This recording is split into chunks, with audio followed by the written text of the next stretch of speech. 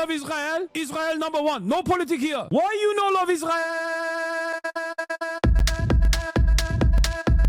Oh, you hate it? I'm Israel high.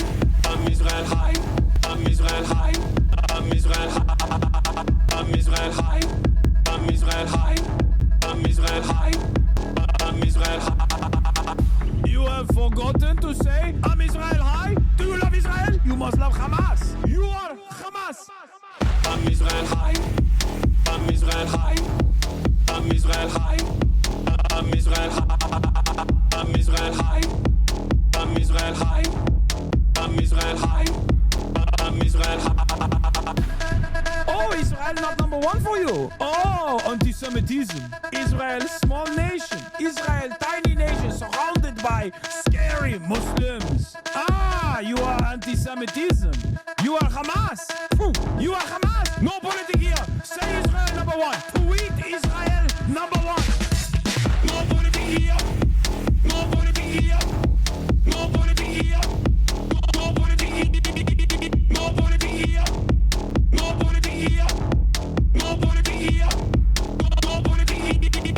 Say you condemn Hamas. Say I'm Israel high. Say you condemn October 7th. You are Hamas. No politics here. No politics here. No politics here. No politics here. No politics here. No politics here. No politics here. No politics here. What's going on, everybody? I hope everyone's having a fantastic evening, afternoon, pre-noon, no matter where you are in the world. I'm Hasan Piker, and this is Hasan our broadcast coming to you live from sunny California, Los Angeles, folks. We're live and alive, and I hope all the boys, girls, and MBs are having a fantastic one because today's a beautiful day. Today's a wonderful day. Today is Tuesday. It's Newsday Tuesday, folks. We're live, and I hope everyone's having a fantastic one. Yes, it is January 13th, 2026. And this year has started. This year has started officially. January is not even halfway in, and yet we have had a tremendous amount of cruelty that we've seen both all around the world and also in the United States of America. Ladies and gentlemen, Scott Adams is dead. Okay, I'll just get it out of the way. Scott Adams died. Okay, the father of Dilbert, he's gone but not forgotten. A goat, a legendary American hero. Okay, Pack Watch, Smoke Watch, R.I.P. Bozo. I don't even care, to be honest. Like, it's just one way or another. It is what it is. But what was I going to say? This is part of the broadcast where I tell you about my personal news about what's going on in the world of HasanAbi Piker in between the time period where I press the stop streaming button and press the stop streaming button. So help me God, that's what I'm going to do. And yeah, that's precisely what I'm going to do.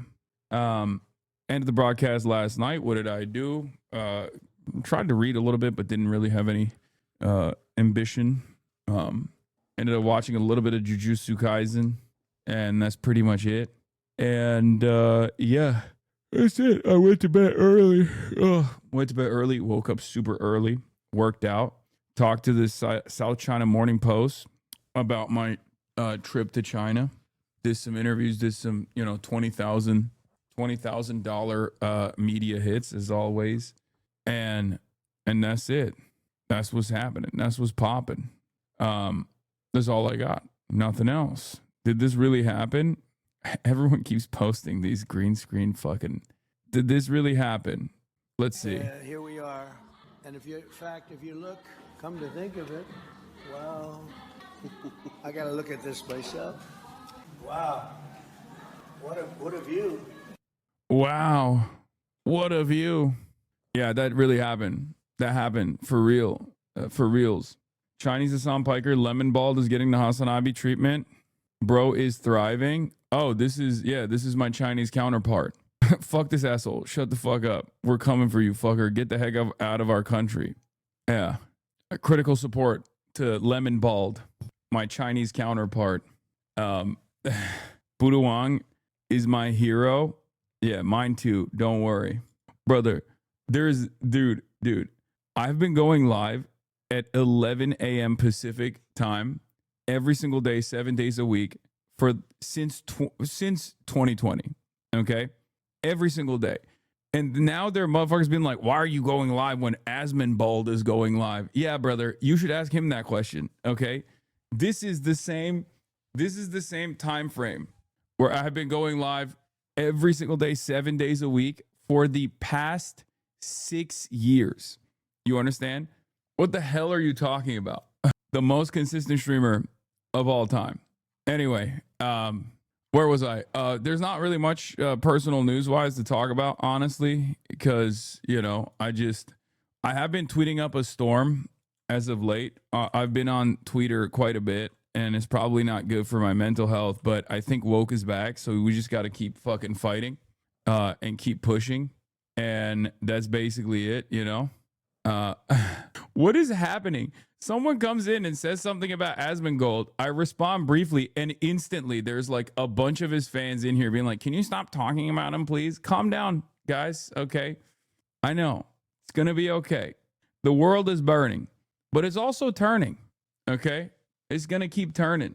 They have you both up, tracking everyone. Hi, nice hat. Hate to be that guy, but in the span of a few days, not only is Zioron made good on his executive order giving Tish license to cordon off blocks around settler recruitment events, he's come out and denounced the protesters who stayed in the kettle in an orderly fashion because they're publicly supporting Palestinian resistance. I don't regret voting for him, obviously, but how are we supposed to feel about this shit right now? Zioron. Zioron Musadani. Zioron Musadani and AOCIA. Oh man, we gotta keep pushing. We gotta keep pushing, baby. I don't know what to tell you. They were saying we support Hamas. Shatter. What'd you expect he was gonna say? Yeah, no, that's fucking Cope. Is actually bullshit. Like he knows better. Come on, dude, get out of here. Like there.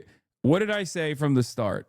Do not concede on your enemy's cynical framing. The much larger, much more consequential takeaway from that fucking story was supposed to be the settler fairs that they're conducting in a goddamn synagogue once again. And yet the entire media was moved into the direction of, oh my God, I can't believe the protesters that are protesting against settler fairs that are taking place in a synagogue are actually the bad ones in the story because they said we support Hamas here. I can't believe that they're supporting the Palestinian resistance. How dare they say that? That's unacceptable. Okay, on the other side, the people who were counter-protesting against the protesters were literally fucking counter-protesting about with Kahanis sloganeering, with Kahanis flags. That's a literal fucking terrorist organization. That's a terrorist organization that's considered a terrorist organization in the state of Israel. Like, that's how big of a fucking terrorist organization that is. So if you're gonna fucking complain about people, people supporting designated enemies of America or terrorist states in general,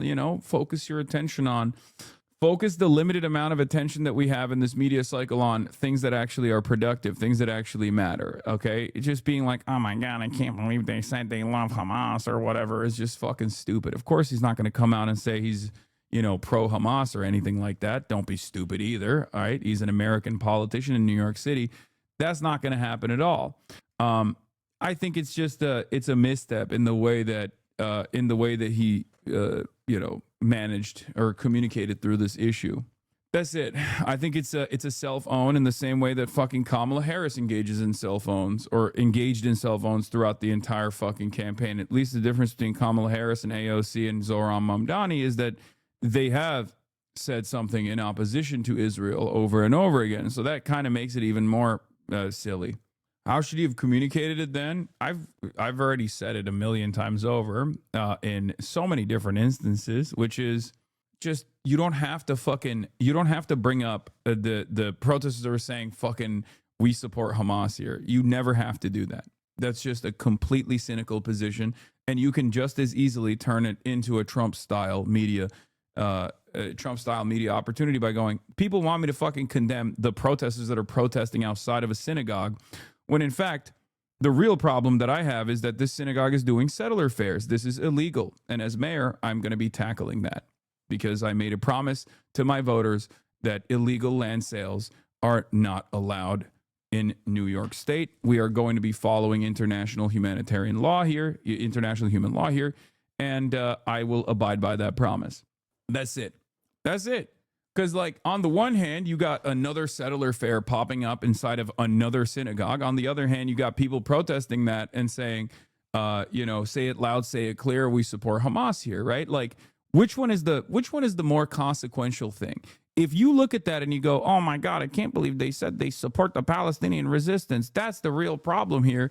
You're a fucking dullard. You're dumb. You're a dummy. You're a dummy and you ate the bait. Okay? You're a dummy and you ate the bait. That's it. Oh, that's a terrorist group. Okay, Israel is a fucking terrorist state that has conducted a genocide. These people are protesting against the terrorist state that is doing consistent ethnic cleansing and also illegal land sales. You know, just Zoran is Mr. Judo. Just fucking judo it. You know, what are we doing? They caught him slacking, 100%. And yeah, calling it anti-Semitism is insanity. That I will not abide by. Okay, you know, I don't fuck around with that. It is not like it's saying anything about Hamas is not anti-Semitism. Get the fuck out of here. That's bullshit. Which I tweeted about extensively for those of you who are wondering. Anyway, let's blast off real quick. U.S. intervention in Iran, insane ICE crackdown. It's getting full BURGERHITLER. Iran protests turn deadly. Get in now. Trump talks to Hamas. What, like recently, or are you saying in general? Because yeah, he has talked to Hamas, of course. Put the gaming in the bag, little bro. Dude, I have been not doing enough. I've not been doing enough about that. Reportedly, 12,000 people have been killed in the past few days in Iran during the blackout. I don't know if those numbers are correct. Wait, where did you get those numbers from? I mean, I don't know what the actual numbers are, but they've killed a lot of people for sure. And it's not just people that have, it's not that the protesters themselves have also engaged in violence or whatever, and then like they've been incredibly violent in a way to crack down. But I don't think this is like tens of thousands. Seems much higher, even though it could be. That's a CBS News number. You're joking, right? Yeah, I think like the official numbers that are coming are like around 2,000, I think. Apparently, the IRGC themselves are recording 12,000. Iran International Executive Director Mehdi Parpanchi says the figure of 12,000 Iranians killed in the protest based on an IRGC intelligence report submitted to the Iran's presidential. Okay, dude.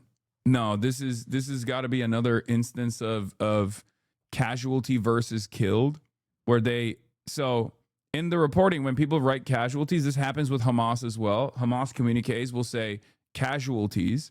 Casualties imply people that have been maimed, people that have been shot, people that are in like, critical condition and injuries in general, whereas killed is like a person whose life has been taken.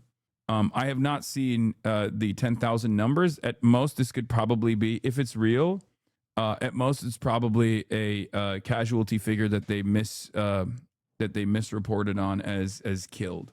However, the numbers are staggering for sure, because like the first couple of days, I think it was like 500 or something. That's what the initial reporting was. I think it's probably larger than that from the things that I have seen so far. It is very difficult to parse through the noise and actually see what's real information and what's not, especially in this new dangerous media environment where Twitter is just chock full of misinformation. This is a perfect opportunity for people to understand why they purchased Twitter, like why Elon Musk purchased Twitter, which is precisely the reason why people won't understand it. Because the best kind of propaganda is propaganda that you don't understand as propaganda, that you don't read as propaganda. It's like something that leans into your suspicions. And in this circumstance, like, the Islamic Republic is a repressive force. And obviously, these sorts of things have happened in the past as well, which is precisely the reason why you will, which is precisely the reason why this is a opportunity where people will just go, hey, I know that this is like a neo-Nazi website where everyone is a fucking moron. But in this circumstance, it's probably true that like all the reporting on what's going on in Iran that I'm seeing is probably true and real. Also, Kai, please. You haven't even done your 2026 goals yet? I know. I will. But don't you think this is an insane number? This cannot be ignored. Wait, what? What do you mean? I think no matter what the number is, it's an insane number. I mean, if it's 500, it's still a fucking insane number of people that have been killed, brother. But I think it's like there's a total casualty number that people are reporting, which it factors like security forces that have been killed, police officers have been killed as well. Because it's not like an American style protest, if you know what I mean. It's not even like a Greek style protest where those guys use Molotov cocktails and shit like that. This is beyond a normal protest because state violence is the standard here. If the state is more violent, then the response and the retaliation will be more violent. Add to that a country that is basically a leaky faucet with external actors as well that literally were able to build a fucking drone facility inside of the Iranian nation state's capital. You know, you're gonna have opportunists. You're gonna have real protesters with real anger and resentment towards the administration who are gonna take up arms and fucking shoot people. You know, Shargzadeh did an amazing video on Twitter with the insight on protests. Gave 10 reasons why the protests always fail. Definitely worth watching. Yeah, I saw that. It's closer to a civil war than a classic protest. I wouldn't say it's a class. It's not. I don't think it's a civil war necessarily. The reason why it's not a civil war is because like there isn't enough militant organizing, and the most militant organizing that comes from American involvement. Okay, like a civil war would require, in this day and age, I don't even know if you can have a civil war in the age of the internet, in the age of like American dominance around the globe. I don't even know if you can have a fucking real civil war at this point. Every civil war inevitably turns into Syria. Every civil war or any sort of like civil dissent that turns into a revolution will be taken on by state actors. Even Myanmar, honestly, like Myanmar even has a lot of foreign involvement, both with China and also even to a certain degree America as well. It's just like it's virtually impossible to have like a real ass civil war in the way that we used to, you know. I mean, a big part of the fucking Myanmar, like the Islamophobic inception point for Myanmar came from Facebook, dude. It came from fucking WhatsApp. This is like well documented, you know. It was like a shit ton of fake news that erupted and led to like killing a bunch of Muslims in villages, like just ethnic cleansing taking place in villages where Muslims are living. It's crazy to think about, but in some ways, Elon Musk, I feel like, saw that and was like, bet I can do that. If Zuck can do that, I can do that as well. I genuinely think Elon Musk saw the fucking Human Rights Watch report on Mark Zuckerberg's involvement in the Myanmar genocide of Muslims and was like, oh, I would like to do that. I would like to do that myself for every other country. Because that's where we're at. Like, we used to live in a time when like there was at least some sense of like decency, or at least like a little bit of fucking pushback, a little bit of like, hey, hold on now. Why are you fomenting racialized hatred in this other country? That's weird. You should probably check that. To there's not really anything we can do. Like, Elon Musk doesn't just do that globally. You fomenting racialized hatred in this other country. That's weird. You should probably check that. To there's not really anything we can do. Like, Elon Musk doesn't just do that globally. Elon Musk is doing that in America, dude. He's doing that in Germany. He's doing that in every country that Twitter operates in. It's pretty crazy. It's pretty crazy to think about. But that's where we're at. In any case, Kaya, that's not very ladylike of you, madam. That's not very ladylike of you to be chomping on your shit like that, nasty girl. When they do this there, yeah, no, she got caught and was embarrassed. Yeah, Elon Musk is literally... Anyway, I don't want to even start talking about Elon Musk. Let's talk about Iran, okay? Iran's protest, some people are saying is 2,000 people killed. Some people are saying it's 20,000 people killed. I don't know what the actual numbers are, and neither do you. But it is alarming that CBS News, led by Barry Weiss, the Zionist queen Barry Weiss, has decided it's actually 20,000.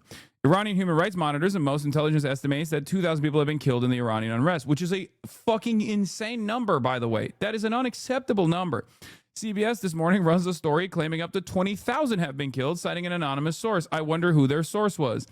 If Barry Weiss didn't spend the last several years acting as an asset for Benjamin Netanyahu, maybe we could believe that she had any credibility on Middle Eastern matters and actually cares about Muslim life, not just Israeli foreign policy goals, alas. Yeah.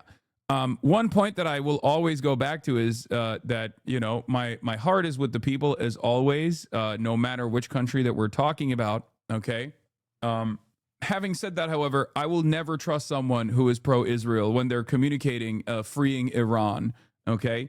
I'm sorry, you don't want to free Iran. You want Iran to turn into fucking Syria. You want Iran to turn into fucking Syria. You want to destroy it. You want to turn it into a fucking fail state so it does not have the military prowess or the capabilities of striking back when you decide to finalize your greater Israel project. Suck my fucking dick. I know you don't give a shit when Muslims are dying because you've defended Israel.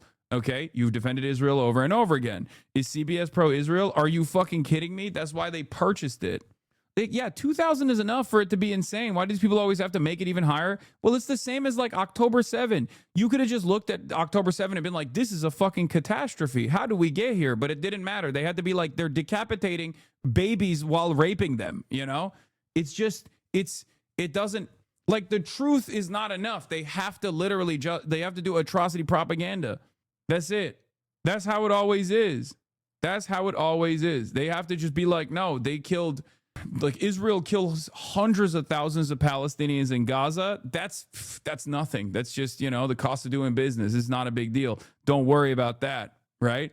Iran, on the other hand, they've killed 10,000, 20,000, 30,000, 50,000, you know, however many thousands. Like it's fucking, like just report on it accurately. Okay, report on it accurately. This is unacceptable state repression. Your hate against Kurdish people is clear as day. This is okay. Report on it accurately. It's already an unimaginably cruel form of fucking state repression that took place anyway. Okay, the very fact that it got to this point is already proof that, you know, there is a lot that's going on with the Iranian government that is unsustainable. It should never get to that point. One of the main fucking focuses. I'm Alevi Hassan. Do you hate me too? No, I don't hate the Kurds, nor do I hate Alevis. What the fuck are you talking about? Yeah, it's so funny that like Turks, by and large, say that I'm a part of the PKK. Ulan Türkiye'de PKK'lısın derler, burada Kürt düşmanı derler. Aynen, amına koyayım. In Turkey, they say I'm a fucking PKK militant. In America, they say I'm a fucking hater of Kurds. What are we doing? You know? The fuck? I don't hate anybody. I hate reactionaries. I hate reactionary ideology. I hate fascists. I don't hate any fucking normal person, especially never on some like fucking religious or ethnic boundary. I don't give a fuck about any of that stuff. Don't ever do that to me. It's the dumbest fucking argument of all time. Anyway, let's look at ABC News is reporting on the Iran protest, 2,000 killed activists. This morning, the Trump administration weighing options against Iran in the wake of a growing massacre of unarmed civilians calling for change. According to U.S. officials, new sanctions are on the table against key regime officials. Cyber attacks and influence operations also in play. Someone highlight this, please. Iranians are not Muslim. We are Zoroastrian. Islam was imposed on us through Arabs' invasion. Oh, brother, please. Oh, my fucking Lord, dude. Dude, this is fun because chatters are about to find out what some of the most insane versions of LARP actually look like. Yeah, dog, you're right. Iran is still maintaining Zoroastrianism, the world's oldest, like, monotheistic organized religion. Yes, who can forget? If it wasn't for the Arab hordes that Islamicized Iran through conquest, or is it duotheistic? I thought it was monotheistic. My bad. They would still have the towers of the dead everywhere in Iran, where they would put all of the people that die. Yes, we are not Muslim anymore, not after what it did to our nation. Okay, brother. No, it's monotheistic. I thought Zoroastrianism was the oldest monotheistic religion. That's what I remember from my Theology 101 course. But, you know, I'll take it if someone says I'm wrong. I don't fucking know. I don't really remember it that much. Anyway, I think a lot of people don't understand this. And as a Turkish person, I sympathize with it maybe a little too much. And that's the reason why a lot of people fucking make it seem as though, yeah, these idiots act like Islam came to Iran in 1979. Look, listen, okay? This is a little bit of, this is my like Reddit atheism coming out a little bit, which is how I used to be when I was growing up in Turkey. I definitely understand why people would not be fond of a lot of the repressive attitudes demonstrated by the fucking Iranian government. That's it. Like, I get it. I know it. I get it. Like, it's not anyone that sits around and acts as though the you know, Islamic forms of governance that is implemented in this massive, incredibly diverse country, entirely comprised of Muslims, by the way, but is not, you know, there's different strokes for different folks, is what I'm trying to say. Okay, not every Muslim. Turkey is a fucking overwhelmingly majority Muslim country, and if you had morality police in any capacity in a fucking Turkish street, people would fucking revolt in the same way. A lot of people look at Islam as this like monolithic understanding of the world, not realizing that every fucking Muslim country has very different ways of self-governance. Okay, that's it. My biggest fear in Iran is that, you know, this kind of, partially due to the incompetence of the government in terms of having to deal with the external forces, external pressures, and also having to increase its internal repression, is going to lead to a failed state, and then have a Syrianization of Iran, you know, and that's going to be even worse than Syria if we're being real. And what a lot of people, I think, fail to consider with Iran is that kind of destabilization actually gives infinitely more credence and credibility to the Islamic State. Like the Iranian government gets all of its justification for repression from external these external factors, because in the absence of any sort of unifying figure, in the absence of any sort of like connective tissue that holds this very diverse country together, it will collapse.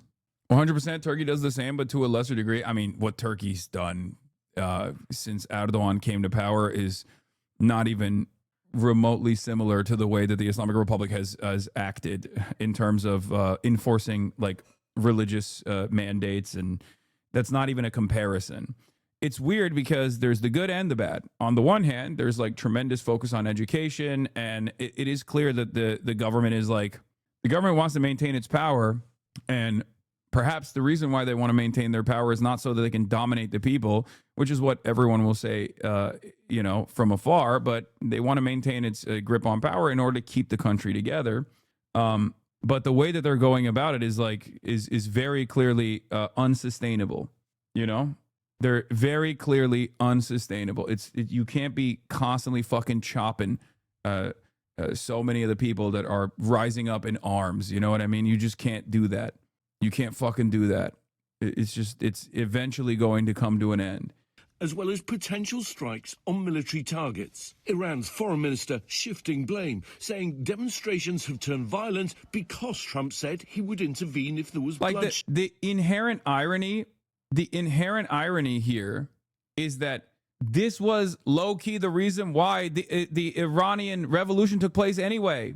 This is the reason why it happened. Because the Shah was ruthless, was oppressive, and it was an external force. The only reason why the Islamic State is held, okay, is because they're not an external group. They have like real legitimacy from their base of support, but their base of support is also angry because of the economy. So good luck. You know what I mean? If your base of support is also crumbling due to the economy, and I know that there's like a lot of pro-government protests that are taking place right now, but if your base of support is also crumbling, like inevitably you're gonna experience the exact same thing that happened when they deposed the Shah the last time. A big part of the reason why that happened was because of the incredible cruelty. It wasn't just because it was obviously like a Western enforced ownership over the country in a puppet state. It happened partially because of the only ways, if you have a Western enforced puppet state, the only way that you can justify your existence is through repression, is through endless amounts of violence. And the more you increase the intensity of said violence, the harder it gets for you to justify your existence. And inevitably, something will give. The dam will fucking break. There is still a lot of support for the Ayatollah in the country. Make no mistake. I'm not saying that at all. I'm simply stating that this country is a very diverse country. It's a very large country. It's a very proud country, very resilient country. And they are eventually going to have enough mobilization that you will either have to like what, fucking assassinate, execute half the country. You can't do that. That's ridiculous. The state will collapse before that happens. It's also complicated by the dueling power centers. The civilian government, which is mostly publicly accessible, has no oversight of the security forces. The IRGC security establishment has different interests than the civilian admin, who has different interests than the clerical establishment. Very messy. I know. There is not a lot of unity between these different forces, and a secularization on the real centers of power within the Iranian establishment, especially the security establishment, is a non-starter. It's just not going to happen because the connective tissue that holds that together is the mutual belief that they have in Islam, in Shia Islam. So there is no secularization taking place in that regard. But also at the same time, like, it needs to be top down, is what I'm saying. It needs to be in some way a top down like, either you need to, if the largest points of pressure is the government, is the state repression, is the economy, and external actors consistently trying to intervene in your affairs, you have to eradicate one of these three. Okay, you have to, like, one of these three things has to go, okay? Because if it doesn't, then you have this. If we're looking at the triangle of pressures that the Iranian people are experiencing, one of these things has to give, okay? What is this guy saying? Don't tell me nothing will work. Do something, Chad. Do something right now. Do something, action and revolution is now. Okay, chatter. Good luck. Oh, no, bro, I'd rather support the side that provides Palestinians with sniper rifles, Yemenis with drones, and Lebanese with missiles. This side at this time happened to be the mullahs, so I'm from the survival of the mullahs. In 1929, Togliatti said that if Mussolini starts supporting Algerian guerrillas against France, Italian communists must not oppose this. It's the same with Iran and Hamas. No, I understand why so many people have this position as well. Yeah, I get it. A destabilized Iran, a failed state in Iran, is not only going to be good for the Iranian people, but it will certainly not be good for any of the other countries that are being dominated, any of the other people that are being dominated by American imperialism and Western imperialism in general, and Israel first and foremost, which is an expression of American imperialism in the region. Iran will never become a failed state. I mean, yeah. What should Iranians do? Just protest every day and die without internet? No country is not helping my people. No other country is not helping my people. No, this is what I'm saying. I'm saying that something's got to give. So if those are the three major factors here at play, it's the economy, which is born out of Western sanctions, right? Like, Americans are actively starving the Iranian population, okay? And if the other side of the fucking pressures is internal repression, if the other side of the triangle is internal repression, and if the last side of the triangle is consistent Western intervention, not even like from the economy side, but Western intervention in the form of like espionage and destabilization and things like that, you have to tackle one of these three issues. And I think the one that is the most tackleable is internal repression. The example I'll always use is, I mean, you look at the Gulf states, right? Infinitely less woke than the Iranian government really is. Let's be fucking real, right? The Gulf states are way less woke, quote unquote woke, than the Iranian government is. And yet their people don't revolt. Why don't they revolt? Because they're not fucking on the receiving end of unimaginable sanctions and have consistently been thwarted and destabilized. These are Gulf monarchies that are held together fairly stably, with an entire like the civilians, the actual population they might have like their disagreements with the government, but they can't really do anything, they can't really say anything. It's a fucking monarchy, right? But they don't feel the need to because they're still prospering. They have stable economies, all things considered. We saw one example of a single resource economy that was unstable with the people fucking rising up and freaking out. Saudi Arabia, for the longest time, was also a singular resource economy, and it's the same singular fucking resource, and yet they were allowed to exist. What could be the difference between Venezuela and Saudi Arabia in terms of internal repression, in terms of religious repression, for example, or persecution at the behest of like on religious grounds exists in fucking Gulf states in the same exact ways, if not worse ways, than it does in Iran. what could perhaps be the reason why it doesn't actually become a real problem in the Gulf states, but it becomes a real problem in Iran? There's one factor here, and that is playing ball with the West. Do you understand? That's it. And it's ironic because I know for a fact that the Iranians that are protesting on the streets also don't want Western intervention as well, no matter how hard some people try to make it seem as though they're like, they want the Shah to come in, or they want Israel to come in and protect Iranians or whatever.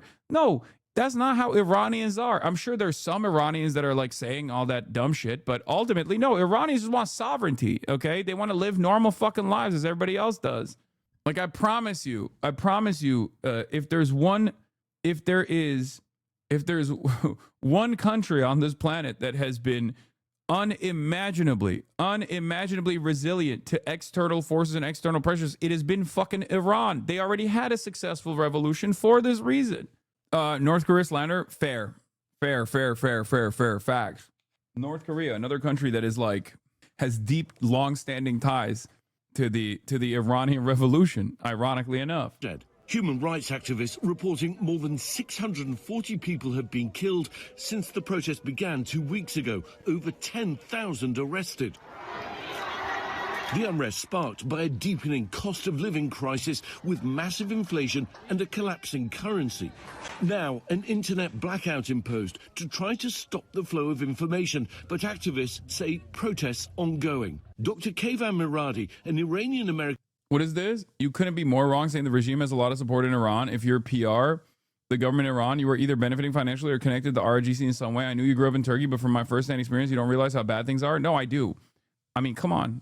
This is the same thing that I tell my Turkish counterparts as well, who fucking say like Erdogan doesn't have any support. And year over year, we have deluded ourselves into thinking that Erdogan does not have a fucking base of support. He does. Okay. 90 million people. There is a decent, sizable chunk of people, at least like a quarter of the population still supports it. That there's no world where like you can consistently engage in this kind of repression. The reason why these protests started was because it was from their base. The people that operate marketplaces that are normally supposed to be in the base of support of the Islamic Republic, they were the people that were protesting because they were like, the economy is shit. And then it exploded into this much larger thing because of all the other factors that I explained over and over again. You know? What do you mean by woke when you talk about Iran? I'm just saying, like, as far as comparing it to other single resource economies or other economies right there in the fucking Gulf region, the situation in Iran, like the internal governance of Iran, is far more complicated, far more complex than people actually make it seem to be. And not only that, but also they are literally like they're in some ways there's a lot of repression. And in other ways, they are woke by American standards in comparison to like fucking Saudi Arabia. You know what I mean? Where you only recently women were allowed to fucking drive. Okay. Woke isn't social liberties, but woke isn't the population is definitely, there is a very large number of people in Iran that are woke by our understanding, by like the Western understanding. It's a silly way to approach this subject. I'm not saying people deserve freedom only if they're fucking, living in the way that, I think they should be. Okay. But there are obviously a lot of woke people, quote unquote, woke people in Iran. It's ironic because like more often than not, it's like the hogs in the West that are the ones who are going, look at how feminist these people are. Look at how woke these people are. Meanwhile, they want the fucking Islamic Republic, but Christian style in America. Like their ideological commitment to state repression with religious justifications is endless when it comes to the fucking West. And yet they turn around and say, look how woke these people are. It's fucking disgusting. It's gross. It pisses me off. In any case, there's obviously other elements of the state that is very not woke, okay? Like you cannot be gay, all right? You cannot be gay in Iran. It's not happening. But then again, can you be gay in Saudi Arabia, right? And this is not whataboutism. I'm just like comparing the way we interpret certain countries in the region and whether or not they are allowed, whether or not they are stable, okay? Saudi Arabia is fucking stable. Qatar is stable. Well, Qatar is like more woke than the rest of these countries, but regardless, they're stable, okay? Qatar is stable. Saudi Arabia is stable. The UAE is stable, okay? Iran, not so stable. One must ask the question, why? It's because Iran is seen as an adversary, a foreign adversary. If you are not seen as a foreign adversary, you are allowed to breathe. You are allowed to exist. You are allowed to maintain stability. No matter how repressive you might get, it doesn't matter. We'll turn a blind eye. We will not talk about it. We do not have a major diaspora community here of Saudis that are constantly fucking demanding a secular democracy change the trajectory of the country. It doesn't work. There's no sanctions on Saudi Arabia in the same way that there is in Iran. This doesn't mean that like the people's demands are not just, for the record, in Iran. They are just. Do you think CIA and Mossad are involved, or is it a rebellion? It's both. There is very real anger and resentment in Iran, okay? That doesn't mean that there isn't like CIA and Mossad involvement in it. Of course there is. That's why I said it's very difficult to have a real civil war at any point in this day and age. You cannot have like a real ass civil war. You cannot have like a real ass revolution at this point because unless you have like overwhelming militancy in your organizing, born out of a domestic population, it's going to be very fucking difficult. Very, very difficult. Doctor in the US says he's in touch with doctors inside Iran's hospitals who've made contact via the satellite service Starlink. They said bodies and bodies of dead people just coming in. There's no place for the morgue to even put them. This video shows people searching rows of body bags inside a morgue in Tehran, desperate to find missing relatives. And this morning, the regime cracking down even further, vowing to punish some of those arrested severely and swiftly, with fears of widespread executions. Well, these are some of the most consequential protests we've seen inside Iran for years. The White House and Iran both indicating talks are possible, but with threats from President Trump and Iranian hardliners not backing down, there doesn't seem to be a quick or peaceful resolution in sight. Michael? And that is what is needed, though, Ian. Thank you so much for that. We have some horrific information coming in from Iran right now. What the fuck? CBS 8 San Diego, over 12,000. ABC says over 2,000 casualties. CBS goes 12,000. Death toll has, I mean, I don't know what the actual death toll is. I don't know. But it is crazy to me that like the fucking president is saying we don't know how many people have actually died, but apparently CBS knows. How the fuck did they find out? I wonder. 12,000 is over 2,000. True. Patriots, keep protesting, take over your institutions if possible, and save. Yeah, I'm going to be using this clip in a couple months when this is happening in America, okay? Just remember that. I just remember all the things that this administration is saying about the righteous protests of the Iranian people. They deserve to be free. All that. Patriots, rise up, okay? You have nothing to lose but your fucking chains. When that shit is going down in America, then you'll see from the administration that brought you, if you don't obey, you die, comes patriots rise up and storm government buildings. Give the name of the killers and the abusers that are abusing you. You're being very badly abused. If the numbers are right now, I hear 5 different sets of numbers. I hear numbers. Look, 1 death is too much. But oh, really? Because yesterday you said Renee Good was being really disrespectful, implying that she did deserve to fucking die in the hands of ICE because of her disrespect. Oh, really? I mean, I agree. Even one death is too much. I agree. I think it's fucking bullshit. What the Iranian government has done is bullshit. Having said that, very strange for the American regime to be saying these things in the process of mass apprehensions, door-knocking operations, and dragnets taking place in fucking Minneapolis. Very strange, Trump. What's going on here? It's odd. It's very odd. And I do see this inconsistency with all of the Republican commentariat. They all talk extensively. About how people deserve to fucking die in America if they disobey commands from ICE. And then they turn around and talk about free Iran. As I said yesterday, bitch, what do you mean free Iran? Free us too? Fuck you mean free Iran? I'm hearing you say don't free America from the American regime. What the hell? What the heliante? Motherfuckers be like, free Iran. Free you. Free you. Free you. Free me. Fuck you mean, dude? Free us. God damn. Yeah, I tweeted this yesterday. I said, nothing more insane than seeing the American right wingers on this website demand the government kill ICE protesters only to turn around and say free Iran. Bitch, you don't even want to free America. Fuck you mean free Iran? You're demanding the American regime kill your countrymen right now. Free us too, bro. What the fuck?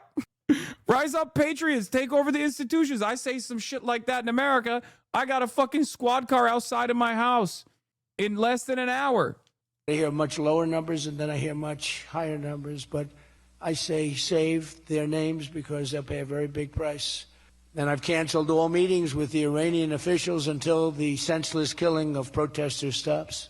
And all I say to them is help is on its way. You saw that I put tariffs. Yeah, he's not even doing the classic in Iran. Like, he should be adding in Iran at the tail end of all of these statements, because if you just leave it hanging like that, people are going to get the wrong idea, okay? Because this is our Shah, okay? This is our Pahlavi. This is the great Shah. He loves the gold, okay? He loves the fucking gold toilets and all this shit. He is our own version of the Shah. And this motherfucker's out here talking about like storming government facilities, you know? I'm just saying, it's a weird thing to be saying if you are also a ruthless autocrat actively trying to turn the United States of America into your own version of this like fascist economy, fascist government. Very repressive. Utilizing your own personal military force. Sure, it's not called Savak, okay? It's called ICE. Different name, but that's what's happening. On anybody doing business with Iran. Just went into effect today. And I say, make Iran great again. You know, it was a great country until these monsters came in and took it over. And it's all very fragile. It would have happened to us, I'm telling you. If I didn't win this election, it would have happened to us. Yeah, Mr. America First, by the way. I'm sorry, dude, but if you don't recognize how easy it is right now in this very moment to turn around the Republicans and say, like, look, why is this motherfucker talking about Iran? Why is this motherfucker talking about Israel? He wants to make Israel great again. He wants to make Iran great again. How about you make America great again, bitch? You said America first. It seems like America's last right now. Okay, this is a unique opportunity to get all of your hog and hoggette friends on board that Mr. Non-interventionist, Mr. We're going to spend all this money on America and Americans is not doing that at all. Because that was a major fucking driving force for a lot of people. That was a major driving force for a lot of people, okay? There was a major driving force for a lot of his own fans, his own voters. Use that to your advantage, because this is a unique opportunity where, like, the economy is in the fucking gutter. The economy is shit. He constantly is intervening in the affairs of other countries and openly making his, like, he's pulling a fucking Emmanuel Macron right now, right? He's lost his own base of support. So he's just like doing foreign policy in an effort to be like, I'm still here, by the way. That's what Emmanuel Macron does in France. He's lost his legitimacy. He's undemocratically trying to fucking move the country in his own vision. Everybody fucking hates him for all of the things that he's doing at the domestic level. So he just keeps farming foreign policy. Okay? He just keeps farming foreign policy shit. That's what Trump is doing. Anyway, I shouldn't be giving example. Like the analogy, using the France analogy here is probably not going to help people understand what I'm talking about, because you don't know what the fucking domestic affairs in France looks like. But if you do know, then you understand. This is a one-to-one comparison in some ways. Trump does this, though. He can't accept an easy win. COVID would have been the easiest fucking win with his Make America XX stuff, and he fucked that up, too. He's got no vision for anything. Did you see Al Jazeera's reporting on Iran? No, this is one of the... Iran has no allies, okay? The Iranian government has no allies. And in some ways, the Iranian people don't have any fucking real allies either. They only have people on their side for their own personal interests in the country, okay? So you're not going to see a lot of state actors, whether it be Qatar or whether it be any other fucking Western state, that will look at the situation and analyze it evenly. Look at the situation and analyze it objectively. You're not going to see a lot of nuance from people. You're just going to, like, this is where the state interest will override whatever kind of reporting they normally would do. Gotta add hatred of Muslims to the Macron recipe to be perfect. He's ticking all the boxes. I'm gonna say something quite I'm gonna say something that will come across as fucked up. Baldy is mic dropping all your reacts. Good luck. Who? Bald and bankrupt? I'm gonna say something here that might come across as crazy. I think Donald Trump is less Islamophobic than Macron is. I said it. I think he loves money, and the fucking the Saudis and the Gulf regions, the royals in the region have given him so much money that he is nowhere near as Islamophobic as like Macron is, okay? Because he loves money first and foremost. He's like, I got Jewish money. I got Jew money from Miriam, and now I love the Jews. I got Islamist money from the Muslim man, and now I love the Muslims. Okay, that's it. That's how he operates. What you see is what you get. What a beautiful Islamic style plane they gave me. The Qatar people, the very proud people, they gave me such a beautiful plane. I say to myself, inshallah, we will free the region. Give him more money, he's going to start talking about, may Allah awaken the people to the evil doings of Israel. Inshallah. He has already said that. He has already said that. He's like, inshallah, I will destroy the Zionist entity piece by piece. The real jihad is one that is in our hearts, a daily struggle. So yeah. May Allah awaken the people and help them to see the evil doings of Israel and the United States. God, it's the greatest. It's the greatest video of all time, okay? Yeah. Write enough checks, and boom, you will get this, okay? Anyway, only used for AI. Wait, no, this is not AI. Chat, this is a real thing that he said. He was quoting Ilhan Omar, but that's a real thing. Yeah, this is pre-AI. This is from like 2018 or 2019 or something. Like this is before AI was capable of making these sorts of videos anyway. Yeah.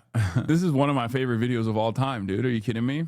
I thought it was an AI voiceover. I never realized he actually said it. Yes, he was talking about Ilhan Omar. He was like, Donald Trump has hated Ilhan Omar and wanted to kill Ilhan Omar for like forever, okay? He used to literally do these massive rallies and put her face up on the fucking Jumbotron every time and just do like a 5-minute thing about Ilhan Omar and how she is like a parasitic and how she's awful. He has almost as much smoke for Ilhan Omar as he does Barack Obama. Like he would do like a wanted poster of Ilhan Omar. 1 million berries.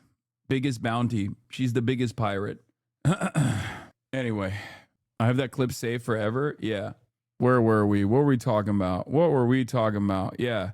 So the numbers are fucking CBS numbers are crazy. Numbers are staggering. I mean, heartbreaking. I can't even fathom this as I'm reading this, but CBS News has just confirmed that sources are telling them at least 12,000 people have been killed in Iran amid these protests. I'm gonna be honest, dude. I'm gonna be honest.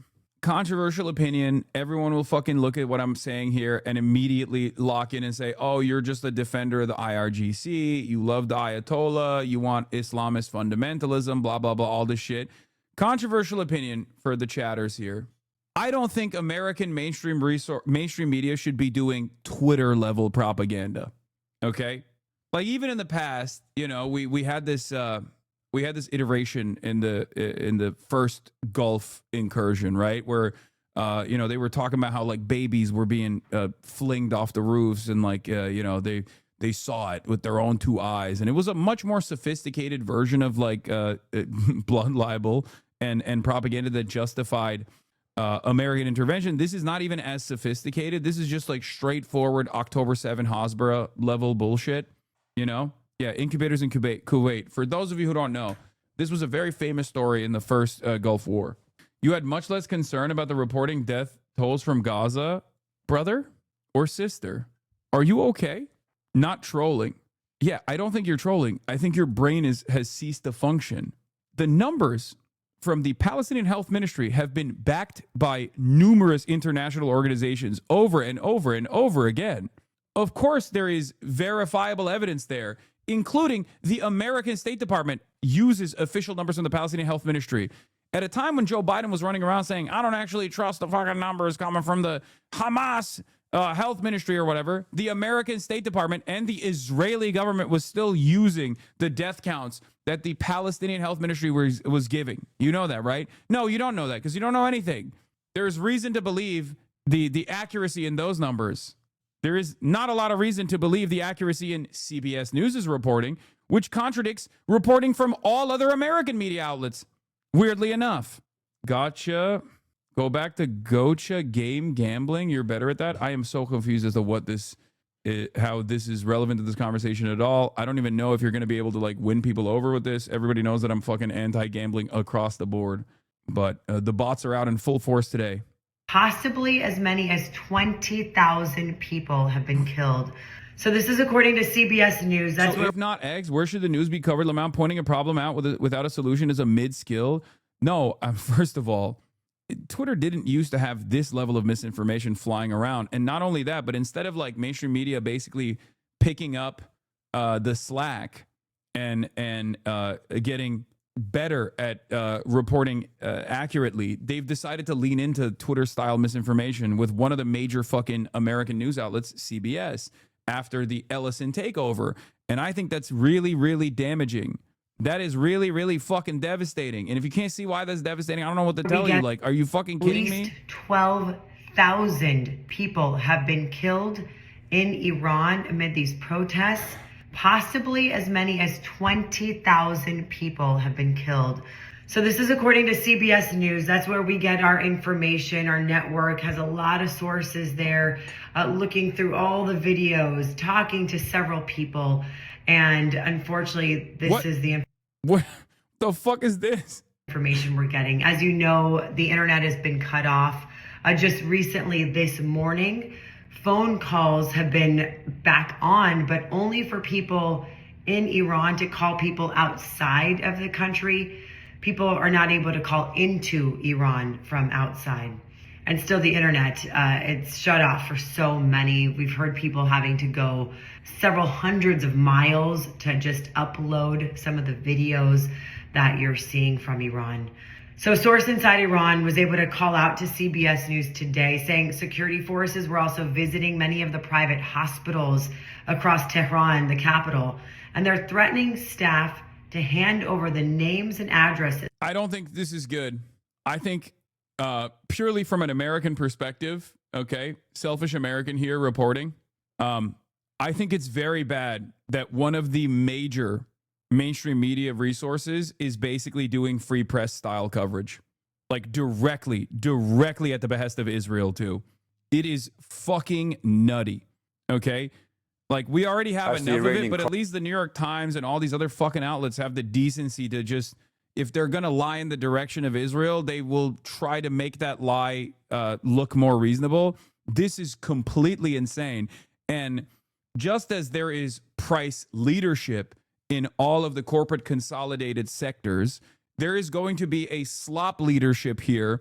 And the more CBS produces slop, I think it'll cause CNN and New York Times to also drop what remained of their fucking standards at a time when we need mainstream media to be as accurate as fucking possible. Oh my Lord, this is really fucked up. This is really bad. When there is no reason to even lean into credibility so you can be more effective in doing propaganda at the behest of the State Department in times of need, when there's no need for that at all, when the media basically drops this shit completely and no longer needs to be reliable, no longer needs to be credible at all, and the audience is not responding to it in a negative fashion, we are fucked, okay? It's only going to get worse. There will be no consensus reality, just, different biases being demonstrated over and over again. Crisis goes on, the White House is itching to take some sort of action, but we don't really know what sort of action they may be considering. There are a number of options, of course. The non-kinetic options, the peaceful options, include more sanctions, using tariffs to try to isolate the government in Tehran. There is no tariffing to isolate the government in Tehran, okay? It's just not happening. Like, that's not a thing. That's not a thing that you can do, and that's not the point of sanctions anyway. It's not peaceful. Sanctions are collective punishment. Okay? Oh yeah, we'll do sanctions on Iran. We'll do sanctions. This is the most peaceful way to operate. It's just, God, I fucking hate Western chauvinism so much. It is so clearly hypocritical. Oh, we must liberate the Iranian people. And by that, I mean we must starve them even further so that they have no other option but to engage in violent rebellion. Okay, we must peacefully starve the children of Iran. This is the only way forward. I'm wearing a suit, you see. I'm using, I'm very clearly enunciating the words. I'm pronouncing them in the way that I am. So you know that I actually have a much more sophisticated understanding of how we must starve the Iranian population. Yes, look at how dignified I am. Oh, very different than the monstrous Donald Trump. Oh. Which is already, look as if it's taking place. And the idea of cyber attacks, perhaps, on the Guard, the Revolutionary Guard, who are actually conducting the oppression of the protesters out in the streets of many, many cities. Yeah. I'm a person in favor of liberating Iran. I want Iranians to no longer suffer, which is why my solution is starving them further. You see how stupid that is? These are not pawns in your fucking political game, okay? These are human beings with dreams. These are human beings that are worthy of dignity. And you're over here talking about starving them. Like, you're over here talking about starving them because if they starve even further, then they'll actually fucking engage in like a violent revolution. What a fucking insane attitude. What an insane attitude to demonstrate. What's your solution? Not starving them would be a good start. Remove the fucking sanctions instantly. Beyond that, of course, there are the military options. And if we think about military strikes, there are three types of target that would make a certain amount of sense to the United States. One type of target might be the nuclear facilities of Iran. There are plenty of them. There are many of them that the United States would still like to attack, and so would the Israelis. The problem with that is that it wouldn't act. Sanctions only work on allies. Okay, sanctions are only effective on allies. This is why I am in favor of sanctioning Israel, okay, ironically enough, because even the mere threat of sanctions or economic, like any sort of like pullback economically from Israel will cause the Israeli government to reconsider the way that they're approaching everything. Actually help the protesters very much, and it will be an attack on some background element. Yeah. States would still like to attack the nuclear facilities, the nuclear power plants, by the way. Like, if you strike the Iranian nuclear power plants, this would be very helpful for the Iranian population. Yeah, like they don't have fucking grandparents in the hospital down the goddamn nuclear facility that's being powered by the fucking nuclear power plant. What do you mean? Also, you can't hit those nuclear power plants because half of them are Russian anyway, and Americans are not going to fucking do that. I think a lot of people forget that. There was a reason why America did not hit any nuclear power plant beyond the designated ones, because, I mean, we've moved past the point of how this is a war crime, right? And we only understand that it's a war crime when Russia does it to Ukraine. That's the only time people understand that that might be a fucking war crime, okay? But because the international law is completely over and there's no reason to even entertain it, we're just talking about hitting fucking Iranian nuclear power plants. Holy shit. And so would the Israelis. The problem with that is that it wouldn't actually help the protesters very much, and it would be an attack on some background elements of Iran, which might be quite counterproductive. A second set of targets might be the Revolutionary Guard headquarters and the way in which they operate in the major cities. But the problem is they do operate in the major cities like Shiraz and Isfahan and Mashhad and Tehran.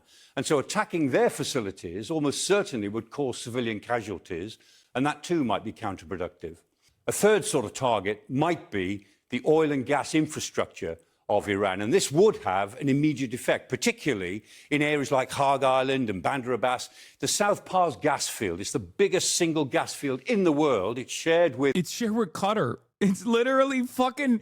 It's the Qatari gas field, dude. We're so fucking dumb. I swear to God, dude, the West is so insane, brother. What are you saying? Yeah, there's no other way out of this. You are gonna starve, okay? If you're Iranian and you're like, please, like, can I have some food? Can I have a crumb of liberalization, a crumb of secular democracy? And the options are no. Okay, internally the options are no, and they can just turn around and say, well, look, this is how they speak about you. This is what they want to do to you. What do you want? Not us? Who do you want to be fucking in charge of all this stuff? It's crazy. Qatar, hitting the gas field would be a very foolish thing to do, but hitting the transmission of Iranian gas from the field to the inland areas, to places like BURGERH, that might have a very... About your solution, Obama tried and it didn't help the Iranian people. What the fuck are you talking about? It absolutely did. It absolutely did. What the JCPOA was actually fucking awesome. The problem is they immediately, Israel literally clamped down instantly.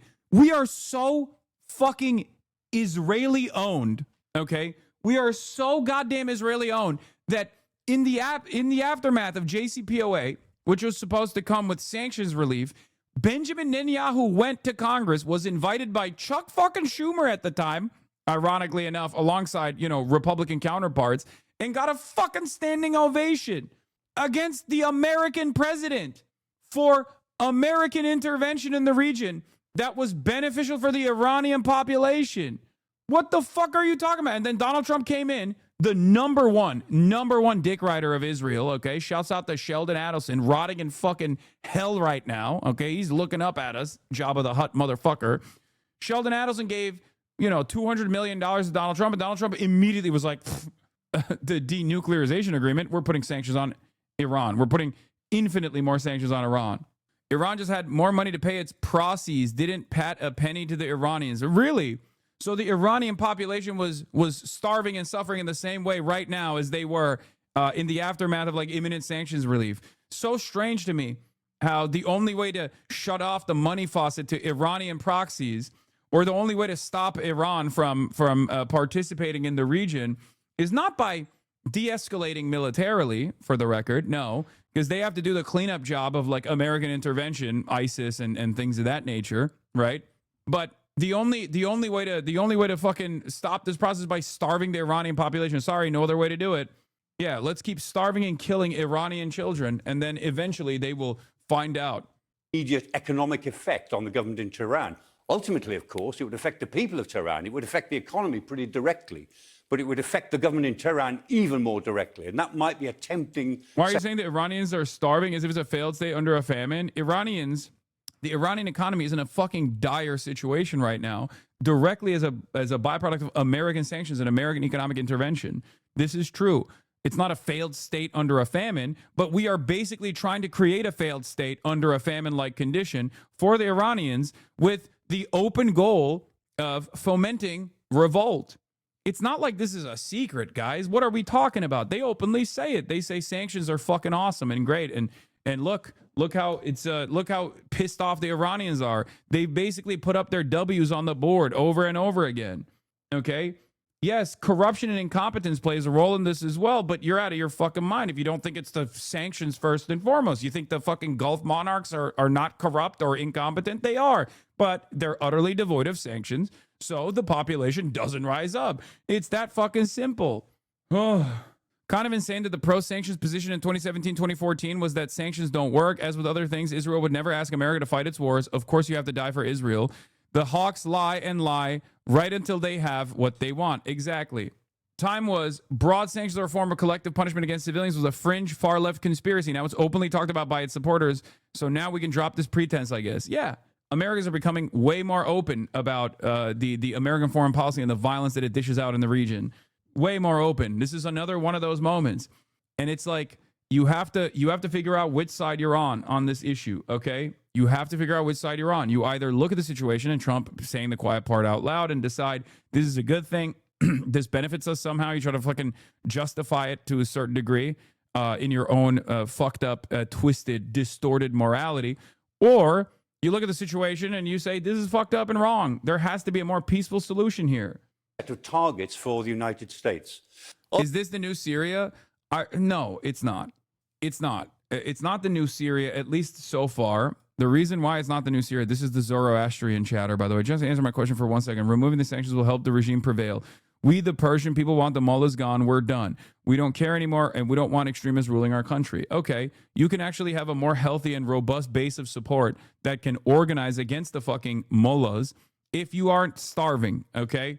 It's that simple. You can say we all day, every day, but the reality of the matter is the more there are crippling sanctions, the more anger people experience, the more repression comes. If your goal is to eradicate repression from the state, then you shouldn't be fucking advocating for more sanctions. You shouldn't be advocating for Western intervention, because the more Western intervention comes in, the more the state becomes repressive in an effort to control and in an effort to maintain its sovereignty. I think speed analysis of this country is not fair to the people. I mean, I agree. The newly formed regime of Iran in 1988 executed 30,000 who were leftists, although these numbers may seem too high for you. I don't think you know the nature of this regime. No, I do. I do. The number one ops, let's be real, the number one ops for the Ayatollah has always been the Iranian left, okay? They have been way more aggressive in stamping out any sort of any sort of fucking socialist formation in Iran. HasanAbi horrible takes on Iran law. There is a reason for it, okay?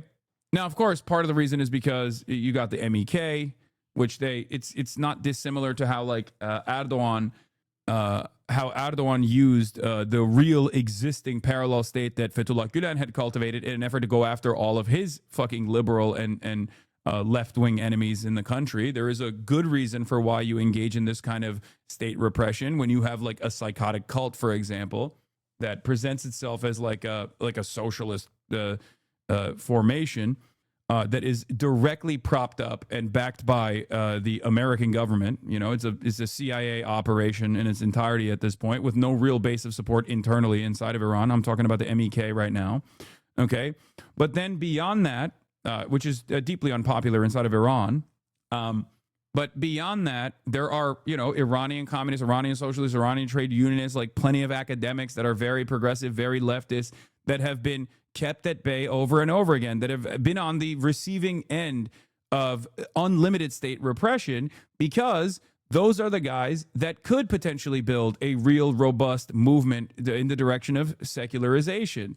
Ultimately, of course, all of this is about whether the outbreak of disorder... You have to understand, people who are in support of the fucking Shah are not really seen as a major threat in the eyes of the Islamic Republic, okay? They're not. They're not a real threat at all. People who are pro-MEK are not a real threat at all. There's not really any fucking robust MEK movement internally inside of Iran anyway, okay? It doesn't exist. And these guys are not a threat because they can always fucking point to that and say, hey, guess what? All of your allies are in America. All of the people that claim they want what's best for you are in America. They're in the West. And what has the West done to you? They've only delivered lead and economic despair and nothing else. As a very patriotic Iranian, I like to think so anyway, I'm completely against any Israel and U.S.-backed intervention because no good can come of it in terms of long-term sovereignty, but I've also been exhausted as every attempt of internal reform has been shut down every time. It's a choice of two evils, independent but doomed, or a complete puppet state with some economic prosperity. Please respond if possible. Yes, this is, and it's going to get worse. No, I agree with you 100%. That's why I said, if there is a trifecta of pressure here that people are experiencing, economic pressure, Western intervention, and the last one being the internal repression and suppression from the Islamic State, then eventually one of these things has to be clawed back. If you don't do that, then eventually people are going to start saying, you know what? I don't mind fucking Western intervention in the country, as a matter of fact. I don't mind Western intervention at all. I would rather, because in the eyes of especially young Iranians, they only see morality police. They see their friends getting fucking thrown in prison by the mullahs. They don't think about like how Israel has so far not thrown them in prison, or an Israeli puppet has not thrown them in prison. So they think, all right, fuck this guy. This is my number one op. This is the reason why I'm experiencing despair. This is the reason why the country is in the shitter. That's where I feel we are at the moment. The majority of us don't care anymore. We honestly seem to prefer Western intervention, sadly. This is unfortunately a byproduct of mismanagement from the Ayatollah in general. Yes, Iranians just want the regime gone and they don't care how. They're weirdly pro-U.S. in my experience just because the enemy is my friend. No, some Iranians are. And the number of Iranians that are pro-Western intervention at this point are growing, especially amongst the youth in general, or different sects, different ethnic backgrounds internally inside of Iran that have gotten like aid and support from the United States of America and maybe even Israel as a way to foment discontent and destabilize the country. But the reality of the matter is that kind of intervention is only going to lead, by my assessment, in the absence of a real robust movement that is thinking about the next steps forward and maintaining sovereignty, that is only going to lead to a Syria-style situation in Iran. And that would be fucking devastating. I don't think any Iranian wants Syria. I left Iran in 2008 after the reformist uprising. I live in the U.S. now. My parents are still there. Anything I say must be filtered through a royalist lens. In 2025, over 670 Iranians were detained and deported by ICE. Just like us here, options are limited for people on the ground. Yeah, and that's our current map of how big the disorder is across Iran. Whether that outbreak of disorder is better helped by military action or by non-military action. We're going to find out the answer that the White House comes up with quite soon. Smiling and waving. I think the only thing that has kept Donald Trump from intervening militarily is quite literally the more reasonable people in his fucking corner saying, if you bomb them right now, you will only be helping the state, which is true. But we shall see, because they have literally done this. They've done this before against, like, they have demonstrated some level of restraint in Venezuela, which has led to this like weird situation where they're playing ball with Delcy Rodriguez because they have to maintain stability if they want to extract oil, if they want to go into the fucking refineries and build them up again. That requires a lot of fucking investment. And unless, in the absence of boots on the ground, that extraction is never going to happen unless you have a stable government, okay? Unless you want to do a 20-year quagmire again, which might be the end of the American state and the end of the American empire as we see it, you're going to have to play ball with Delcy Rodriguez. You're going to have to play ball with the Chavistas in order to maintain stability. And the same goes for Iran as well. You can't think these are all bots. Not everything is fake. The CIA loves to amplify stuff, but it's not just conjuring discontent out of midair. Yes. Same shit these bots were saying about Venezuela, bro. Stop reading CIA bots. No, you have to understand. Okay. There's a difference here. There is definitely a difference here. I parse through the pro-Shah, pro-Langley fucking position all the time. Okay. There are a lot of people who are engaging in this kind of fucking propaganda, but there are also very real points of discontent in Iran. Like, that's crazy. You can't say that this is just all CIA or all Mossad, chatters. Like, the CIA and Mossad cannot hypnotize people into fucking taking up arms against the state. They have to lean into pressure points. They create the pressure points by destabilizing the economy, by destroying the economy, engaging in economic piracy. Okay. And then when there is discontent, they ham it up, they beef it up, they arm it. By the way, we're having this conversation, but it does kind of feel like the protests are largely over, but this is just one round. You know, it might happen again, and next time it's going to be even more violent, okay? Something's got to give. Hand on heart, Iran's President Masoud Pezeshkian, as he marched alongside crowds the government asked to come out in support. As videos like this one show the bodies of those who oppose it lying in morgues, the cries of a relative off screen but unmistakable. Yeah, the protests are over. That's why the Iranian state is like showing the fucking body bags and stuff like that. That's why they're giving people access to internet again so they can, like, show the rest of the world what took place. And that's also the reason why Donald Trump is saying, keep protesting, Iranians, keep taking over your institutions, do it. Take up arms against the government. I'm very far left and spent a significant time in Cuba, but my friends in Havana, erroneously in my view, are in favor of U.S. intervention here. The sentiment is undeniably real, as misguided as I think it is. Like, when I say something's got to give, what I mean is the administrative state has to fucking, and they've already done this to a certain degree, but obviously not enough. Because, like, there's a reason why after the Mahsa Amini protest that took place, right, the government actually was more restrained as far as, like, having morality police in every fucking corner in major cities. So there are parts of Iran where this, like, secularization did take place to a certain degree, okay? But it's a constant push and pull. This is not me being like a Western chauvinist or a Western liberal at all. I'm saying this maybe because of my Turkish background, but I'm saying this as like someone who understands why there would be real animosity towards the state in this day and age, a modern world, in a modern universe where everyone has access to the fucking internet. There is always going to be a lot of negative pushback against the state that is, you know, enforcing any sort of like religious repression. And let's be real, they did. First, they obviously stamped out all the protests in a very violent way, and then they turned around and scaled back. They turned around and scaled back on some of these initiatives in big cities. And that's precisely the reason why when you go to like, if you go to like a city like Tehran, there isn't a lot of like, people are able to walk around without having to wear a hijab or something like that. But you have to do that across the board. You have to do that across the board, and you have to entertain the needs of the masses. Something has to give. And if you don't do that, because that's the only thing in your power to do so, if you don't do that because you think the only way that you can enforce, the only way that you can continue leaning into your base of support, which from the you know the Shia side that is invested in continuing the Islamic Republic in the way that it is, you're going to have all the other groups that don't like it get more and more mad. Because you have no control over the fucking sanctions. You can't fix the economy because the American government wants to keep punishing you and punishing your people. The Iranian government has to make way for some reform. But the fears of why they can't let go of this attitude is because, as I've said over and over again, in countries like Iran, in countries over there, okay, you're talking about people who don't even have internet access. Otherwise, this chat wouldn't be empty of Iranians telling you that you're wrong and spreading lies.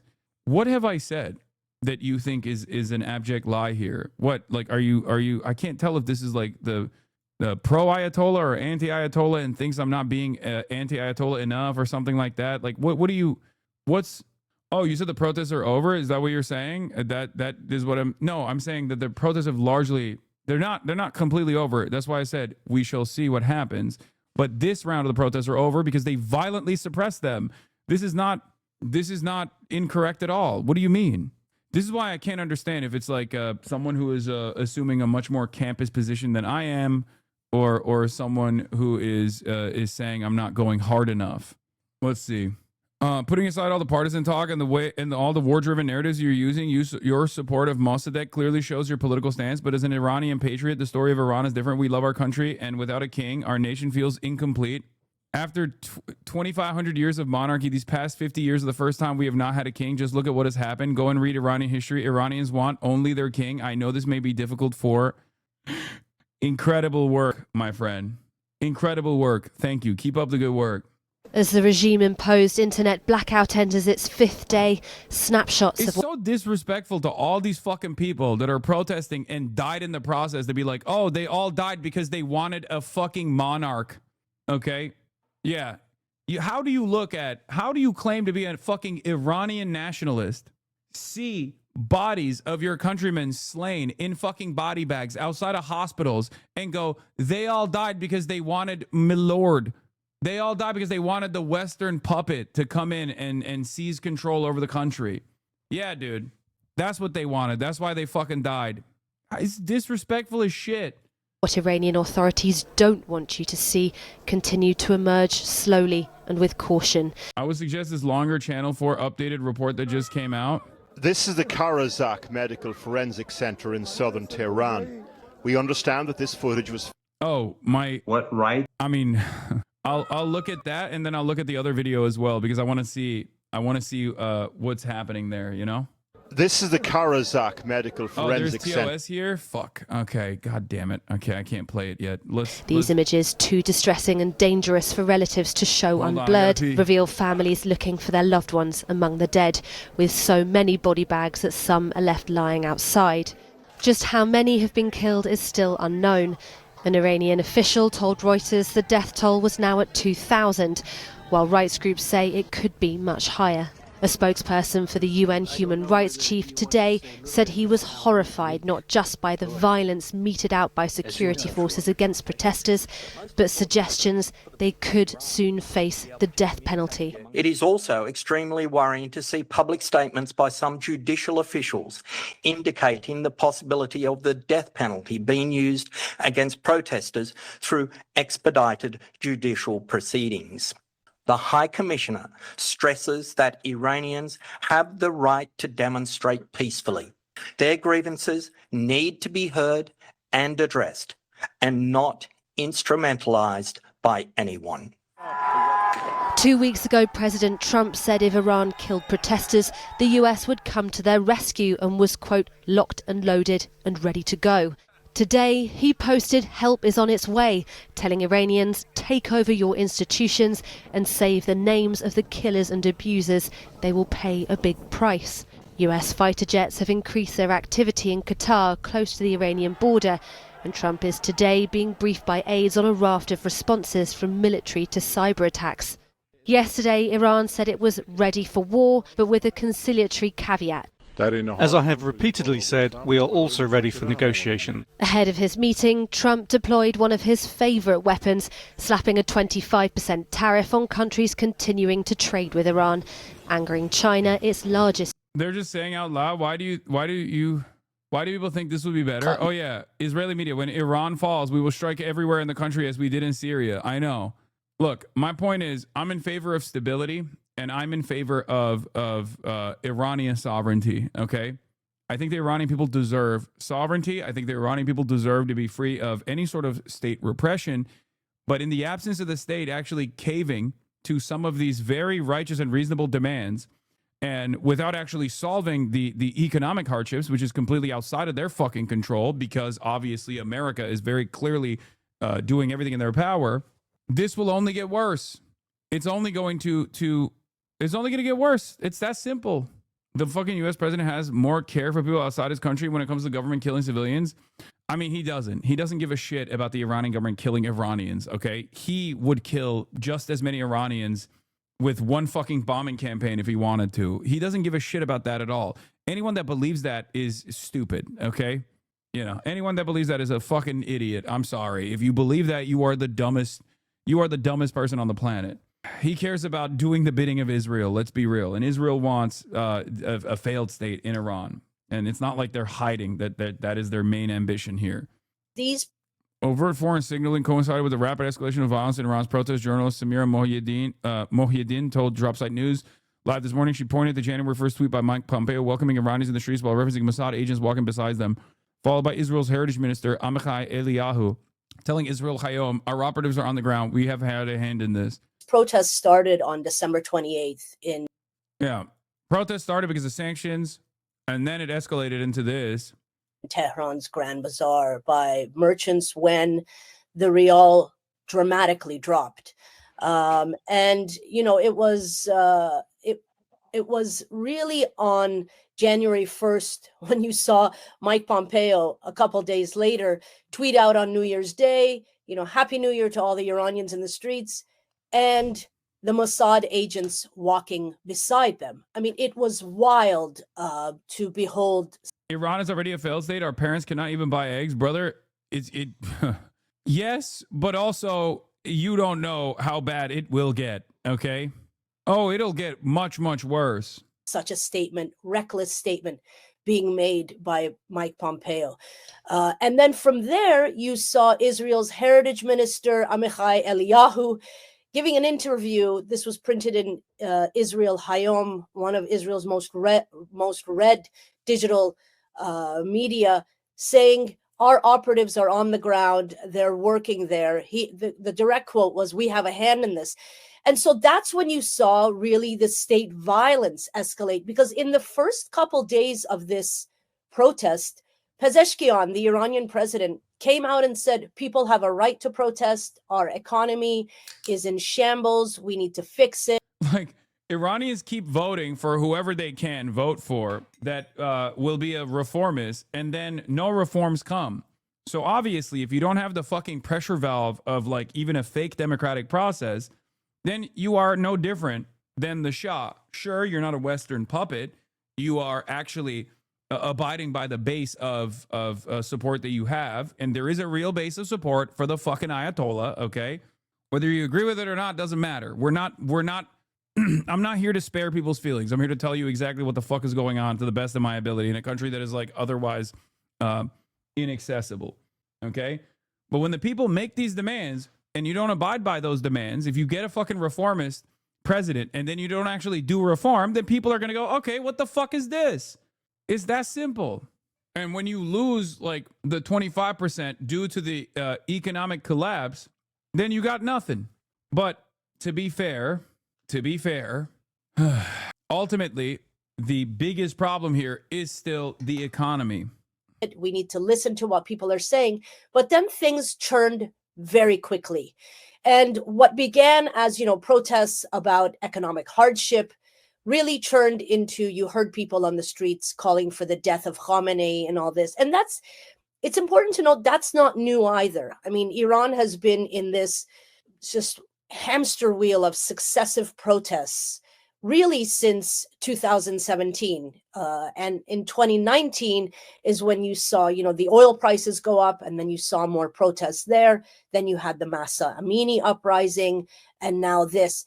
But these protests are very different, particularly in the fact that we are seeing a level of violence on the part of the protesters also that we haven't seen in the past. To say that these are just Western-backed protests is not. You're losing the broader picture here. Is there Western intervention? Yes, of course there is. Okay, they want a failed state. Of course there's fucking Western intervention. But if you think that there isn't like real animosity amongst the public, you're out of your fucking mind. It's crazy. There's more nuance to the situation.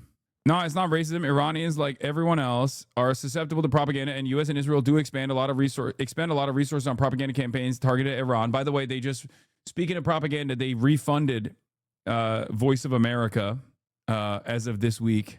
So one of the things that Donald Trump had gutted, the American Congress has been able to bring back, thank God. I'm joking. I don't give a shit about Voice of America or CIA operations, but they have spent a lot of money and time and effort in propagandizing an understandably angry Iranian population. Some healthy skepticism is warranted as the inability to entertain multiple truths that's infuriating, says Still Oppressed. As Iranian officials are asking China for security, economic assistance, Chinese media is calling Iranian requests pure fantasy, delaying the implementation on an economic deal signed last year. China is concerned about opening up its banks and key companies to sanctions from the U.S. and Europe. Oof.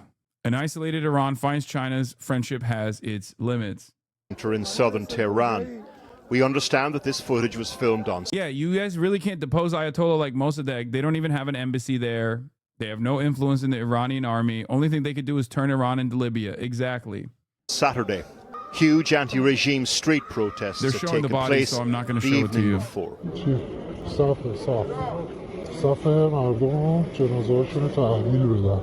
The person filming on their phone is pretending to be on a call. We are disguising his voice. These are the necessary logistics in the aftermath of a massacre. Oh, it's censored. That is what you're seeing. Was he shot in the head? Yes. The morgue sections inside are all full. So, the warehouse is used also.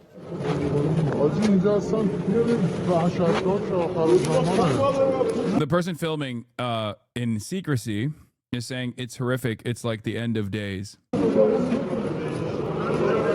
That is also now full, so corpses are laid out on the ground outside as people arrive.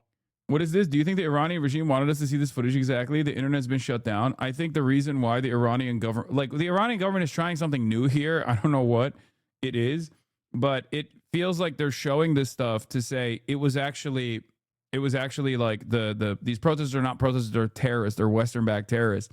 Because they did do something, they did like an October 7th style thing that Israel did, where they brought in all the diplomats that are in the country to watch the security footage that they released to say these are not like regular, civilian protesters. These are like armed terrorists that are killing cops and all these people, and they had to be violently suppressed for that reason.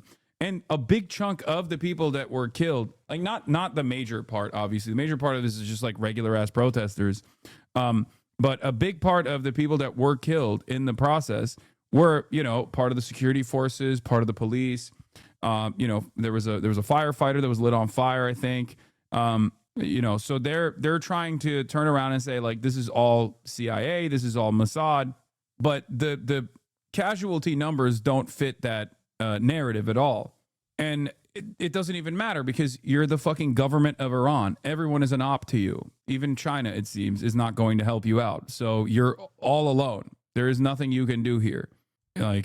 So in order to, yes, this is Western backed bullshit. OMG Hassan, you're a joke. Brother, if you cannot comprehend nuance in the situation, in what I am saying, I don't know how to explain this to you. Okay? There is nuance in the situation. As it stands currently, the only mechanism of sovereignty, unless there is an actual fucking succession of government that the Iranian, the different Iranian regime protesters have implemented without Western intervention, which is impossible anyway. The only way that Iran maintains its sovereignty is through the current regime. That's it.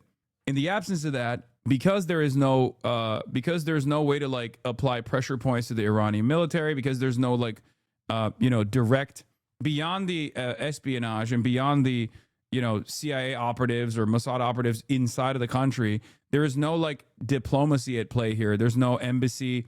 There's no way. There's no means of like actually changing the trajectory of Iranian governance from the outside. The only thing that they will do is create a failed state. Because if the situation was dire, I believe in semi-competent government would take the sensible measures of getting a nuke. Anyway, let's continue with this. To identify loved ones. Families bring ID, identify the bodies themselves. What is this? According to the estimate that showed around 2,000 were killed, it was about 1,847 civilian and 137 government dead. So that's about 7% of the dead that are government aligned. No. There are people that are getting killed in the crossfire that like are just, trying to go home too. Like it's not as clear cut. There are people that are getting killed in the process, that are getting killed and shot because they are engaging in armed conflict. There are people that are also getting killed in the crossfire, some of which are literally fucking pro-regime that are getting killed in the crossfire, and many, many more that are obviously against the regime that are getting killed by the regime, by the security forces. But the very fact that there's like that many people that are either of the police force or of the security forces that have been killed in this process means that these guys are, means that one, the protests are getting way more active. Okay, they're killing a lot more security forces than they ever have in the past, which means that the protests are getting more serious. The anger is more palpable and more real than before even, and it was very real in the past as well. It's more organized, but not organized in a direction where there's like there's a handover state that they have that they can lean into. And in the absence of like an internal form of governance, an Iranian government that has planned out some sort of succession plan, all this will lead to is either the current regime hardening its stance, engaging in even more aggressive versions of repression, more violence, more mass jailing, or it'll be a failed state. It'll turn into Syria or Libya. And I don't even know if it'll actually turn into Syria or Libya, really, because the IRGC, as far as I understand, is a lot more powerful than any kind of state apparatus that existed in Syria, because it gets its legitimacy from at least a quarter of the fucking population. Amazing how you Americans call Iran a failed state, while in your streets you have Gestapo shooting brown people. Brother, do you think that I don't consider the situation in America to be a fucking collapsing failed state as well? What the fuck are you talking about?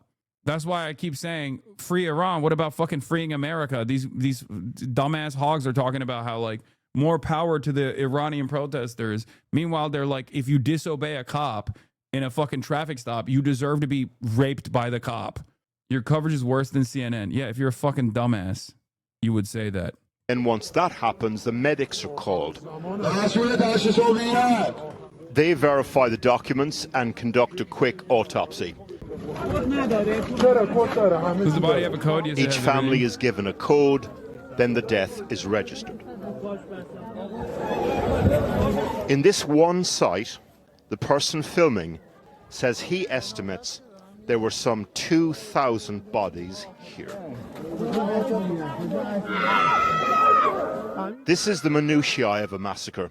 The big picture is that what happened in Iran over the weekend could turn out to be one of the worst mass killings of protesters in recent times. A police station in the neighborhood of Tehran Pars, Tehran.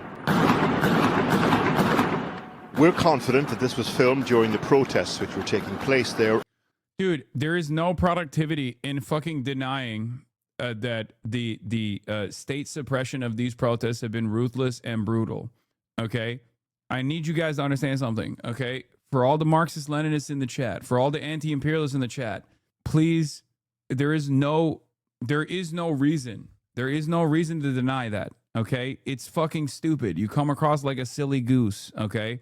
It's just the reality of the situation. Like, even if you understandably still arrive at the conclusion that, like, in the absence of any sort of reforms or any sort of like give from the regime that Iran is only going to deepen this crisis, even if you recognize that the only way as it stands currently to maintain Iranian sovereignty is through this regime that has been ruthless, oppressive, brutal at times, you can still recognize that they are being vicious, okay?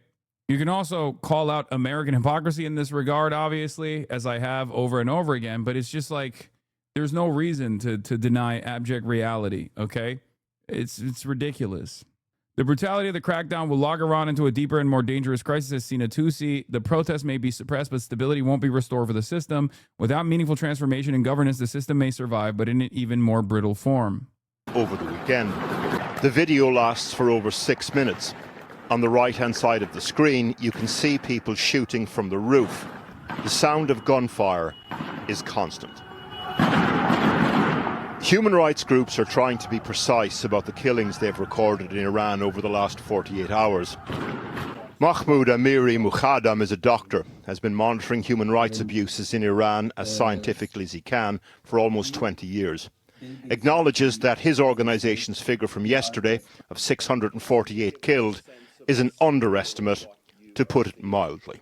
When we say 648, as we said yesterday, just keep in mind that most of that is from 1 or 2 days.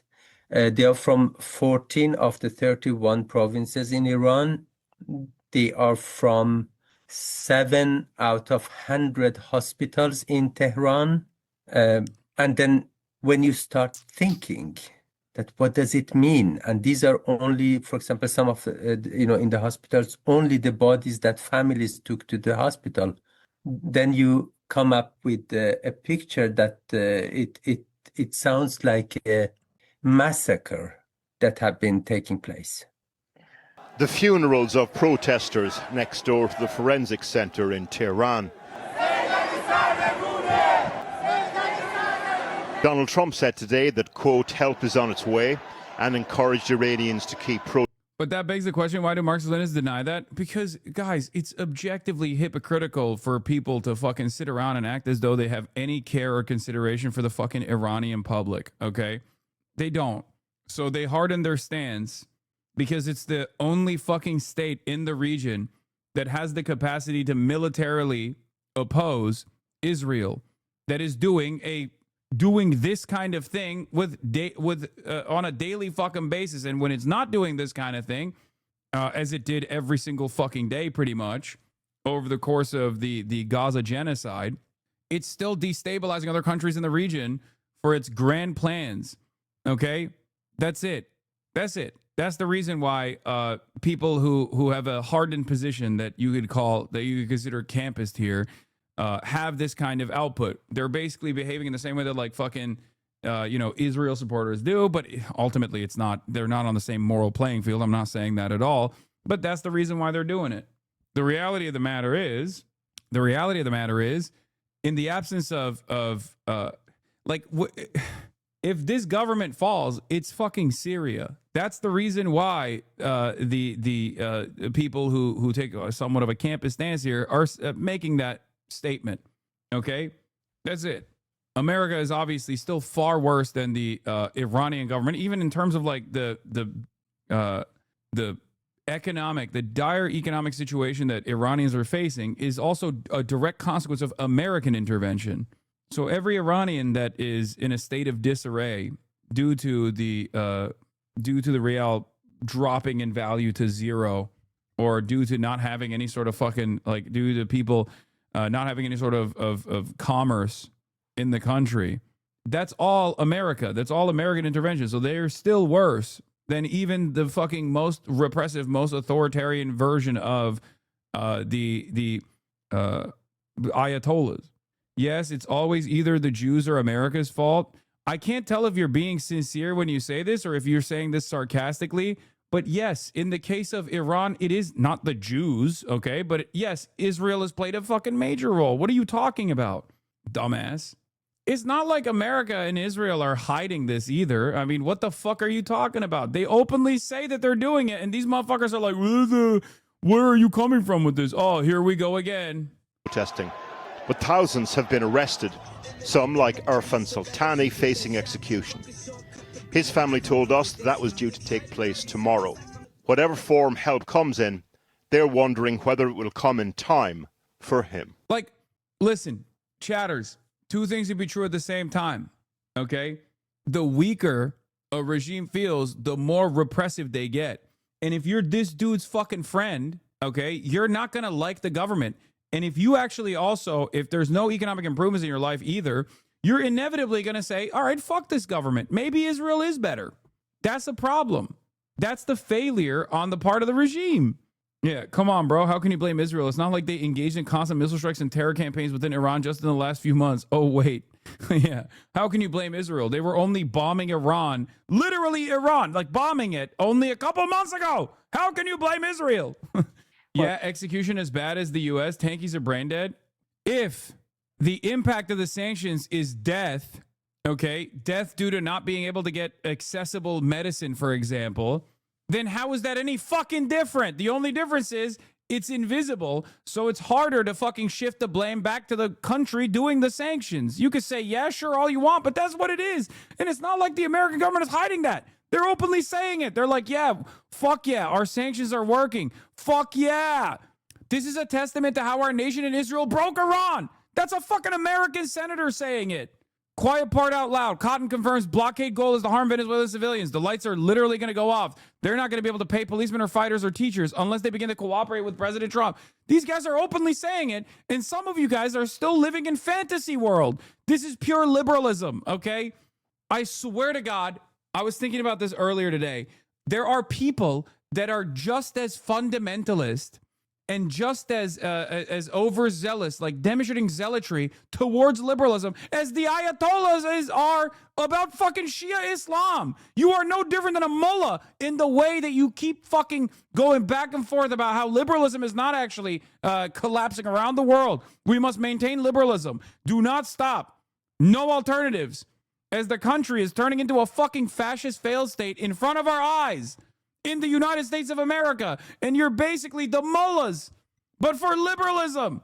Wake up. No. Trump is not doing this for oil. There is a real democratization initiative here. Get the fuck out of here. Oh, no. You don't understand. The sanctions are not as impactful as the way you claim it. Meanwhile, they're openly saying it is. Wake up. Not only is liberalism dying here in the Western world, but it's also caused so much death and destruction overseas. If you don't fucking recognize that, you're no different than the people that you're calling tankies and being delusional about the the Iranian government not fucking brutally killing protesters. You know what I mean? Like, there's no difference. You're just the same. The only difference is you get backed by a multi-trillion-dollar fucking media apparatus that is constantly fucking pumping out propaganda that makes it seem as though, in spite of what the president is saying, in spite of what the fucking senators are saying, both on the Democratic Party side and on the Republican Party side, that no, these sanctions are actually there to liberalize the economy or some shit. No, it's there to kill people, kill enough people and starve enough people and cause them to die to curable diseases, so much so that they get fucking mad and they rise up in arms against their own fucking government, especially in the absence of the government taking the initiative to you know, listen to the demands being made by reformists in the country.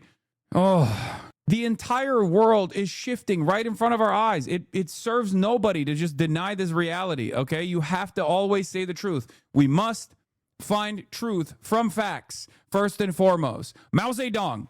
Just before we came on air, I spoke to Professor Mohammad Marandi in Tehran. He's a former advisor to Iran's nuclear negotiating team and is close to the authorities there. Actually, I think that might have been Deng Xiaoping. Whatever. I began by asking for his response to I thought you said Mao was a fascist. What? What the fuck? Shut up! the deadly crackdown on protesters who say his government simply no longer has the right to govern.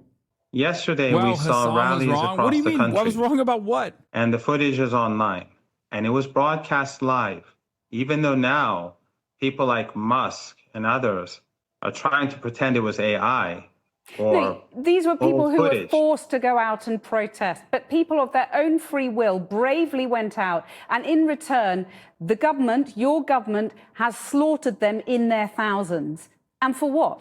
Why is the position that Iran is doing revolution the wrong way because they don't have a better alternative in place yet? I never said that.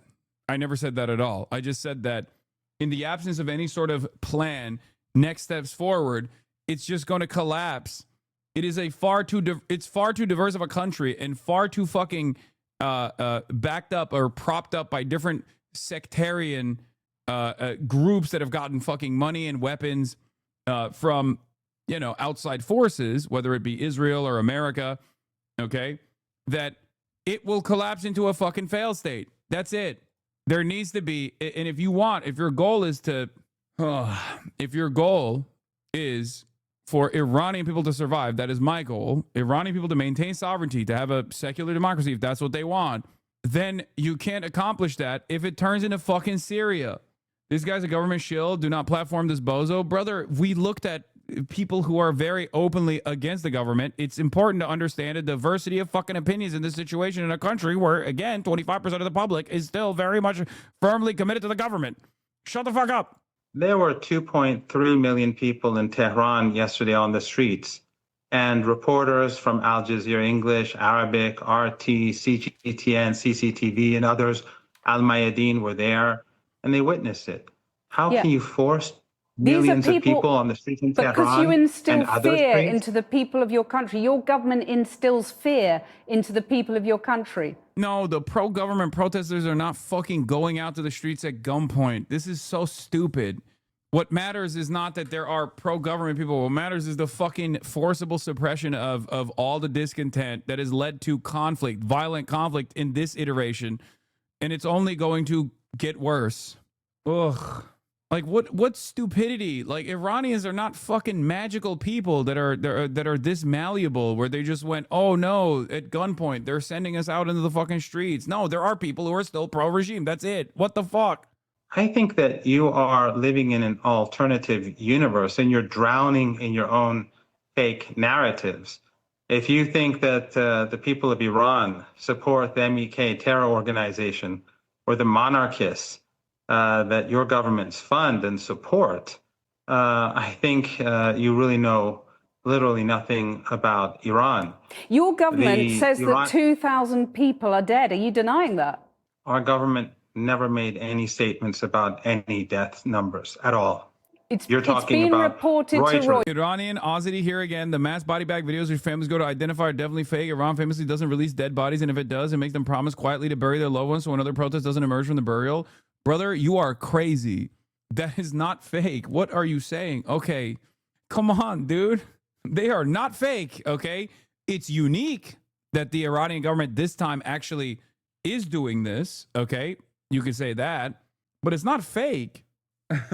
Damn, dude. Khamenei is Azeri for the record. So maybe that's why this guy is like riding pretty hard. Reuters. Clearly that Our video is government does AI. not report to Reuters. And Reuters constantly fabricates information about Iran, and it constantly says unnamed sources. Yeah, So they the also bo- showed it on Iranian TV too. They have Bodies a long piling history. up on the streets. That's all AI. That's all fake, is it? There are no bodies piling up on the streets. No bodies And piling by up the on the way- streets. We've and seen them by with the our way- own eyes. No, not on the streets. I live in Tehran. Well, in the morgues, And by then. the way, so then rephrase and don't produce propaganda. You're supposed to be a credible news outlet. 100 police officers, roughly, or officers of the law were murdered. 2 were burnt alive. 1 was beheaded by these rioters, or the people who you call protesters. Nonsense. Khamenei looks Cuban. I think he looks Turkish. He is Turkic. He is Azeri, so he is Turkic, technically. Well, let me ask you, 26-year-old Irfan Soltani, 17-year-old Amir Ali Hadari, 28-year-old Naveed Salehi, these people have all been killed for the simple fact that they are demanding freedom and they're using their voices to demand freedom. That's the truth, isn't it? I don't know the names that you give, and I don't know what happened to these people. I don't know if they exist or not. Just giving names doesn't mean anything. Congratulations, Hassan. You got, and you keep platforming this dude because he was hard on Israel and the genocide, so you think he's credible. Hassan, please don't platform this government shill. They have blood on his hands. First of all, Mohammed Marandi is 100% pro regime. They make no mistake. Okay? Even when he was talking against Israel, I openly said that. Okay? What I'm simply telling you is that he also does represent a sizable chunk of the population. This is not also, I'm not platforming him. Channel 4 is. So take it up with fucking Channel 4 if you want to. It's ridiculous. You have to hear from these people as well. It's fucking ridiculous. You are giving a platform to the killers of Iranian people. That is a shame, man. Oh my fucking Lord. Oh, we're doing the same thing. We're doing the same fucking thing. We're just like, why are you platforming Trump? Shut up. I listen to fucking American right-wingers tell me that ICE agents should be killing American protesters every fucking day. And there are still the same people in the chat. They go, oh my God, why are you platforming? Why are you platforming the right-wingers? Why are you platforming Donald Trump? Okay, shut up. Anything. Well, But they're the fact 3 among is that thousands, and the executions begin tomorrow. And for what? For people wanting to use their voices to demand freedoms that you take for granted. No, the people who will be executed.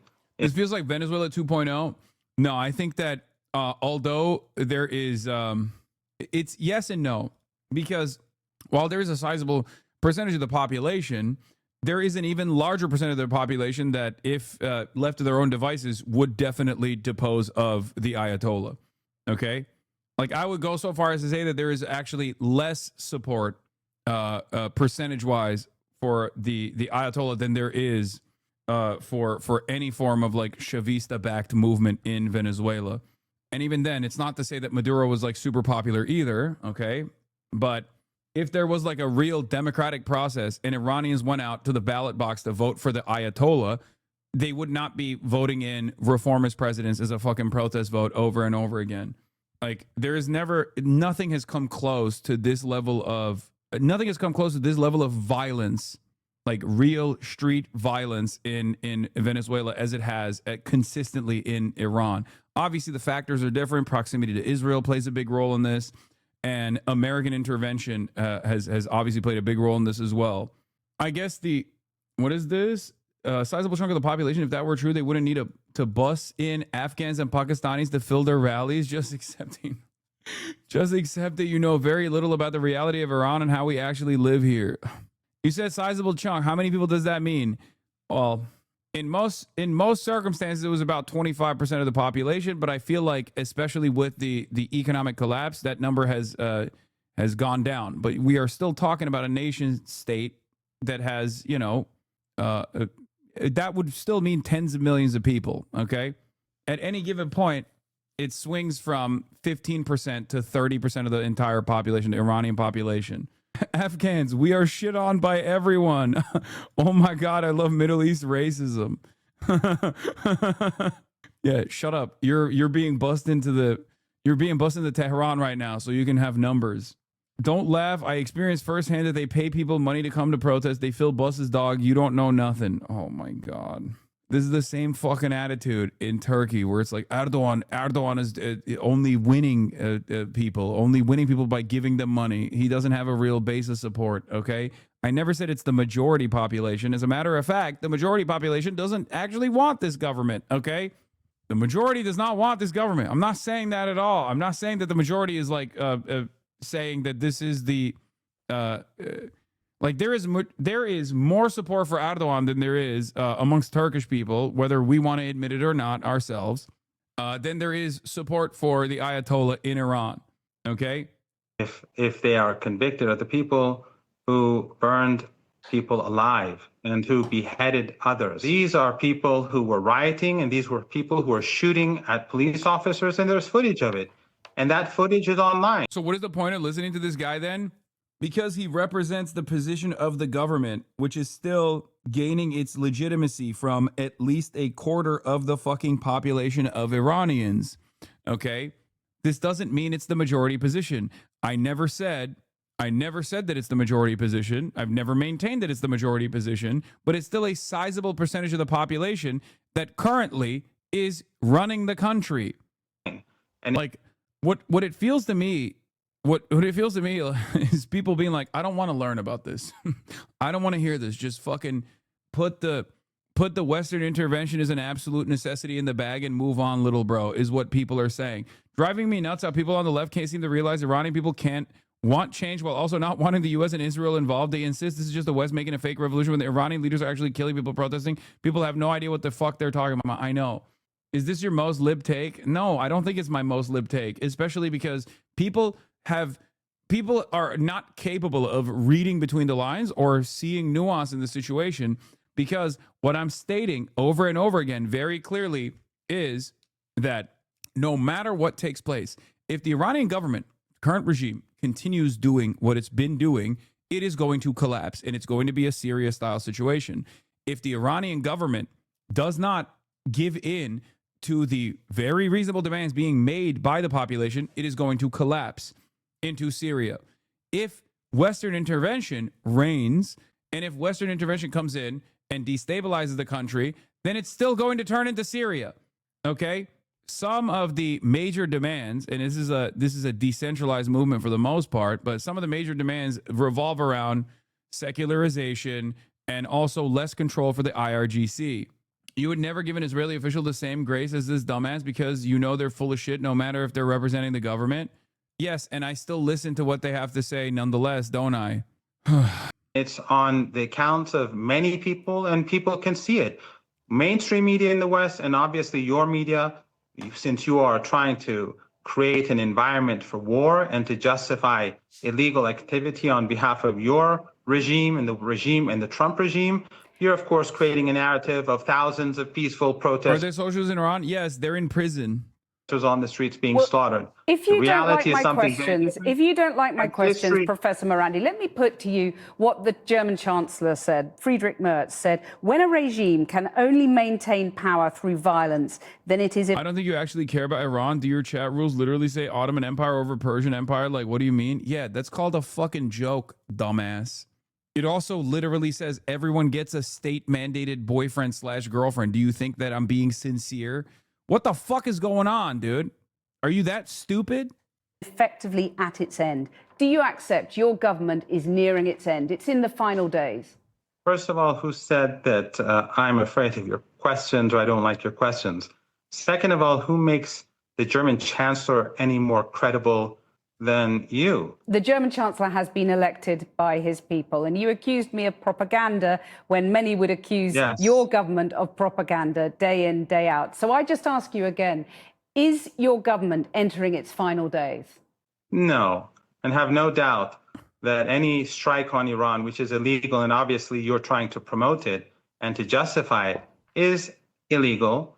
And there is truth to what he's saying here, by the way, I think, and maybe I'm totally wrong on this. I think that this isn't the time where the Iranian government collapses. I might be totally off base. I might be totally wrong about this, but this is the other reason why you listen to state propagandists in general in this circumstance, because every other media outlet has been like, Iran is collapsing, Iran is collapsing, Iran is collapsing. Now, as you know, I'm not Mr. Prediction. I'm not fucking exactly the best at predictions, especially of this sort. Okay, I'm about to go 0 for 3 on here, and it might be another fucking Ukraine moment. Okay, no more major geopolitical predictions. All I'm saying is, fuck, I just cooked Iran, dude. It's over. All I'm saying is, as far as comparisons goes, and I think the Iranians in this chat will also confirm this, by repression, there is still a much more competent force like the IRGC that was specifically designed to withstand internal and external pressures, as opposed to whatever forces that Assad had. Ironically enough, relying on the IRGC half the fucking time to maintain stability in Syria. Please stop. You're just making it worse. I know. This is one of the demands from the Iranian population as well. Iran does not want IRGC. We said that many times. They shoot us in the streets for saying that, and all the world didn't give a fuck about us, not a single time. The Iranian people who've come to the streets, yes. But do you propose that they stop the protests, or the Ayatollah should give in to the demands? How do you see a revolution through while avoiding U.S. intervention? No, that is precisely what I'm saying. Yes, a Western intervention would be disastrous and turn Iran into Syria. And if they continue suppressing protests in the violent ways that they have, if the government continues suppressing protests in the violent ways that it has, it will inevitably, slowly, through erosion, through economic despair, will turn into Syria regardless. So the only alternative is basically the current regime leaning into reform to the best of their ability, without, while avoiding Western intervention. But of course, I don't think they're going to do that, because they justify their legitimacy, they justify their they justify their existence by or they reassert their existence by doing this kind of repression. Yesterday, to protest against the Western and Israeli-backed riot. We all know that Pompeo, who was the former head of the CIA, said that Mossad is on the ground with the rioters. They were guided and organized from abroad, and when the internet went out, suddenly they went blind. And that's why the protesters have been given succor from abroad because they think they have help coming. So I want to ask you, if the US attacks Iran, does Iran hit US targets in the Middle East? If the United States attacks Iran, without a doubt, Iran will strike back very hard. And remember what happened during the 12-day war. Go look at the footage from Tel Aviv and other Israeli cities. And as Steve Bannon himself said the day after the war, the real story of the 12-day war was that the Israeli regime during the last 2-3 days was hit so hard that they were seeking a ceasefire, not Iran. Well, I mean, that's propaganda in your book, as you describe it. Go and look at Steve Bannon's interview. It was broadcast online. It's not mine. Okay, just finally, Ayatollah Khamenei, he's an old man. It's been widely reported that he may be looking to go into exile. Would you see that as a defeat? Well, you're just making stuff up. I think, once again, no geopolitical predictions, Andy, over here, but I think the Ayatollah, if he is deposed or not, he will most likely remain on Iranian soil. This is what I mean when I say a lot of Western analysts don't understand Iran. And even myself, my assessment on Iran is always going to be incomplete. I can only lean into what I do know, and I can only lean into my own personal experiences growing up in Turkey, going through not anywhere near the same repressive elements of the state, but definitely a lot of discontent, a lot of disarray, a lot of social conservatism being used as a galvanizing principle that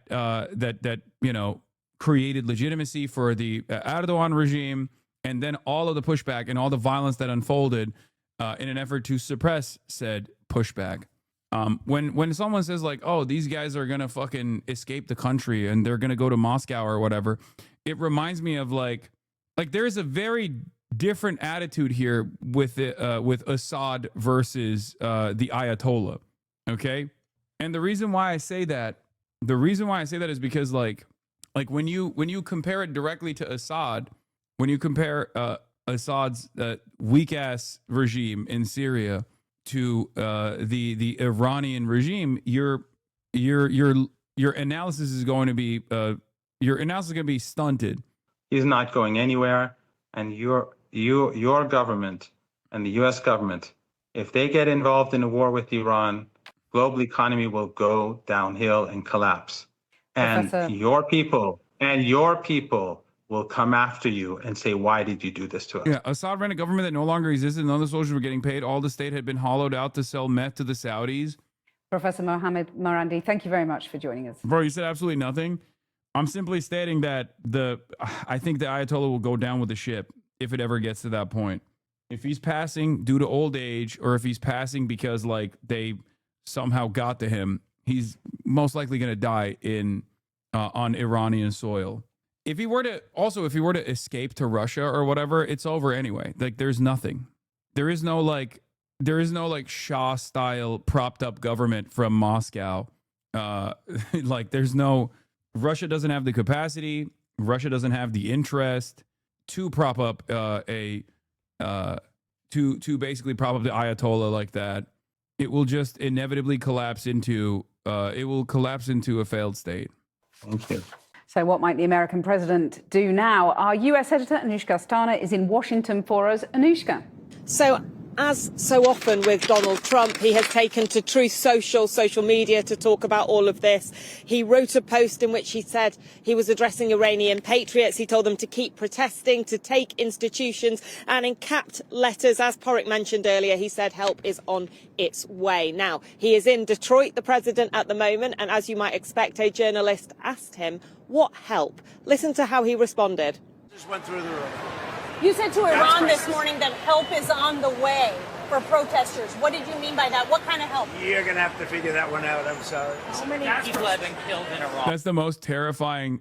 Those are the most terrifying words that you can ever hear from an American president, by the way. Okay. Help is on the way. Terrifying. Fucking terrifying.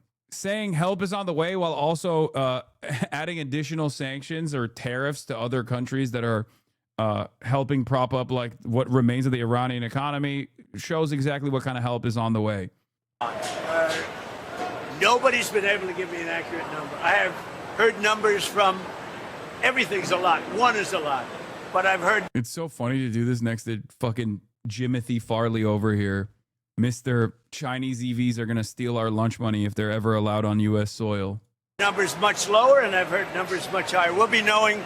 We're probably going to find out over the next 24 hours. I think it's a lot.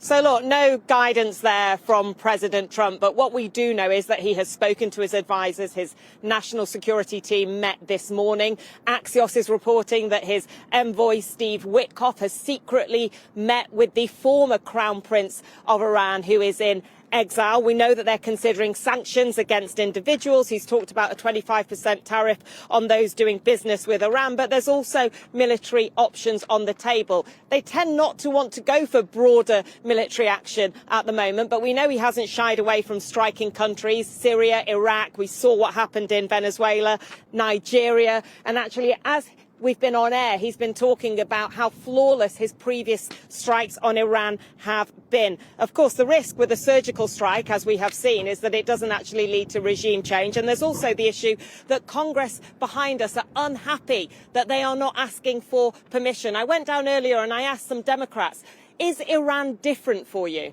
And what do you say to the Iranian people who want America to intervene? The people of Iran are bravely standing up and speaking out against this brutal regime, but the president does not have the authority to go in, and this is part of this pattern. There are many ways for us to support the Iranian people short of military action, because it's not in America's best interest to start a war with Iran.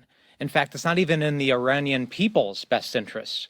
Now, I should say there is precedent for strikes without congressional approval. Barack Obama did the same when he was president. Can you honestly explain to me how your community can improve that discussing Iranian government mouthpiece while attacking ICE? Man was denying the massacre of protesters. He's a monster.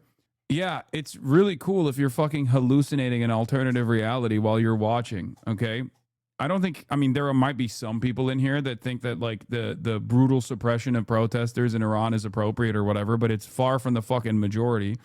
And it's certainly not my position either. And I've made my position very fucking clear.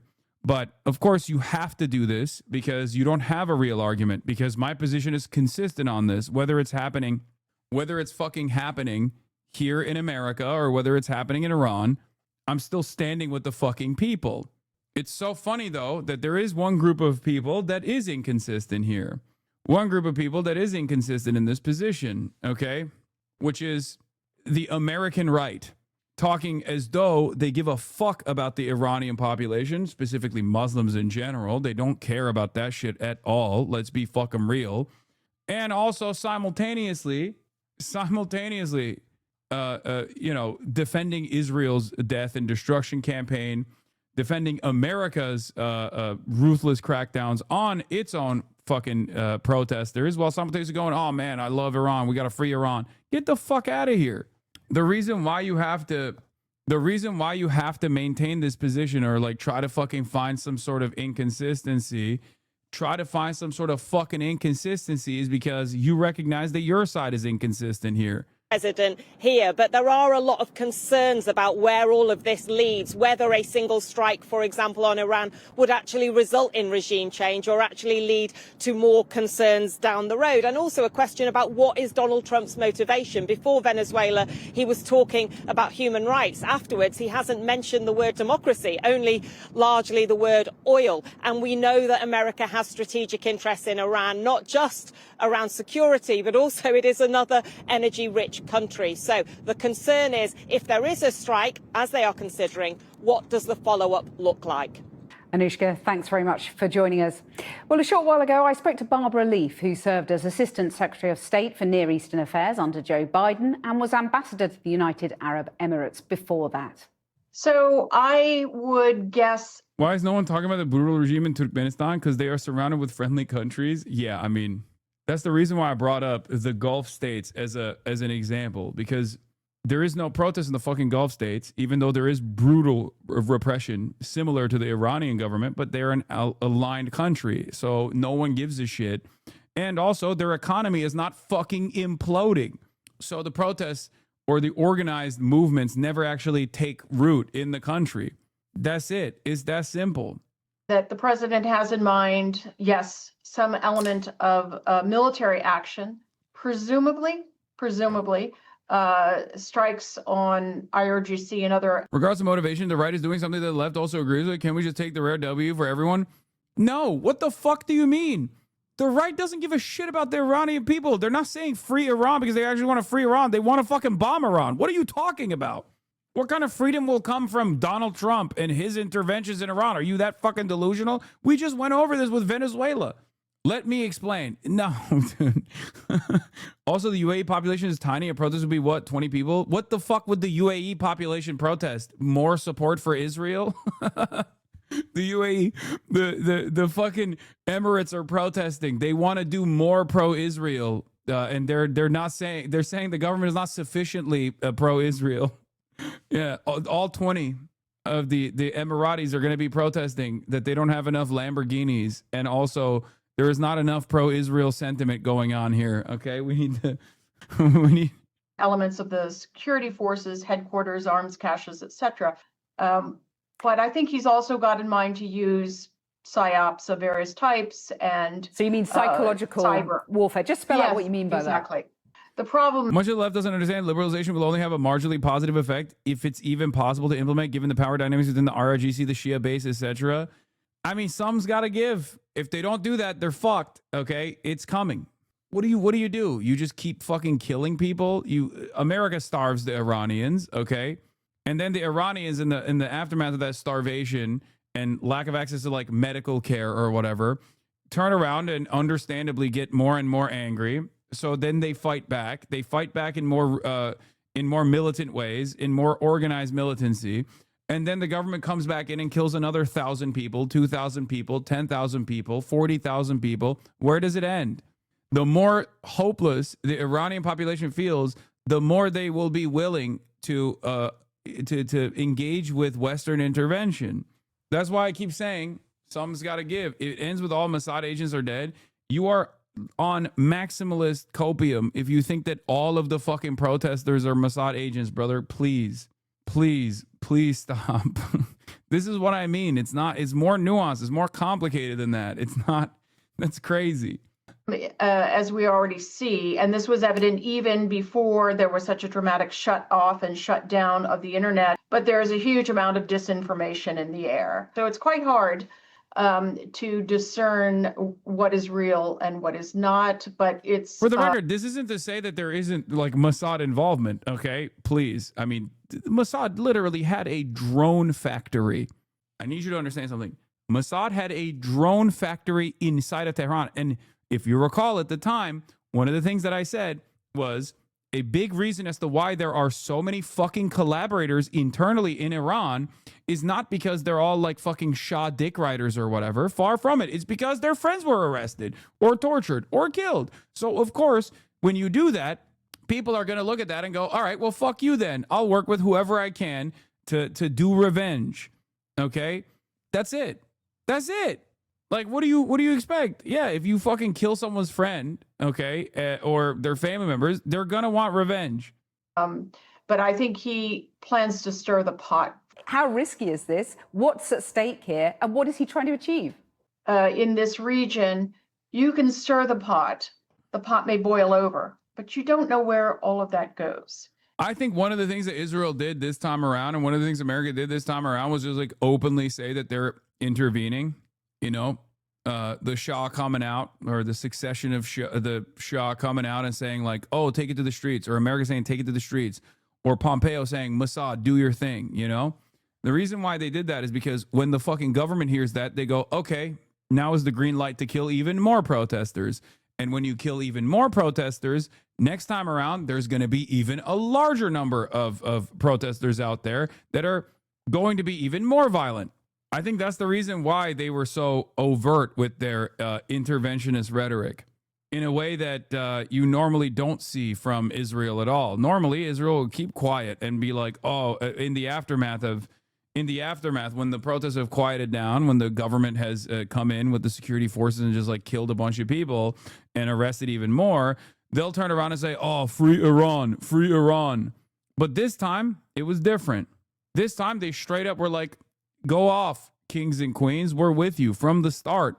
Ultimately, their goal is to turn Iran into a failed state, though. And you may not get the government you want, which is not to say we should not be giving support to the protesters. He has shut off for the moment the diplomatic channel, made that very dramatic. What would easing religious laws even do? People want quality of life. You're hemorrhaging the discontent to the best of your ability. If you offer people a fucking pressure valve, if you respond to their needs, because like, this happens in China, right? China is a stable economy. It's a power. It's a power center around the globe. It's a very powerful country. It's the manufacturing base of the entire planet, right? But having said that, there are obviously moments of discontent in China as well. I actually just talked to the South China Morning Post about this, where like there are instances where, for example, the Didi drivers were frustrated with their work conditions, right? And then they fucking revolt. And what does the government do? First, they suppress the protests, and then they actually meet the demands. Same thing happened with the COVID zero policies. The intensity in which China was maintaining the COVID zero policies, and the fact that people just didn't know when these shutdowns would end, for example, that turned into a major problem. People fucking protested. They took to the goddamn streets, and the Chinese government listened to those demands. So you have to, even if you have a more authoritarian structure in your governance, you still have to listen to the people when they take it to the goddamn streets. If you don't do that, and you think you can just keep hammering on and keep the repressive forces over and over again and meet the protesters with even more violence, then all you're doing is growing the protests. There is no way that you can maintain a government, especially when your economy is in the shitter due to American sanctions, without offering any sort of pressure valve to the population. You got the COVID protest chronology slightly wrong. The plan for opening up was already written and approved a week before the protest kicked off. Yeah, but it was obviously getting to a point because there was a lot of fucking discontent. That's the reason why they were, opening up at all. You do not understand Iran. The economical situation is not entirely the U.S. government's fault. Iranians do not want to be in some sort of war with the rest of the world. What are you guys talking about? People in Iran do not want this regime. That's why we're protesting in large numbers. Iranian here, the situation is so dire that people feel helpless and hopeless. They need support. I understand that. Okay? The common meta that the Iranian population has also kind of taken hook, line, and sinker, mostly from Israeli and American sources, is that the Iranian government takes all the fucking funds from oil and gives it to the IRGC, which is true to a certain degree, and then they use all those funds to do wars overseas, not overseas, but wars in the region. That is the American position here. That is the Israeli position here, and unfortunately, with all of the economic instability, that's increasingly becoming the fucking Iranian position as well. I think ultimately, if the Iranian government wasn't utilizing the IRGC to fucking crack down on protests, they would not be as frustrated with the IRGC in general. This is one of the things that I was saying when I was talking about reforms in Iran that must take place. Okay? Publicly evident today, publicly evident. I presume they may use a diplomatic channel eventually. So how might Iran respond, do you think, if Donald Trump does take military action? I think any punch that the Iranians try is going to be well overmatched immediately and be devastating. And they have no air defenses at this point. Those have been shredded. So they are very vulnerable. They also can't do external and internal at the same time. Their focus at this point is existential. It is Israel's death toll estimate is at 5K. So where the fuck does CBS get the 20K number? Is suppressing, containing these crowds. So isn't Donald Trump right then to seize this moment of weakness in the regime? We don't have a success record of any kind of regime change from outside. Iran kills women who don't dress properly. Chinese spokesman Mr. HasanAbi. Iran kills women who don't dress properly. We place sanctions on them for the crimes against humanity and terrorist sponsorship. Shut the fuck up. America does not give a shit about feminism. Please. Jesus Christ, you're such a fucking moron. Yeah, dude, I know. We're definitely sanctioning Iran because of its crimes against feminism. You can't be this fucking stupid, okay? Please be a little honest with yourself. Jesus Christ, fuck you, Hassan, dumb prick. First of all, I don't think this is appropriate at all. There's never been a moment where I've thought that the Iranian government was totally appropriate with morality police or any sort of fucking religious enforcement. You dumb fuck morons. It's not. But having said that, if you think that the American government gives a single fuck about Muslim women in Iran or the way that they are treated by their government, you are out of your fucking mind. That's why the Gulf states do not get a fucking fraction of the scrutiny that Iran gets. God damn, the average American is constantly engaging in this self-soothing pattern of behavior where they just keep telling themselves they're rocking back and forth, going over and over and over and over again, being like, no, we're doing this. We're doing the sanctions, not because we want to destabilize and cripple the only fucking country with the military power to actually resist against American and Israeli imperialism in the region, but instead because we want democracy for Iran. That's what you keep saying to yourself at a time when, ironically, Trump is not even fucking saying that. It's so funny. It's like, no, dude, you're delusional. You're fucking stupid. You're stupid and delusional. By the U.S. in the region. You can go country by country and say what we were trying to achieve. Do you not care about democracy for Iran? I do. I just don't think that it's going to come by way of American or Israeli intervention.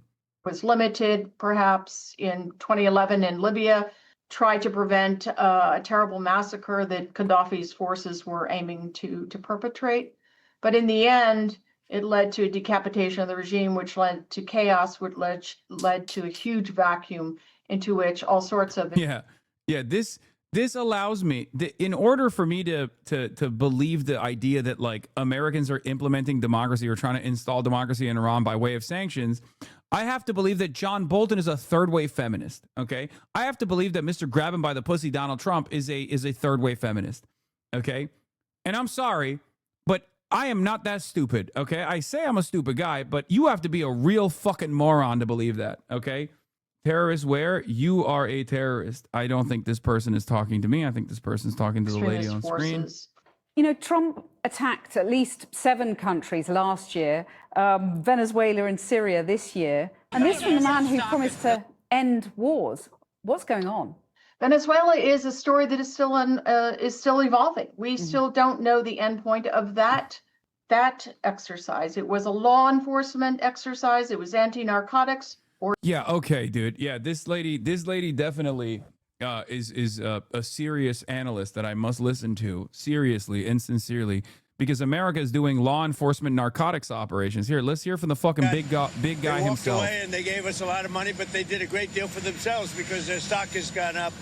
As soon as we went in, Apple went in, NVIDIA went in, a lot of smart people went in. They followed us. So yeah, at least when we were listening to the first guy, not the fucking the regime guy, but the guy before him, the analyst that we were listening to, he was like sincerely placing the grievances of the fucking Iranian population at the forefront of his commentary. She's saying the exact opposite, Hasan. She's saying that the Trump admin excuses keep changing. Oh, okay. Well, I misunderstood it. Anyway, it doesn't matter. I'm bored. Let's continue.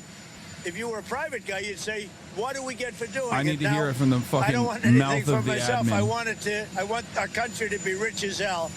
But with Intel, we made billions and billions of dollars, right? So, Mr. President, on Iran, do you have a message for the leaders currently of Iran?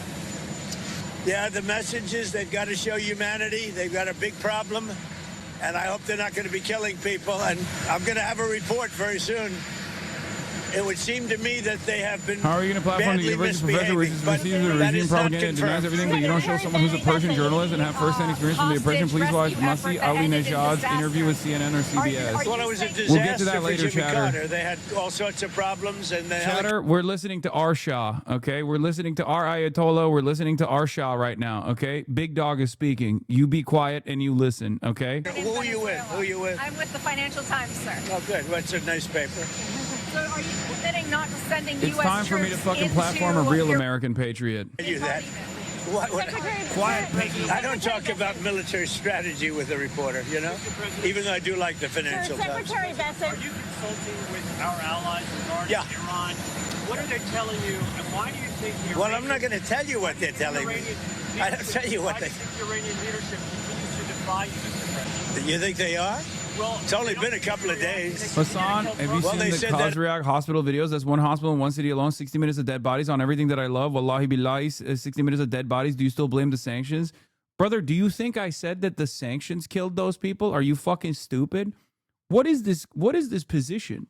Why is no one listening to what I'm saying? There has never been a fucking moment where I justified that, okay? I think it's horrifying. What the fuck is wrong with you? Do you just hear what you want to hear? Wallahi, it seems like you just want to hear what you want to hear. Really like to see it, but what we want to see is we don't want to see people killed, and we want to see a little bit of freedom for these people. These people have been living in hell for a long time. You know, that used to be a hell of a country. I have friends that used to invest in Iran, and they did well with their investments. It was a great place. The people were great. Even the leadership was good. I've maintained the same position since the last time that there was any sort of fucking protest in Iran. If they continue increasing repression in the state, it's going to inevitably collapse. And that position is the same position that I have right now. This kind of stuff, this kind of shit, this kind of like violent suppression of protests that have become violent as a consequence of the last fucking version of this protest being suppressed by security forces is only going to get worse until the state fucking collapses. Okay?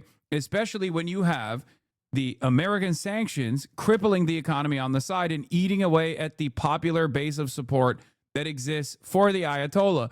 It's that simple. Okay? Something has got to fucking give. That's it. Something's got to give.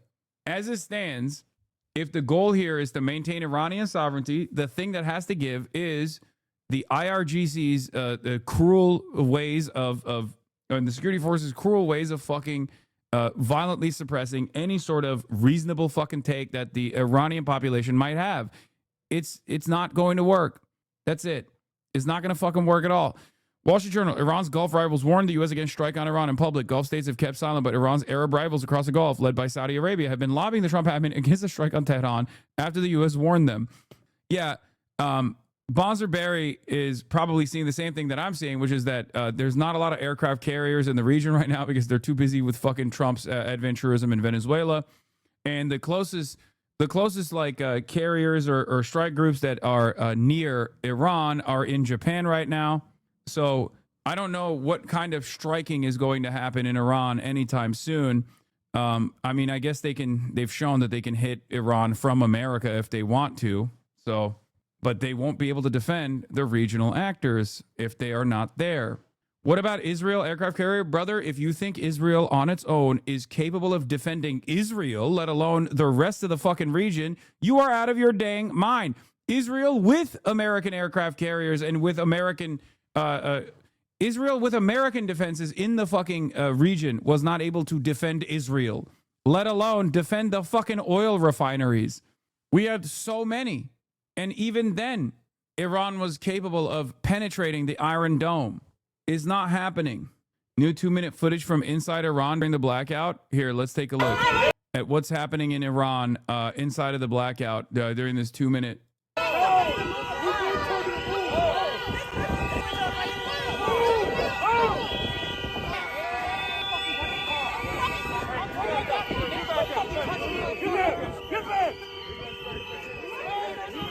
Hey, go that way. Hey, back the fuck up. Sidewalk.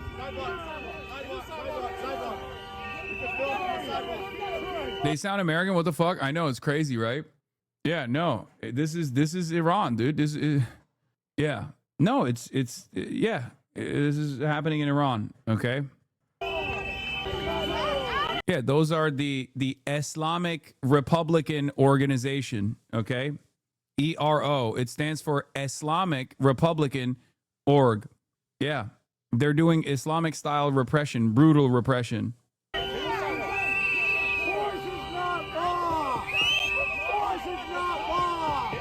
And ICE, you might see some of the badges that say ICE on there. That is Islamic country oppression. Or sorry, Islamic counter country oppression. ISO. I fucked it up. I couldn't fucking spell. Yeah, Islamic Caliphate entity. That's what it is. Yeah. They're covered up for modesty. Okay. You're being quite the Western chauvinist here. That's the reason why they're covered up. They've actually advanced. The regime has advanced. They're even covering up the men nowadays. Okay. You are not following the law. Iranian crime enforcement. That's what ICE stands for. Iranian crime enforcement. They're enforcing crimes.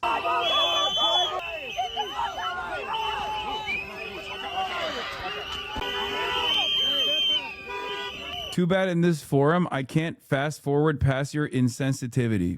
Chatter, if you don't fucking understand that this administration, this regime in the United States of America that doesn't even give a fuck about its own fucking citizens, definitely does not give a fuck about Muslims, okay? Thousands of fucking miles away, especially Muslims that threaten the existence of Israel. I don't know what to tell you, okay? There's gonna be some fucking jokes that we're cracking in the process.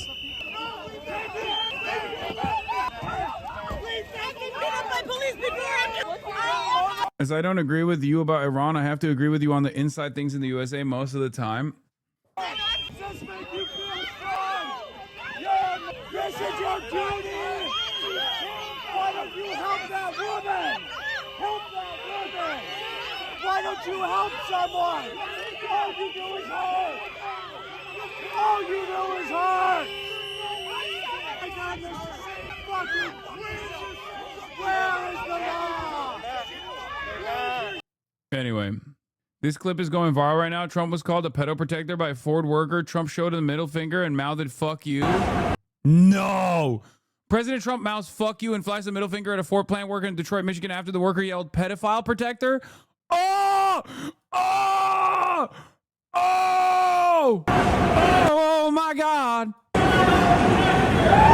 Bring him to me. Bring him to me. How dare you think that there is free speech in this country? Do not call me. Do not call me by the commoner's name. Do not call me a pedo protector. Call me the Epstein friend that I am. Refer to me by my government name. He didn't flip the bird. You lied. First of all, I didn't fucking lie. That was TMZ lying. Kaya! No, get out of there. Get fat ass. Come here. So fat. You're so fat. You're a fatty. Oh, you're fat. You're fat. You're the fattest. You're the fattest that anyone has ever been. From the standpoint of fat, no one has ever been as fat as you. No one has ever been as fat as... What is that? She's going for the treats on her own, dude. That's crazy. You have gotten way too cocky, ma'am, fatty. HasanAbi, he flips the bird in the air. Is he flipping the bird? No, right? He's just finger pointing. I feel like he's just pointing the finger. No, he is. He's still pointing. Kaya, up. Kaya, go place, lady. Fucking laying right underneath me. Look at him flipping the little bird, little baby bird. That's a little baby fingy. How does TMZ get everything? They're the only honest name in reporting and news in the United States of America, okay? No one else. That's awesome. That's my president, dog. He just like me when people cut me off. WikiLeaks just reported Department of Homeland Security whistleblower leaks identifies 4,500 agents. Was this bro from yesterday? It's a thumbs up. Well, Grok made enough CSAM to get into the Pentagon, apparently. Hell yeah. That's awesome. The Ameri-Israeli years of lead is upon us. It's going to get way more pedophilic from here on out, okay? So get used to it. Get ready. Just letting you know. Ugh. What if Ice Chatter was the leaker? Dude, that'd be sick. Tony, double circ Tony got an exclusive. Tony DePepe. Double circ Tony. Adult circumcision Tony DeCoppel. A lot of you get mad, but if you were going to be, this famous of a journalist, I think you'd get a second circumcision too. You'd shave a little bit of piece off of the foreskin, Just saying. Double circ. Long career. Maybe got a third circ, actually. Triple cut. Shave a little off the top for me, please. I love saying this because every time I bring this up, people go, what the fuck are you talking about? And then they find out that Tony DeCoppel actually converted to Judaism, got an adult circumcision, a second circumcision, and literally wrote about it. The only reason why we know is because he wrote about it. Okay? He wrote about it in, I think, the New Republic or something. Like, two-cut Tony. You always talk down on the double circ community, and I don't appreciate that. We don't claim him. He got a fade cut on his dick. Yeah. Low taper fade for me, please. That's what he said. So nice he had to do it twice. There's another Trump clip from today. All right, we'll get to that in a second. Yeah. Oh, I was going to do this. I was going to fucking post a tweet about this, but I do like that is the whole pedophile protector thing is not only real, but also is sticking. It's not just woke libtards on the internet are the ones who are saying this. Like, this is a very real thing, okay? A very real thing. Morning, and they saw that you said help is on the way. Yeah. What do you mean by that? Well, there's a lot of help on the way and in different forms, including economic help from our standpoint, and not going to help Iran very much. And, we put Iran out of business with their nuclear capacity, and now, depending on what's actually happening, nobody's been able to give us accurate numbers about how many people they've killed. Well, on that point, it looks Mr. like President, it could be a pretty substantial number, and that's going to be a lot of problems for them. A lot of problems. On that point, you did say the U.S. would get involved if Iran started killing protesters. Yeah. They have, by the many thousands, according to reports. Well, we'll see what that is. I've heard two numbers, but we'll see what that is. Well, now we're hearing that they're going to start hanging protesters tomorrow. So it comes back to the question, have they crossed your red line, or has the line moved? I haven't heard about the hanging. If they hang them, you're going to see some things that I don't know what where you come from and what your thought process is, but you'll perhaps be very happy. What do you mean by that? We will take very strong action. If they do such a thing, we will take very strong action. And this strong action you're talking about, what's the end game? The end game is to win. I like winning. How do you define that in Iran? Well, let's define it in Venezuela. Let's define it with al-Baghdadi. He was wiped out. Let's define it with Soleimani. And let's define it in Iran, where he wiped out their Iran nuclear threat in a period of about 15 minutes once the B-2s got there. And that was a complete... Tony's 5'8". Shut the fuck up. Okay. Either he's standing on an apple box or Donald Trump is 5'9", which I know it's not the case. So he must be standing on an apple box or something. There's no shot because Donald Trump is at least like 6'1" or something, right? Donald Trump is at least 6'1". I know they say he's 6'4". I don't think he actually is. But if Tony, double circ Tony is 5'8", Donald Trump is 5'9", brother. There is no shot. Nah, we've been known this. He was standing by soccer players listed at 5'11" and he was shorter. Shut up. That is the greatest conspiracy of all time. The fucking president is under 6 foot. The president is under 6 foot and has been able to maintain the lie that he's 6'4" this whole time. No way. No fucking way. No fucking way. Trump is such a political talent that in interviews like this, he could just say, I'm not sure about those protest death numbers. We're hearing some maybe CIA fabrications, and everyone would go crazy both ways, even if the B2s are fueling. If you want to understand Trump, the worst thing you can do is listen to what he says. Americans have an excuse because we have goldfish brains. The rest of you don't. I'm clocking it. Donald Trump is 6 foot max. Obliteration, as it turns out, which is what I said initially. Then some questioned it, and they said, Trump was right. So we've been right about everything. We don't want to see what's happening in Iran happen. And, if they want to have Gamal Abdul Nasser says, Senator Bernie Sanders, we must not forget that the current and abhorrent regime in Iran is itself a product of Western-backed intervention. For in 1953, a coup orchestrated by Britain and the United States overthrew Iran's democratically elected government under the presidency of Mohammad Mossadegh, primarily to protect Western oil interests. Wait, what? There's no Bernie Sanders is saying this? He's going beast mode? Maybe it's because he's so old. That's the last time he could form like coherent memories and have an ideologically consistent position. Okay, Bernie. I mean, shocking, but Iran is in turmoil. Millions of people are rising up against their autocratic government. Not surprising, the regime is responding brutally by killing thousands of protesters. According to some estimates, the Iranian people have the right to determine their own future, and the United States should support their legitimate aspirations for freedom and democracy.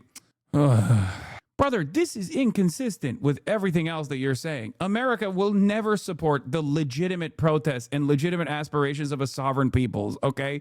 Come on!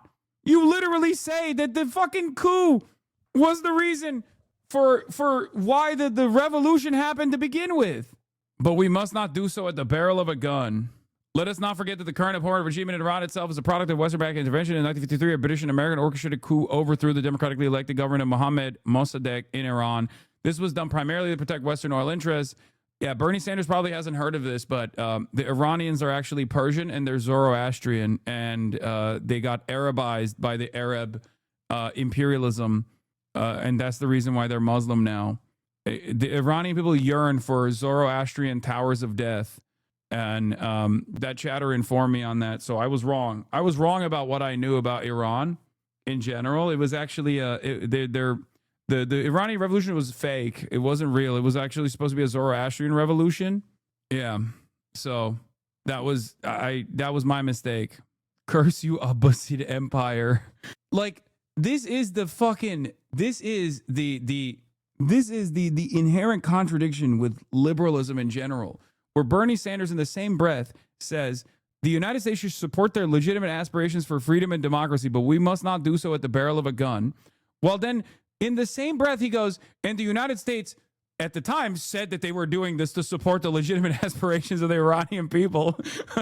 Didn't do that last time. And not only did they not do that, but then that led to the real Iranian revolution. But this time is different. Like, what the fuck is the suggestion? Yeah, if you want to fucking help, the Iranian people, advocate to lift the sanctions. God damn. This was done primarily to protect Western oil interests. The coup installed the Shah, Mohammad Reza Pahlavi, at the head of a corrupt, brutal, and unpopular autocratic regime. After several decades of this dictatorship, the Shah was himself overthrown with the Islamic Revolution in 1979, which brought to power Ruhollah Khomeini and the theocracy that rules the country to this day. Now, with incredible courage, the people of Iran are once again demanding democracy, freedom, and economic justice. The United States must support the Iranian people. We must join the Iranian people in demanding an immediate end to the government violence against protesters, an immediate end to the media and internet blackout, internationally supervised. Where? Where is the sanctions relief? Bernardo used to be like, Bernardo used to fucking talk about like throwing down with the Sandersnistas. And now he's over here fucking forgetting the primary impact that America has here, you know? When you find out your goat is washed. U.S. military intervention is not the answer. It failed in the past and will fail again. The United States must stand with the Iranian people, not over them. Ugh. like I don't even have a problem with these statements, although it is albeit hypocritical. I mean, it's Bernie saying this, so it's not less hypocritical coming from an American senator. But all of this stuff is fine, but the first bullet point should literally be sanctions relief. If you don't say that, then it's like, you know, what are we doing here? Because that is the one area of impact that we have over Iran. I don't know. I think he's talking aspirationally, like we should support all their efforts, not we should do sanctions and bombs. He's not talking material support for more rhetorical and moral. At least that's how I read it. No, he should this conversation, whether it be around Cuba or Iran or Venezuela, should first and foremost focus on the American major point of impact. And the major American point of impact is always going to be sanctions. If you are one of the leaders of the progressive movement in this country, you should abso-fucking-lutely bring that up, okay? Even if it is to entertain the talking point and to put it out there in the media, put it out there in the fucking ecosystem so that people are aware of it. Because Americans, by and large, are not aware of this, okay? That's it. And then we can have a separate conversation about like, well, don't you think lifting the sanctions helps the government or whatever? And you can come across like a fucking cruel asshole in that regard, where you're like, no, the Iranian people must continue being punished by the American state unless they like successfully overthrow their government. Because that's what you're arguing. When you say sanctions relief, excuse me, wouldn't that be helping the fucking government? All you're basically saying is, well, they haven't seen enough pain yet to successfully overthrow their government through, violent means. So I guess we have to keep starving Iranian babies. It's fucking ridiculous. This is the point. You always have to, if you're going to talk about this stuff, you have to start in sanctions relief. If you're a leftist, if you're a fucking anti-imperialist, if you're anti-war, if you're an anti-war liberal, if you're an anti-interventionist, Democrat, Republican, your number one first statement coming out of the fucking gates needs to be, we have been starving the Iranian population with the hopes that they will have a democratic revolution in Iran. But very clearly, after decades of doing so, this has only brought pain and destruction to the proud people of Iran. The first thing that we have to do is scale back on our sanctions. That's it. Because that's the major point of impact. That is the thing that we could do tomorrow. That's the thing that we could do yesterday. Yeah, and also, it wasn't even that crazy of a position. Barack Obama did it. What the fuck? Barack Obama did that. Like, where are the fucking libtards, man? Barack Obama was the guy who did the sanctions relief. I cannot believe that this position is now lost amongst the people that even self-identify as, like, the leftists in the American government. God damn, we are so fucking ridiculous, dude. The conversation has just moved so far to the fucking right. It is crazy. Remember when Obama successfully did sanctions relief? Like, you have the sanctions already implemented. You can use the sanctions relief as a way to fucking tell the government, hey, if you don't do these sorts of things, we won't actually do sanctions relief. That's a good starting point to the fucking conversation. Even if you're not talking about this from, objective morality, the immorality of sanctions, the immorality and transparent cruelty of starving a population if they don't actually get their shit in order and fucking kill the Ayatollah, okay? That in and of itself is an incredibly cruel fucking prospect. That's an incredibly cruel argument to make. You see these people as nothing but political pawns that will overthrow and potentially create a fucking failed state in Iran at the behest of, our big daddy Israel in the fucking region. It blows my goddamn mind. Like, Bernie got my Nicaraguan anti-communist family to reconsider our anti-communism and imperialist tendencies just to turn around and become a liberal himself. That's what I mean. Bernie used to be a fucking burn dog, especially when it came to socialist movements and socialist militancy in the fucking region. Used to put the pedal to the metal every now and then. And then he got destroyed over and over again. Left position with a demand that the American government end sanctions in exchange, or anything else. We've moved past this. Obama got the JCPOA done with sanctions relief. I cannot believe he's building up AOC, and for that to happen, moves to the center, so don't hate on him too much. That doesn't matter to me. I'm sorry, but I don't want, if the AOC presidency is just the same old liberal interventionist bullshit, then what the fuck good does that do to other people around the world? And what the fuck good does that do to the American population? Okay, that makes no damn sense. Like, the whole point of why you want an AOC presidency potentially is because you think she's going to be a fighter for human rights. If she's not going to do that, then okay, it might as well be fucking Kamala Harris at that point. And AOC did actually have a really good take, even though she had a really bad take on the fucking Hamas protests, pro-Hamas protesters or anti-Semitic or whatever the fuck. She actually did have a really incredible point here that she made that people misunderstood and got mad at, and then she duked it out with the online left here. But here it is. Government funding, we're about to run out of money. What should be the red lines when it comes to ICE funding? When it comes to DHS, should there be policy or reduction in funding? What should be the options? I mean, in terms of which deadlines line up with which goals, that's a tactical decision to be made. But my position has always been clear that ICE funding should be cut. We're seeing what they're doing with this reckless explosion in funding. And mind you, just so everybody knows, I want everybody to understand the cuts to your health care are what's paying for this. All that extra money that everybody's paying right now in their premiums, all that extra money that you're paying, it is paid for it is all of that extra money that the government and the ACA subsidies that was given to nearly $1 trillion in healthcare was taken out and given to ICE. Dude, that is great fucking messaging. Okay, that's great messaging. You're gonna get mad and you're gonna say, "Oh, she didn't say abolish ICE," but she literally clarifies in the in the follow-up tweets that she does still very much maintains that position. Okay, she's right. It's good messaging. It's a breath of fresh air. Thank God that there are some fucking people out there who are saying this in a position of power and prominence. Okay. If it wasn't for the crippled old institutional seniority within the Democratic Party, and AOC actually through a merit-based process got a better position in the party overall, the Democrats would not be underwater in their popularity in this moment. I'm sorry, okay? That's just the reality. And there is plenty of things that I criticize AOC for, especially with the whole with the fucking the real problem is actually the protesters outside of the synagogue and not the fucking settler fair that's taking place inside of the synagogue. That was ridiculous. It was a misstep. You have a finite amount of time and energy that you can expend. And if you're focusing on the wrong thing in that conversation, you're losing the conversation for no reason. It's an own goal. Kamala Harris used to do this all the fucking time. You don't even have to take ownership over protesters that are fucking saying that, they support Hamas. Okay. I'm not expecting a sitting American representative or a senator or any politician or mayor to openly state that in the United States of America.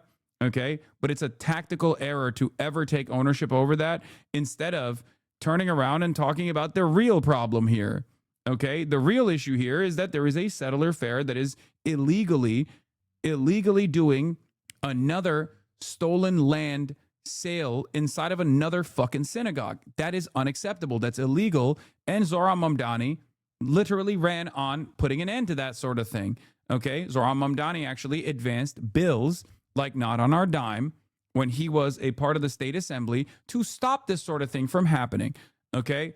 Having said that, it's the good and the bad. This is fucking fire. Okay. This is perfect. Great fucking take. Nailed it. Smoked it. Everyone can suck it.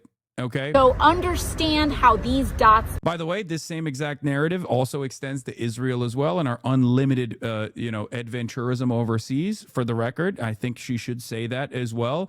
And I think if she did and she took out a more commanding anti-interventionist position here from the left, she would win a lot more favors. Connect. You get screwed over to pay a bunch of thugs in the street that are shooting mothers in the face. That is what this administration's doing. That's what the Republican Party did. This is good messaging. It's good policy. It's good politics. It's good messaging. It's good across the board. If I don't actually if I don't honestly give credit where credit is due here, then what the fuck are we expecting? Okay, not every single good statement from a Democrat for once should be met with all of the times where they've actually failed. Okay? That's it. Be harsh and be astute in your observation and your criticism when Democratic representatives are fucking up. Okay? But also be fair when they're doing the right thing. A lot of people, I think, always run into, well, she did this wrong thing. Like there is this demand for purity in general. Okay? 20,000 hours total lifetime streamed. Congrats. Jesus Christ. I'm such a fucking loser. Holy shit. I have been in front of the camera for 20,000 hours. God damn, I'm a loser. What the fuck? That's crazy. Trump captured on camera getting briefed on Iran. They have no OPSEC anymore. What is this? Trump told reporters on Air Force One he was going to review intel on the Iranian government killing protesters as soon as he got back. I'll have him about in 20 minutes. We'll get some accurate numbers as to what's happening in regards to the killing. We'll act accordingly. I mean, okay, that's fine. Let's be real. A solid chunk of that is just the chair. Yeah. Yourself, 17-month subscriber, and everybody else is so fucking stupid. And they just watch the chair over and over again for 20,000 hours. You're a bunch of fucking sheep that just sit there and you're like, oh, I can't stop watching. It's just the chair. I love the chair so much. The other side of the Bernie statement that I think is obviously stupid and silly is that he has not been this aggressive on Israel, and Israel has done fucking way more. Okay? If we're talking about the death of human beings and we're looking at like casualty numbers in the thousands. Okay, well, Israel's gone above and beyond that number. And I ain't never seen Bernie Sanders talk about boycotting, divesting, and putting sanctions on the fucking beautiful state of Israel. Okay, at most, it's we shouldn't be giving them offensive weapons, but defensive weapons are fine or whatever the fuck. We'll talk about Beitar in a second. We're gonna get into that in a moment. Iranian patriots, keep going, keep going. Iranian patriots, keep going. Oh, here is also the Chinese government. Well, I guess like we begin this hour. I'm skipping the rest of this. Hold on. Where the fuck is it? Where is my? Did I lose the fucking playlist? Thank you, Gizmo. All right. Activist torches left-wing protesters, silence on Iran beyond hypocrisy. All right. Let's get back to Iran. Let's continue our coverage on Iran. There it is. The IRGC, armed and deadly and dangerous. Suppressing any kind of protest against its unjustifiable and unlawful actions. This morning, the states of Minnesota and Illinois taking DHS to court amid a surge of thousands of immigration officers that officials are calling a federal invasion. We are not asking ICE not to do ICE things. We are asking this federal government to stop the unconstitutional conduct that is invading our streets each and every day. You've seen the videos. At times, there are as many as 50 agents arresting one person. The scale is wildly disproportionate and it has nothing to do with keeping people safe. Minnesota accusing DHS agents of engaging in unconstitutional stops and arrests, brandishing weapons, and dragging people out of places like schools and hospitals. Federal agents firing tear gas Monday to clear demonstrators after agents were involved in a car crash. This has to stop. It just has to stop. Officials in Illinois also calling for a stop to the, quote, turmoil and climate of fear. The repeated invasions of private property, wrongful arrests, illegal interrogations, and violent confrontations have not made our city or state safer. The Trump administration pushing back, arguing that the federal government is protecting the American people. The lawsuits coming nearly a week after disturbing cell phone video shows an agent shot and killed 37-year-old mom, Renee Good. And the Hennepin County attorney tells me that they are moving forward with their criminal investigation into that deadly ICE shooting. Despite federal authorities blocking access to key evidence in this case, they do expect to make a decision at some point on whether to charge that ICE agent involved. Guys. All right, Faith, thank you so much for that. It's complicated, obviously, but Joe Rogan reacts to the Minneapolis shooting and ICE riots. 6 prosecutors resign after pressure. Oh, I forgot to mention this. This was crazy. So, New York Times coverage from this morning. Breaking. New York Times now says 6 federal prosecutors in Minnesota have just resigned over the Justice Department's push to investigate the widow of Renee Good and the department's reluctance to investigate the ICE agent who shot Good, according to people with knowledge of their decision. And what's fucking nutty is that one of the career federal prosecutors was the fucking guy who literally did the investigations into the fraud. I was talking to Noah about this earlier today. Apparently, one of the fucking prosecutors was the guy who was doing the Minnesota fraud case. And they try to get this guy to be like, investigate the wife of the person who we shot in the fucking face. Oh my God! The federal prosecutor leading the Minnesota fraud case just quit because the Justice Department officials pressed a criminal investigation into the actions of the widow of Renee Nicole Good. The forces of reaction in this country are very evil, very cruel, and they do not seem to care much about making mistakes. But take heart, many more of them than us are total fucking idiots. I'm telling you, dude, this is rank desperation. These guys keep fucking pressing. They keep pressing. It's over. I'm telling you right now, woke is back. Okay? Woke is fucking back. It's insane what these guys are doing. The way that they're moving right now is so dangerous. The way that they're moving right now is like there's no tomorrow. Not a care. Not a care in the fucking world, okay? Pissing against the wind over and over and over again. They're basically making it so that the rallying cry is abolish ICE, and maybe not even abolish ICE, but also jail every ICE agent. I'm telling you right now, new Q poll, majority say the murder of Renee Good was not justified. I talked about this. I tweeted about this before as well. This is another poll. Obviously, the majority of the fucking voters do not find it to be justified. You know who the majority of voters, you know what majority population in this country actually thinks it is, though? Care to guess which group actually thinks is justified? Do you want to know who? The Nazis? Yep, you're getting close. But what do we call those Nazis? What do we call those Nazis? That's right, we call them Republicans. 61% of Republicans think it's okay to shoot a mom in the face if you're an ICE agent having a bad day. You do not hate the Republicans enough. I do. So don't come at me with this fucking bullshit. To the liberals out there who fucking try to do this song and dance about how, Hasan, oh, you let Donald Trump win the presidency. You love Donald Trump. Suck my fucking dick. You don't hate the Republicans enough. Okay? I'm willing to let bygones be bygones, but I'm not going to fucking entertain some centrist bullshit right now in this very moment when we've been here and you're just coming to the fucking table, only now with the recognition that this fucking administration is dangerous. I took the threat of fascism seriously. You didn't. Okay? Look at this shit. 61% of Republicans think it's okay to shoot a mom in the face if you're an ICE agent having a bad enough time. Okay? It is fucking ridiculous, dude. 61% of Republicans. What the fuck are we doing? Higher number than Kent State massacre supporters, genuinely psychotic group of individuals. Even then, it's 60% of 28%. I know. I'm just saying.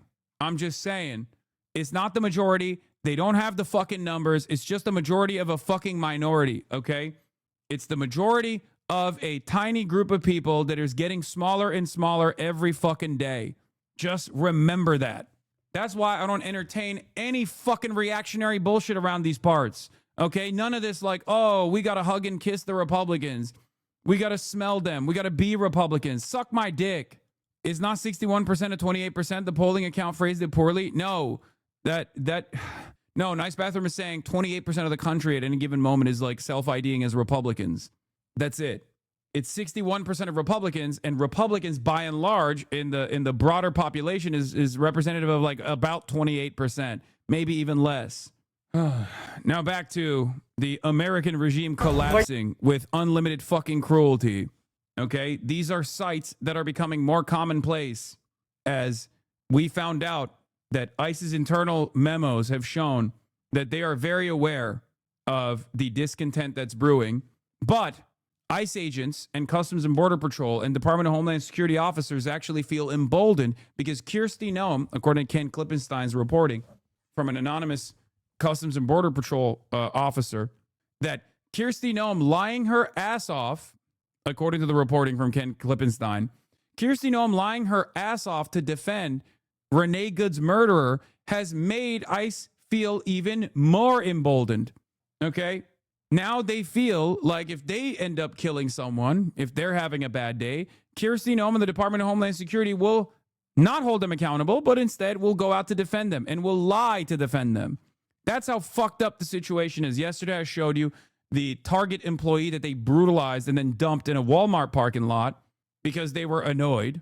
And today they're continuing this. And yesterday I showed you the administrative warrant that they used to bust down through the door of an American family with babies there.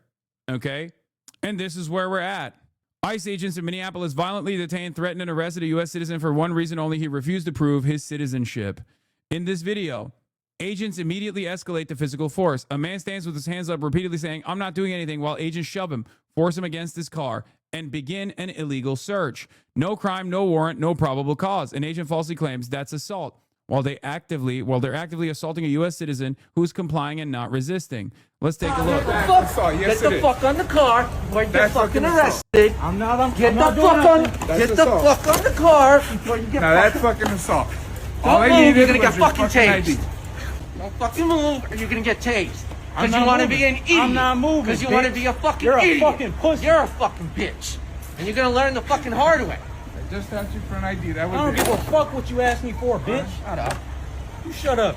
He is absolutely in his rights here, by the way. These fucking manlets pulling off a 3v1 Gestapo operation on a random American citizen, harassing them and power tripping in the fucking process. None of this is appropriate. All of it is illegal. And the fact that our fucking dumbass hog administration is basically farming the American hikikomori movement here, the Asmongold's of the fucking world, because those are the only people who are celebrating this. I promise you, normal Americans, whether they are Republican or fucking triple MAGA voters, will look at this situation and go, okay, this is getting a little out of hand. There are, however, some who go, hell yeah, keep fucking sticking it to the man. But the number that actually says, the percentage of people that actually say this is good is getting smaller and smaller. I promise you. Okay, I know that we spend every waking moment on the internet, and I know we fucking duke it out with the fucking roaches of the world, and we think that this is a very commonly shared, very popular perspective. It is not. Okay, this is not as popular as you think it is. Hasan has lost it, fighting a losing battle. What? Anyway, let's continue. What's wrong with you? What's wrong with you? He has a gun on him. Look at that. A fully registered firearm. Because I'm a U.S. citizen. What's wrong with y'all? Wow. Let's go. Get him in the fucking car. Fighting a losing battle.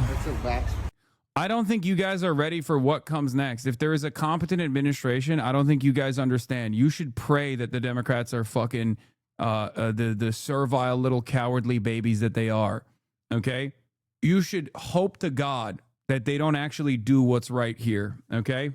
Because if democracy thrived in this fucking country, if the people's wishes were actually expressed by whichever administration comes next, a lot of people will be going to fucking jail. You can keep fantasizing about how much popular support there is for this kind of activity here, where you just get to have some of the most insecure man children hopped up on fucking fumes, ego tripping over random American citizens that they detain and apprehend unjustifiably and in an illegal manner in what is supposed to be a immigrant enforcement operation. You can all fucking share your collective singular IQ here and decide, oh, well, if ICE is doing it, it's all right. You can also refuse to recognize that this administration that's doing this, the random people in Minnesota, will inevitably do it to you or your loved ones as well. And you'll sit there and you'll suck the barrel of their fucking guns because you're a servile little piggy. But at the end of the day, if you personally believe that this kind of action is actually fucking supported by broad majorities of the public, you are delusional. You are deluding yourselves. Okay? How much you want to bet that fucking piece of shit is not even American, by the way? I know that's a fucking European Asmongold supporter. How much you want to fucking bet? I have even less respect for the Euroid LARPers who LARP as though they're fucking MAGA. It's disgusting.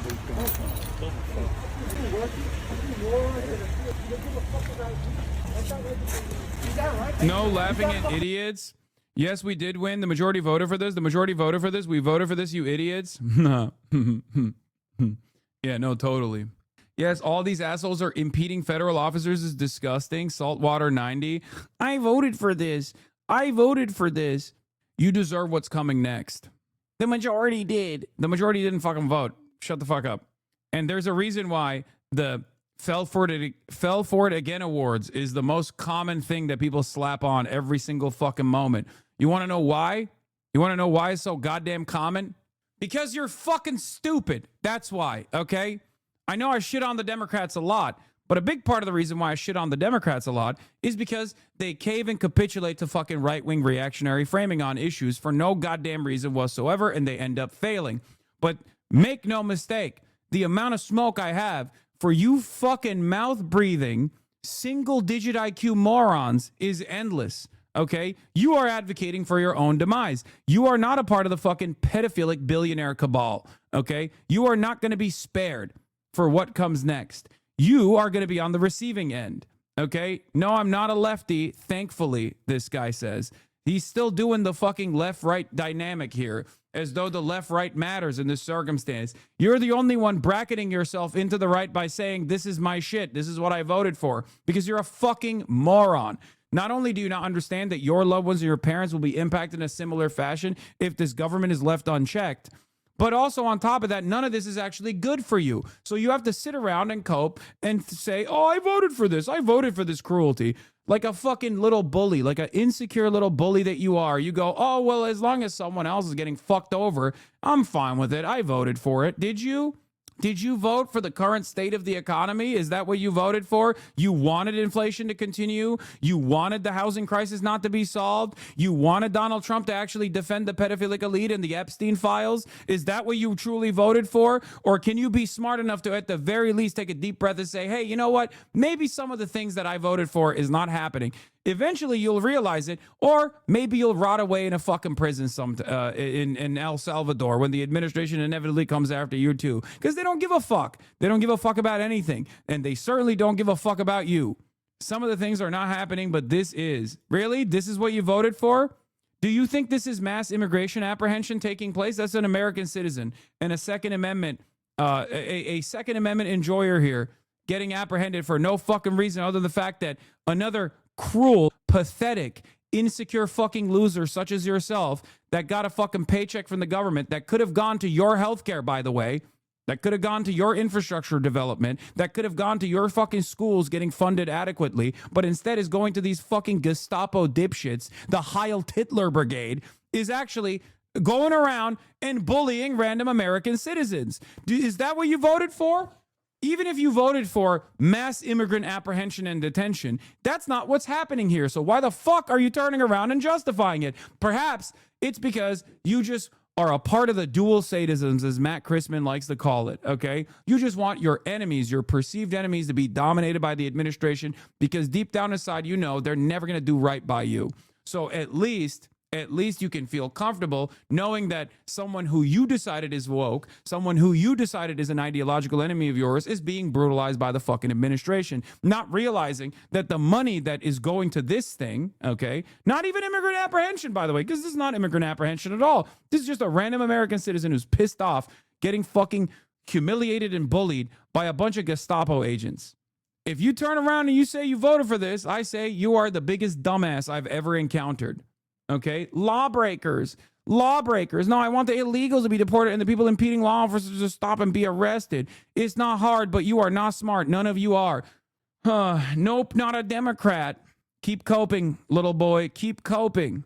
He's a white supremacist. Scroll to the bottom of his logs. I mean, holy fuck, this guy does not stop posting. Holy fuck, he is spamming so much. Hey, boys, I'm back. No such thing as a legal observer. Live rounds. They're enforcing the federal law. I want to see what he has to say about Iran. Tusi TV for live updates about Iran. Hey, if anyone wants live updates to Iran, go to Tusi TV on YouTube. Breaking: IRGC launched military drones on Iranians. IRGC leaders assassinated in Iran. They don't think Iran is the bad guys here. Call the White House switchboard. I did, and I just told the lady who answered to tell Trump to help Iran. The main phone is closed now, but I tried. I told you, these guys don't have a fucking these guys don't have a consistent bone in their fucking bodies, man. He's like, oh, we have to save the Iranian people. Look at how violent the Iranian government is. Meanwhile, when it comes to the American government, go back to F-word son. I fucked your mom, chatter. It was the greatest orgasm she's ever had in her entire life. Holy fuck. Fucked your dad, too. Destroyed his G-spot. Fucked him right in his ass, dude. He loved it, too. I'm your daddy now. Love that these fucking guys turn around and go, oh, in Iran, we must save the Iranian people. And then when in America, they're like, we have to kill every leftist. MAGA, we must destroy America and our communities. To destroy the woke and help Trump is a suicide cult. Straight up. Just an Israel dick rider, it makes sense. Israel is not a terrorist nation. It's the ancient land of Judah and the home of Jewish people. Oh, my Lord. Bro, I wish.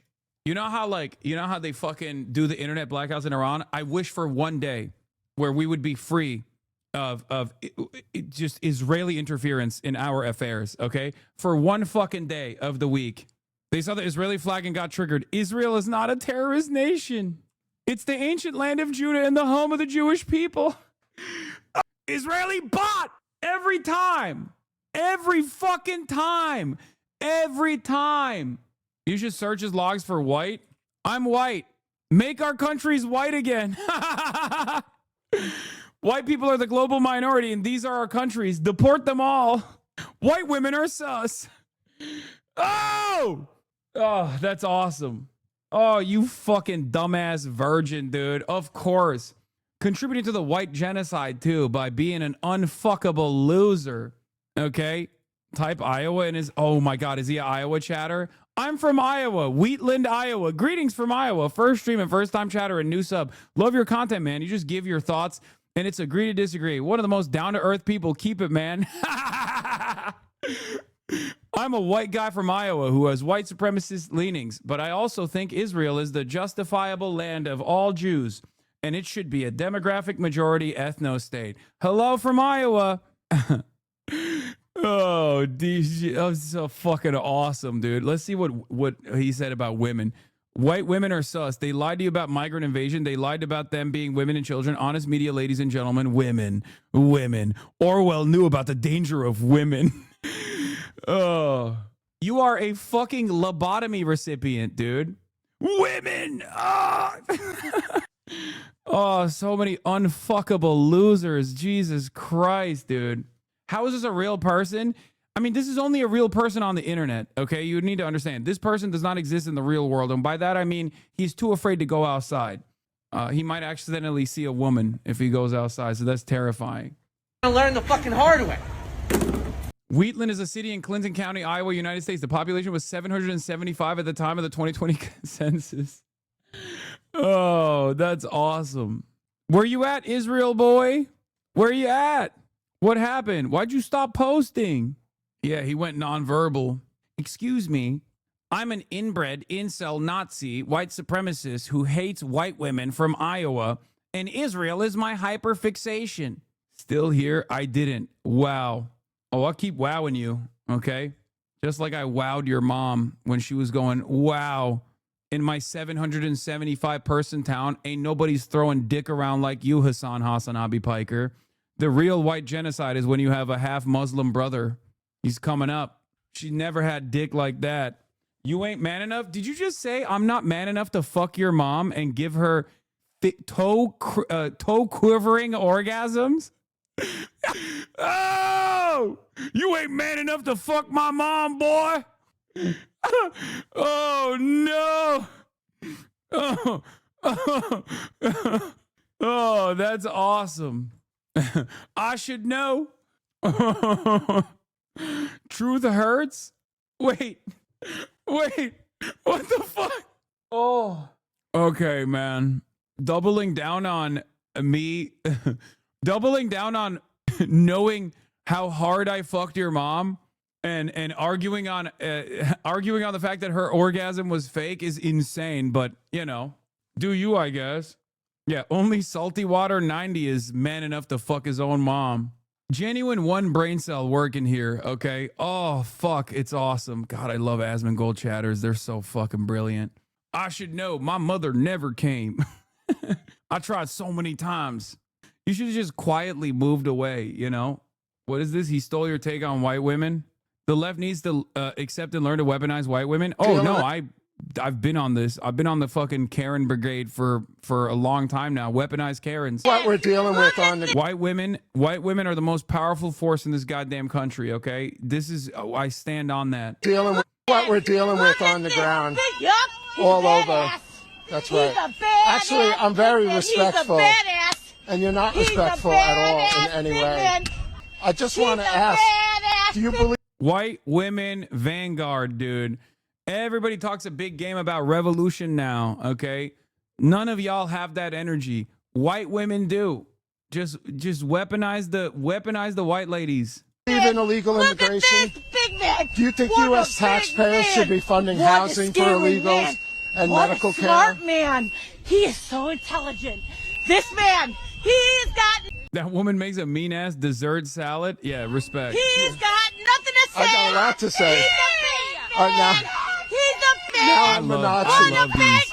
Dealing with I love the tactical Y moms, man. Holy fuck. Oh, they're so amazing. They're so fucking amazing. Oh, fuck yeah. All right. Speaking of, speaking of dumbasses, let's get back to Joe Rogan. Let's see if today is the day where Joe Rogan finally pulls the ripcord. Okay.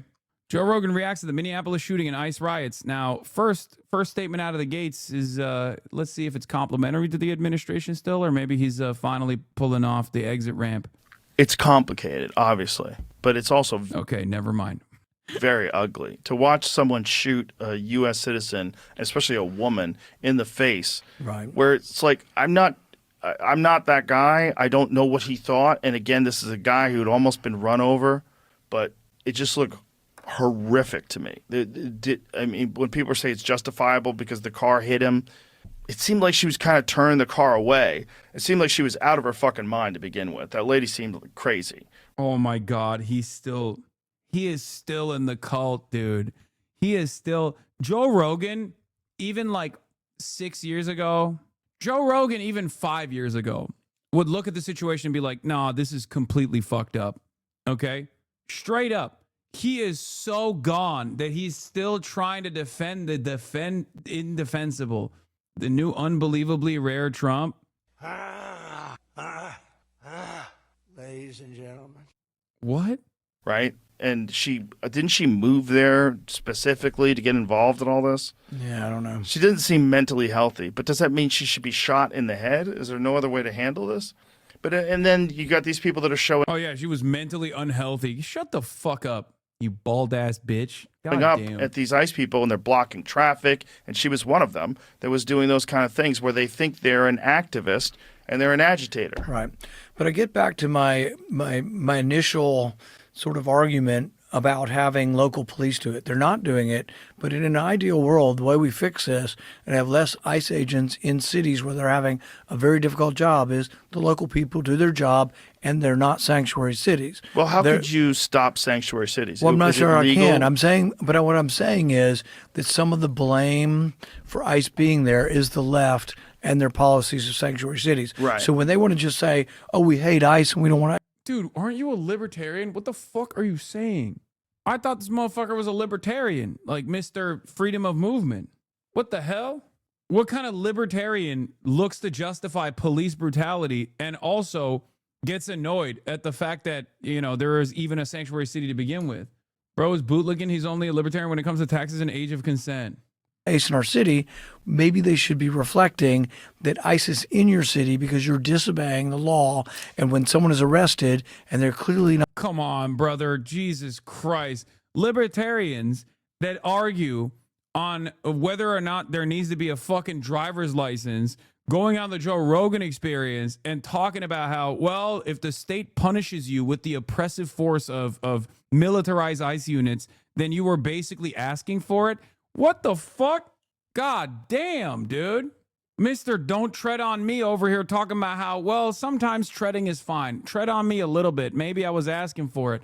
Also, the state has a monopoly on violence, and that's why seatbelt laws should be unenforceable. Where you at, dude? Mr. Tread on Me Daddy. Not a citizen, you're not reporting them to ICE. See, it's defiance, it's nullification. They have been nullifying our laws on deportation for years and years, and so now they have something they really dislike. But who brought it upon? My point is the left brought this. It's not an answer, but it's an explanation that the left is. Rand Paul, as he's getting his ass beat by his neighbor that leads over a dispute over their lawn care. He goes, you're violating the non-aggression principle. Don't you know? You are not supposed to be violating my non-aggression principle by slamming your fist into my chest.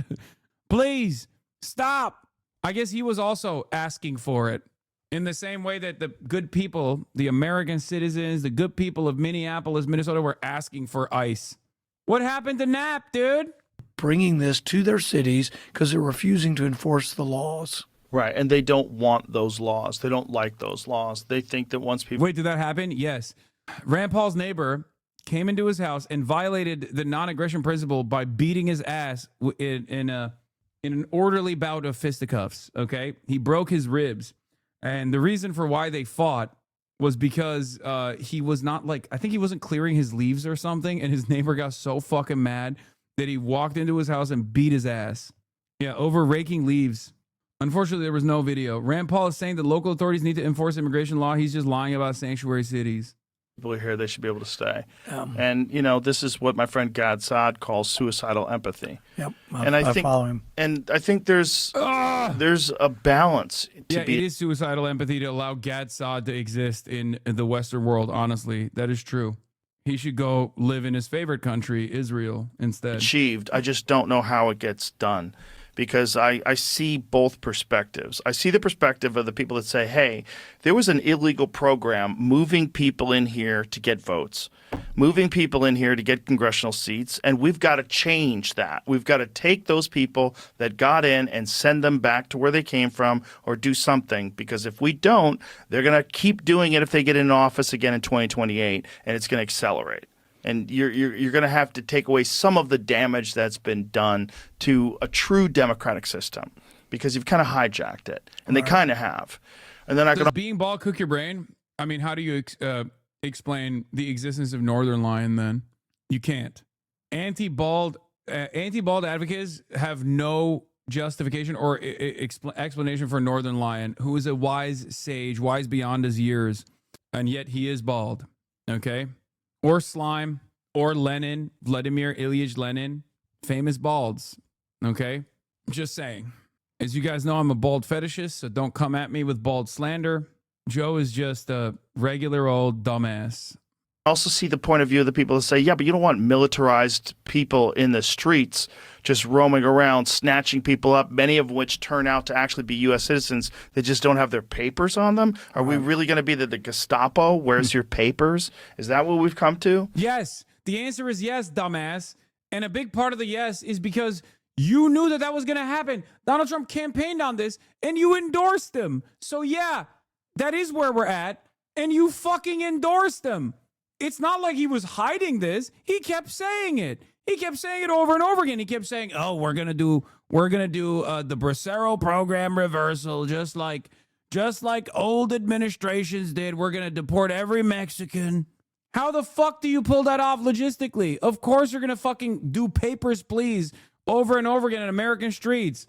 You wanted it, Joe. Now that it's happening, it seems like you don't like it. But instead of fucking recognizing that you have buyer's remorse, you still try to find like a wishy-washy both sides-ist attitude here, somehow finding a way to fucking blame this on the left. God damn, dude. Like you guys wanted what? Like you guys wanted please during COVID? Brother, you are from a town in Iowa with 775 people. What kind of fucking lockdowns did you experience? Shut the fuck up. I still drove over to your backwater ass town to fuck your mom and your dad during the COVID lockdowns, okay? And yes, they got vaccinated. They didn't tell you.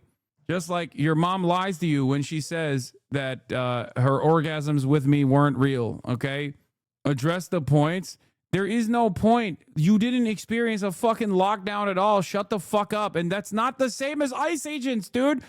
To be fair, the federal government should have actually broken down your door and forcibly inoculated you.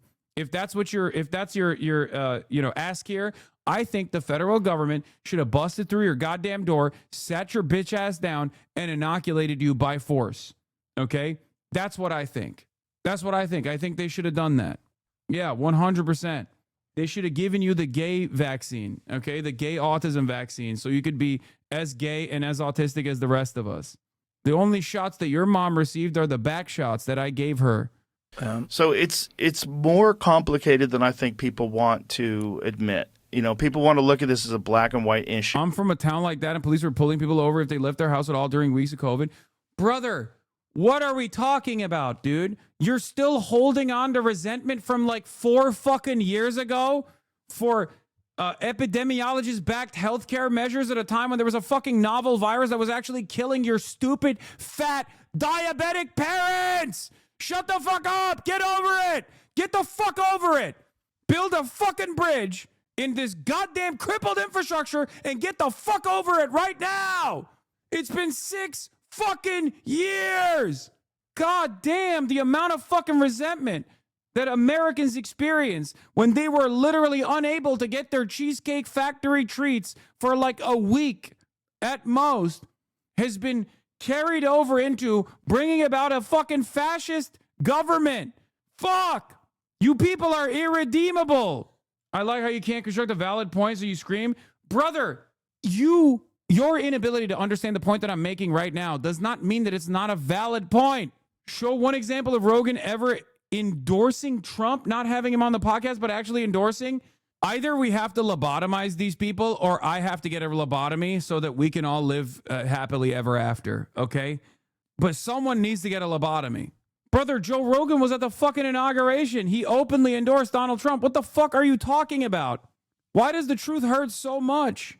I mean, I guess the silver lining here is that this person is also stupid, but at least he's smart enough to realize that Trump is an objectively unpopular figure. So he has to actually salvage the reputation of his favorite bald podcaster, Joe Rogan, for some fucking weird reason, unbeknownst to me. But he has to do that by denying objective reality. Joe Rogan endorses Trump on the eve of the election. Oh my God. Will this chatter say, I'm sorry, or will he say, CNN fake news? And then I'll play the video. And then he'll still go, well, okay, but it was appropriate because Donald Trump is the president. Sucks to suck, libtard. Okay, I'll tell you exactly how this is going to play out. For the record, every now and then, I do like to entertain this shit. Every now and then, for the record, yeah, that's an endorsement of Donald Trump. I like entertaining this shit. I don't even like Joe Rogan. Just wanted to see some proof for a statement like that. What are you, a fucking contrarian tourist? I don't understand. You don't like Joe Rogan? You are denying the factual statement that I presented that he actually endorsed him, but automatically your first position is being a contrarian for no reason instead of fucking Googling it and sparing yourself the fucking indecency of looking like a stupid idiot. What is wrong with you people? What the fuck? Fuck Lenin. Imagine glazing Lenin. You couldn't even be the fucking pinky of Vladimir Lenin. Do you understand? The man that he was! You are not even the same type of organism in comparison to the man that Vladimir Lenin was. You're nothing. Anyway, I'll be back for you bitch-ass Nazis later, going to go watch something that isn't evil. Aw, he's crying. We heard his fifis. I like that the guy who was in Asmongold's chat talking about how like white genocide is happening and we must preserve the white existence is over here calling us Nazis. Brother, what the fuck do you think the Nazis were about? They were just as fucking stupid and just as evil as you are in the exact same direction. The problem that I have with a lot of these people nowadays is that they can't even like consistently argue on a position. You know what I mean? There's not even like any sort of like ideological counter here. There's no coherent worldview. There's no moral system that you can entertain. There's nothing. It's just pure reactionary response in the purest way.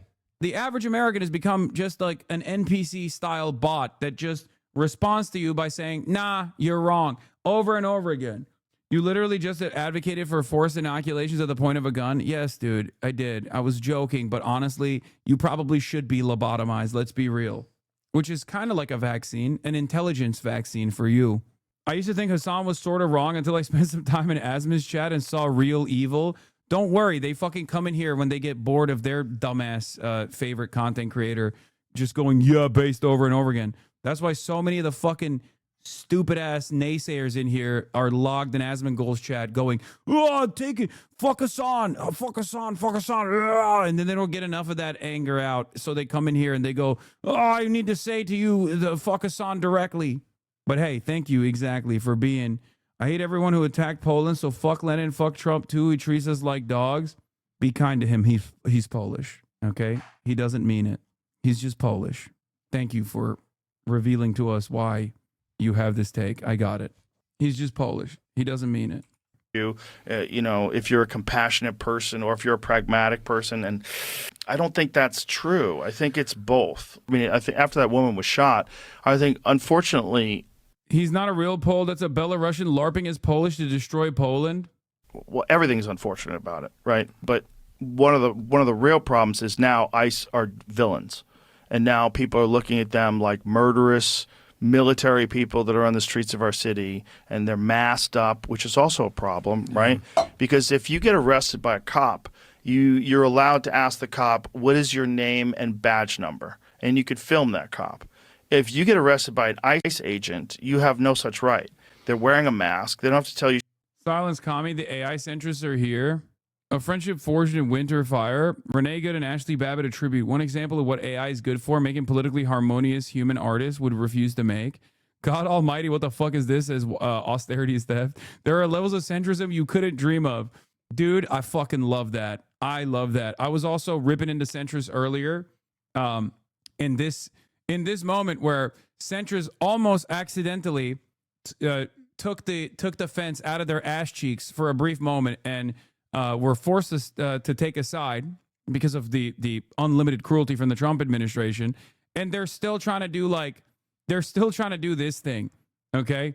Like this person. So many of these people genuinely do not have working brain cells, okay?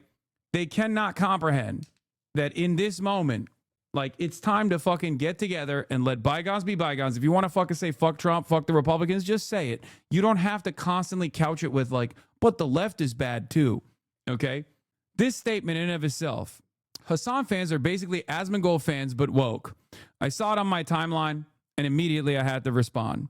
And I responded with a classic take. We want to kill black people. We want civil rights. I hate both equally. Okay? 37,000 likes. You know, not bad. Not bad at all. Now, what's funny to me, however, is that these guys genuinely think there is this like liberal slant here. And I will say something right now that I haven't said before. Shout out to DGG. I can't believe I'm saying this, but they have been going crazy over this ICE shit. At least they are genuinely doing ICE Watch right now. Okay? No, take that back. Nope. I'm being honest. I don't care about all the other shit.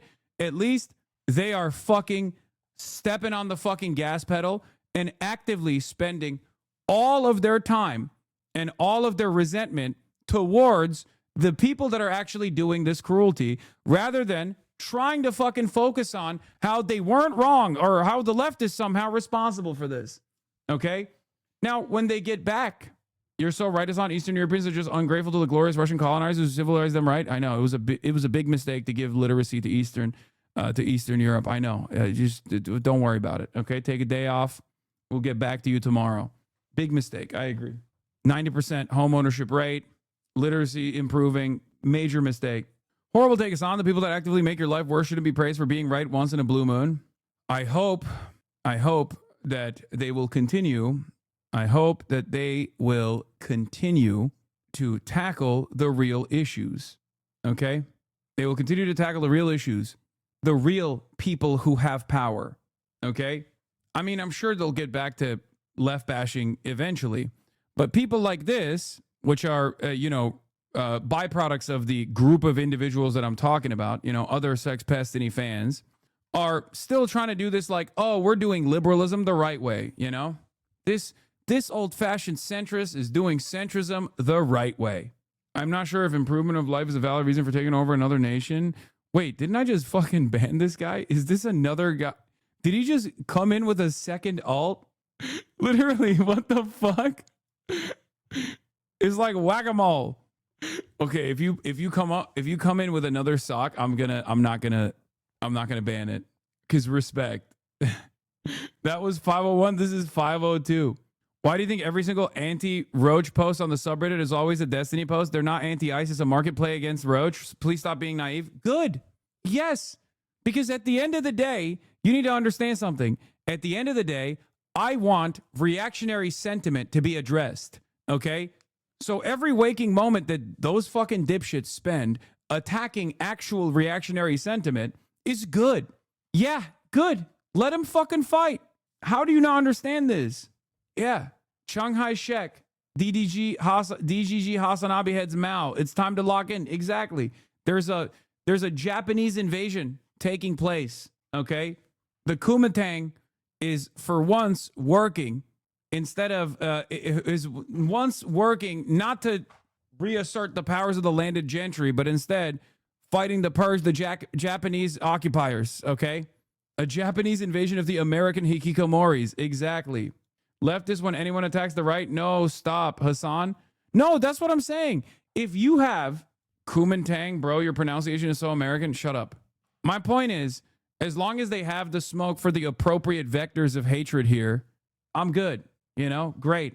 Keep up the good work, okay? But the reason why I get mad at this shit is because there are those who don't want to fucking fall in line. There are those who are still like, no, actually, I'm carving out a niche space that you haven't heard about before. It's called extreme centrism. What are you, a fucking idiot?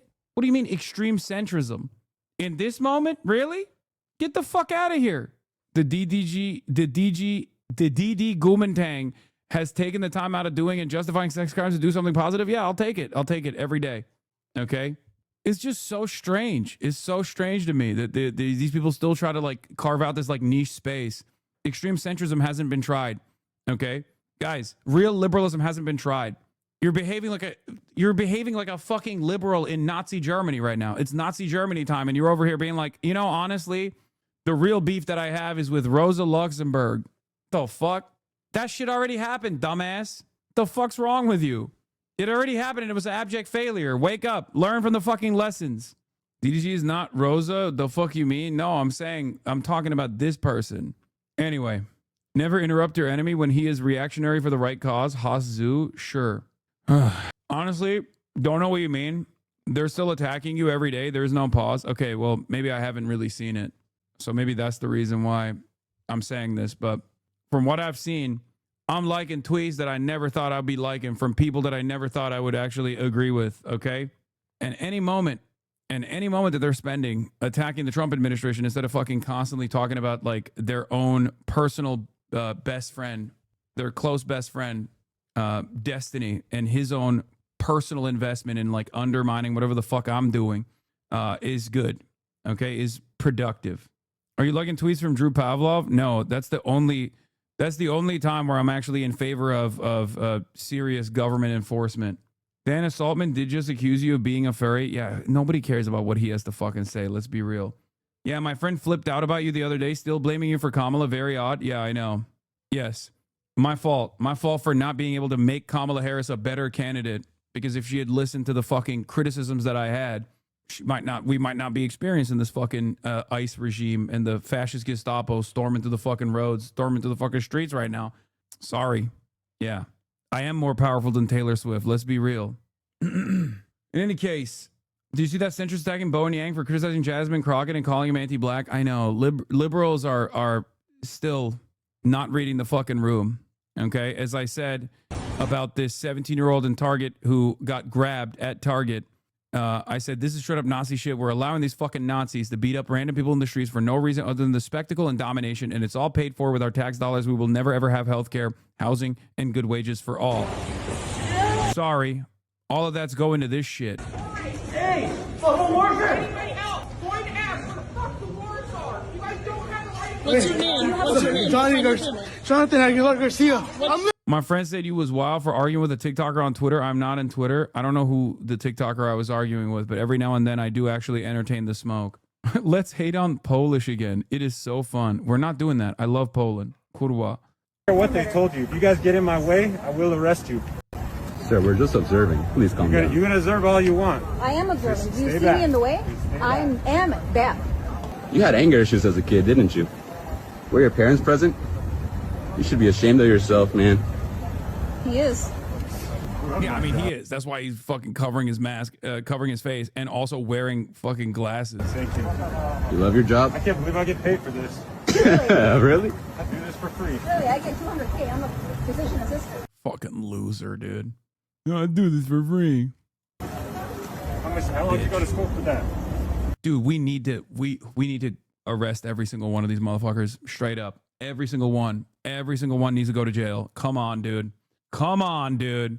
Come on, dude. What a fucking violation of duty. Like, this is not even theoretically a good thing, okay?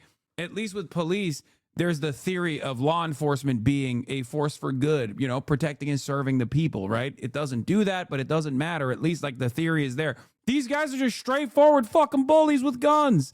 They're not even trying to make it seem like they have any sort of law enforcement reason for existing like this. What is this? Zoran Mamdani reads John Kennedy's resume live, CNN silent for 11 seconds. Wait, is this real? Oh, he is gonna do fucking LeBron numbers with wine moms if this is a real thing that took place. I mean, I don't think that that's what happened, but where's the fucking clip? If it was a real thing, it would be a clip. I assume it's like liberal fanfic. HasanAbi advocates for the arrest of his own chatter. Yes. Kurwa is a derogatory, misogynistic Polish term referring to women as bleep that HasanAbi just used. I didn't know that. Sorry. It's the only Polish word I know other than pierogi. Apologies to the Polish women in the chat. I didn't even know they downloaded woke in Poland. What the fuck? Y'all. Oh, kurwa. Sorry. Y'all got woke in Poland? You have bandwidth for woke in Poland? That's awesome. I truly did not know. That's fucking sick. Yeah, I took the woke in Poland. I took the walk to Poland. But this time I took the woke to Poland. Shit, chatter. My mistake. Kurwa means fuck. That guy is lying. Over 7 years. I went to high school.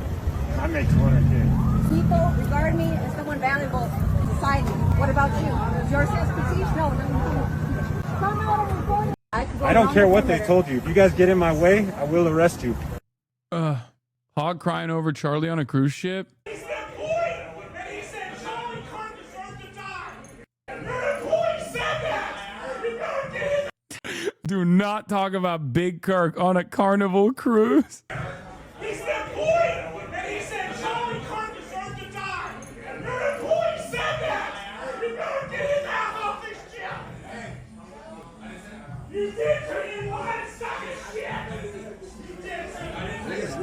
He said Charlie Kirk deserved to die. He's a Carnival employee. That's him. He's an ass out of here. That's him. That's him. Your employee said Charlie Kirk deserved to die. That's him. Get him off this fucking. That's awesome. Dude, the woke right, the soy right, ladies and gentlemen, freaking the frick out, dude. Whoo! Oh, buddy. Oh, boy. Oh, baby. I love to see it. I love to see it. In front of my spread, I'm carrying the fucking flame. Have you listened to the Charlie Kirk song? Oh, Jesus Christ. Bro is Kirk maxing. No, that's, you guys have never seen a real one carry the flame like this. That's why you're behaving the way you're behaving. Okay? Props where it's due. If any Minnesota politicians want to see what's really happening, they're welcome to come ride along in my ICE patrol. They can watch 20 armed goons jump out from a racing convoy and abduct a random pedestrian, tear gassing half a dozen onlookers in the process, and then tell me how we need this agency. The libs are waking up, man. I mean, they'll still be annoying, but, you know, I'm glad that they're waking up. I'm glad that they're waking up. What is this? That's what we saw. We saw Charlie Kirk catch 8 receptions for 144 yards. Yeah. We saw Christian Kirk. I'm sorry. I apologize. Oh my God. Christian Kirk. Yeah. Yeah. Okay. He doubled down. Charlie Kirk, Christian. He is the Christian Kirk. He's the only Christian Kirk. He's carrying the fucking flame. He's carrying the fucking flame too. Dude, so many such cases. Many such cases of Kirkification have taken place. There are Charlie Kirks all around for those with eyes to see. Okay? He did catch something. That's what we saw. We saw Charlie Kirk catch 8 receptions for. I thought he catch 1 reception, but 144 yards. Yeah. We saw Christian Kirk. I'm sorry. I apologize. Oh my God. Christian Kirk. Yeah. We saw. That's what we saw. I mean, it was one hell of a reception, but you know, no, it was an incomplete pass. He did it twice. Oh yeah. Shit. Anyway, let's finish this Joe Rogan experience. That's a problem on our city streets, right? because you could also pretend to be an ICE agent. Right. So I saw this terrible story about this family that was killed where these guys pretended to be a UPS driver, and they showed up and they made their way into the house and killed people because they were dressed up as a UPS driver. If you could pretend to be a UPS driver, for sure you could pretend to be an ICE agent, especially since they're completely anonymous. So think about how many people can get arrested or robbed or by criminals. Wow. What? Wow, Joe. He's figuring it out. Now he's realizing why it's bad to have public servants that are in plain clothes going around asking people for their paperwork. Oh my God, wait till he finds out that this has already happened. There have been cases of people claiming to be ICE agents trying to rape people, as a matter of fact. Wow, Joe, you're a big boy, Joe. Next week, he's going to figure out that this is actually bad, okay? He's showing signs of intelligence, guys. I mean, it took him a while to get here, but hey, he's getting here. Wow. Right? Because you could just have people pretending they're like, it's not like it's impossible to fake their logo, right? It's pretty easy. It just says ICE. You know, how hard is that? You could easily imagine armed gangs pretending to be ICE agents robbing people. Yeah, I think you could make an argument when you're working right along the border or at night with large groups that there's a lawlessness to the cartels that hiding the identities of ICE along the border. It's a little harder to make the argument, and I saw this image in a courthouse in Chicago where it's a big elevator and the ICE agents all have masks on and they're... Groypers have no motion, dog. Florida governor fundraising totals: Byron Donalds $45 million, Paul Renner $5.5 million, David Jolly $3 million, Jerry Demings $330,000, James Fishback $950. The Groyper candidate couldn't even get $1,000, dude. It's so funny because there are so many people sincerely telling me, like, you got to look into this James Fishback guy. And I kept saying, he's going to make it, he's going to get like maximum 4%. Maximum. Okay? Not even. I think I'm being too charitable. He's not even getting 4% in fucking Florida. Okay? This is the guy that Asmongold glazed. This was Asmongold's candidate, dude. Handpicked candidate. The one who was trying to debate me as well, by the way. James Fishback was trying to debate me. He's very popular in Europe/online. But I don't understand it. Asmongold is a brilliant political commentary person. What? It's so confusing to me. How could he have made such a bad assessment? This was supposed to be Asmongold Zoran Mamdani. You should have just called me a slur and done a GoFundMe instead. Would be 100 times more true. Okay, now you're giving James Fishback ideas. Okay, dude, like you ever supported a candidate who won? Good one. Yeah, this was supposed to be Asmongold Zoran Mamdani, I thought. Where are they at now? Asmongold could have given him more money. He could have at least maxed out so he could go across the $1,000 finish line. What the hell? What the hell? Did you see Dr. Abdul is coming to Hollywood, brother? What do you think? Of course I know he's coming to Hollywood. That's my guy. And yes, I will be there. But anyway, was the $950 from Asmon? That'd be pretty funny. If he didn't max out for some weird reason and only gave him $950. His campaign manager weighed in. I'm the campaign manager for Fishback for Florida, and this is an absolute lie. We hosted our first fundraiser of the year last Friday at Ritz-Carlton, Singer Island, and I are on track to hit $250,000 in donations. As of the date of this post, last Friday refers to January 9th, 2026. January 9th, 2026 was a date in 2026, not 2025. I mean, $950 is technically on track to hit $250,000 in donations. Source, Wikipedia 2026. Guys, he didn't say how close they are to hit $250,000. He said they're on track to hit $250,000. Okay? $950 additional dollars is still technically on track. By the way, it doesn't matter how much money he fucking raises. He's still not going to win this race. Yeah, the real underdog candidate in Florida is just a straightforward Groyper. How deep does the How the West Was Winged conspiracy go? We need to know who's going to win the White House and save our coupons. He's toast. He's going after the Gooner contingent. Clout. So he's proposing a sin tax on bops where we would have to pay 50% to the state on top of the 37 I already paid to the government. And I would be more than happy to pay that if multi-billion-dollar corporations were also being properly taxed. But surprise, they're not. I never usually get into beef with me. Oh my God. Wait. Welcome to the resistance, Sophia Rain. What the fuck? Not all heroes wear clothes? Dude, what the hell? Cooked them in the replies? What 50% of Sophie Rain's OnlyFans earnings? I don't want a rounded number, nothing else. Sophie, pay up. It's time to give our public school teachers a raise. You know, you can just request a refund straight from OnlyFans, little bro. No need to poll at 1% about it. I saw he's been attacking sex workers online over the bill he wants. It's so funny how extremely online this shit is. Because, like who the fuck... Like, why would you craft something like this? Like, why would you craft legislation like this? You are just straight up trying to farm the incels online.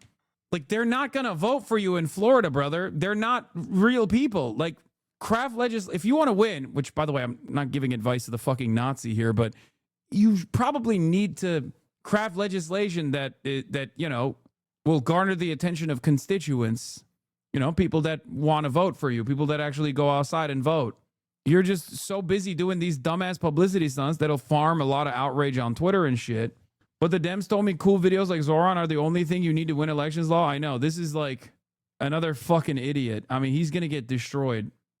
Let's be real. It's Byron Donald's race to fucking lose, and he's going to win. And I mean, he sucks, obviously. He sucks major dicks too, don't get me wrong. But yeah, he's running a campaign solely funded off of X premium revenue. He's running for the Asmongold vote, and they're going to fire Kristi Noem to give him the position after he loses. To be fair, I was having this conversation with like the transparent cruelty and the way that this administration is behaving, where 6 prosecutors quit over the push to investigate ICE shooting victim's widow. And I realized like the Trump administration is also running for the Asmongold vote as well, which is not a real constituency at all. And they certainly don't exist in the real world.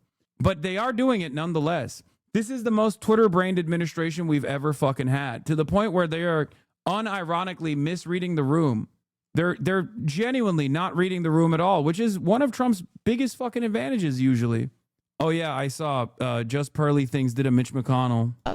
I watched this video. It's one of the craziest things I've ever fucking seen. Like, Asmongold's audience is not a real constituency. The 10% or 20% that aren't bots behave like bots, but from Europe, okay?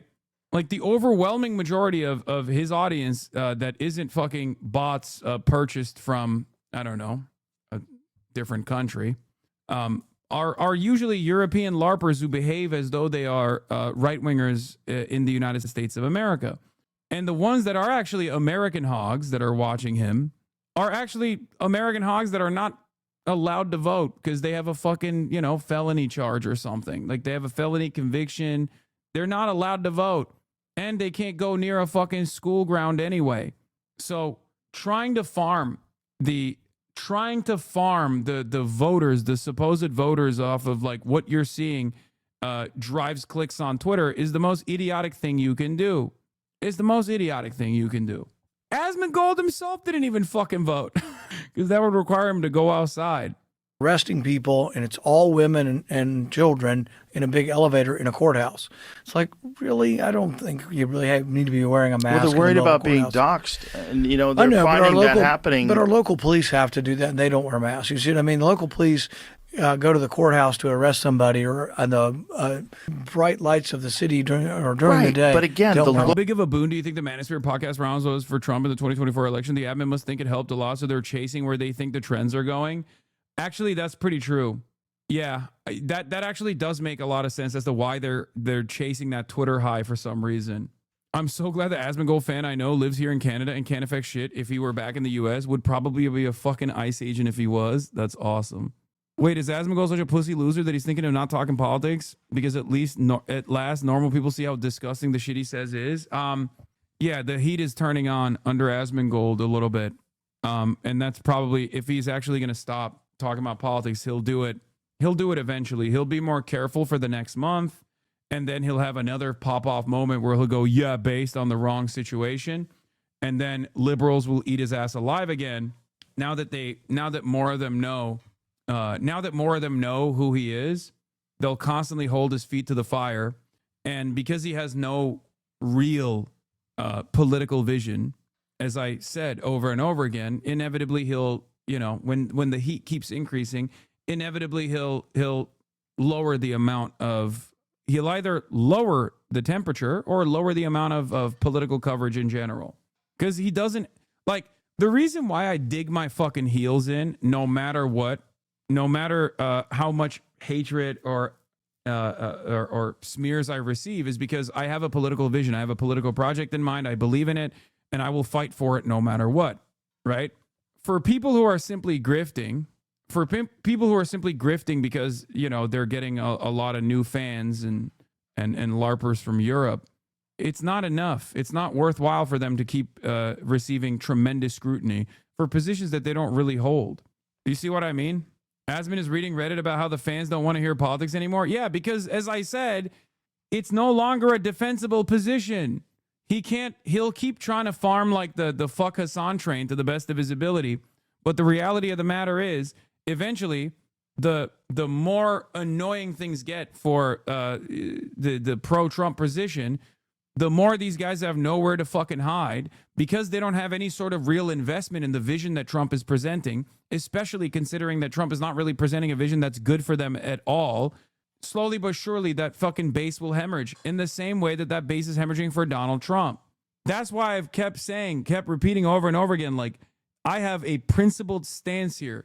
I haven't changed my position at all. When I had 35 people in here, I used to say the same shit. 350 people saying the same shit. 350,000 people, I'll say the same shit. That's it.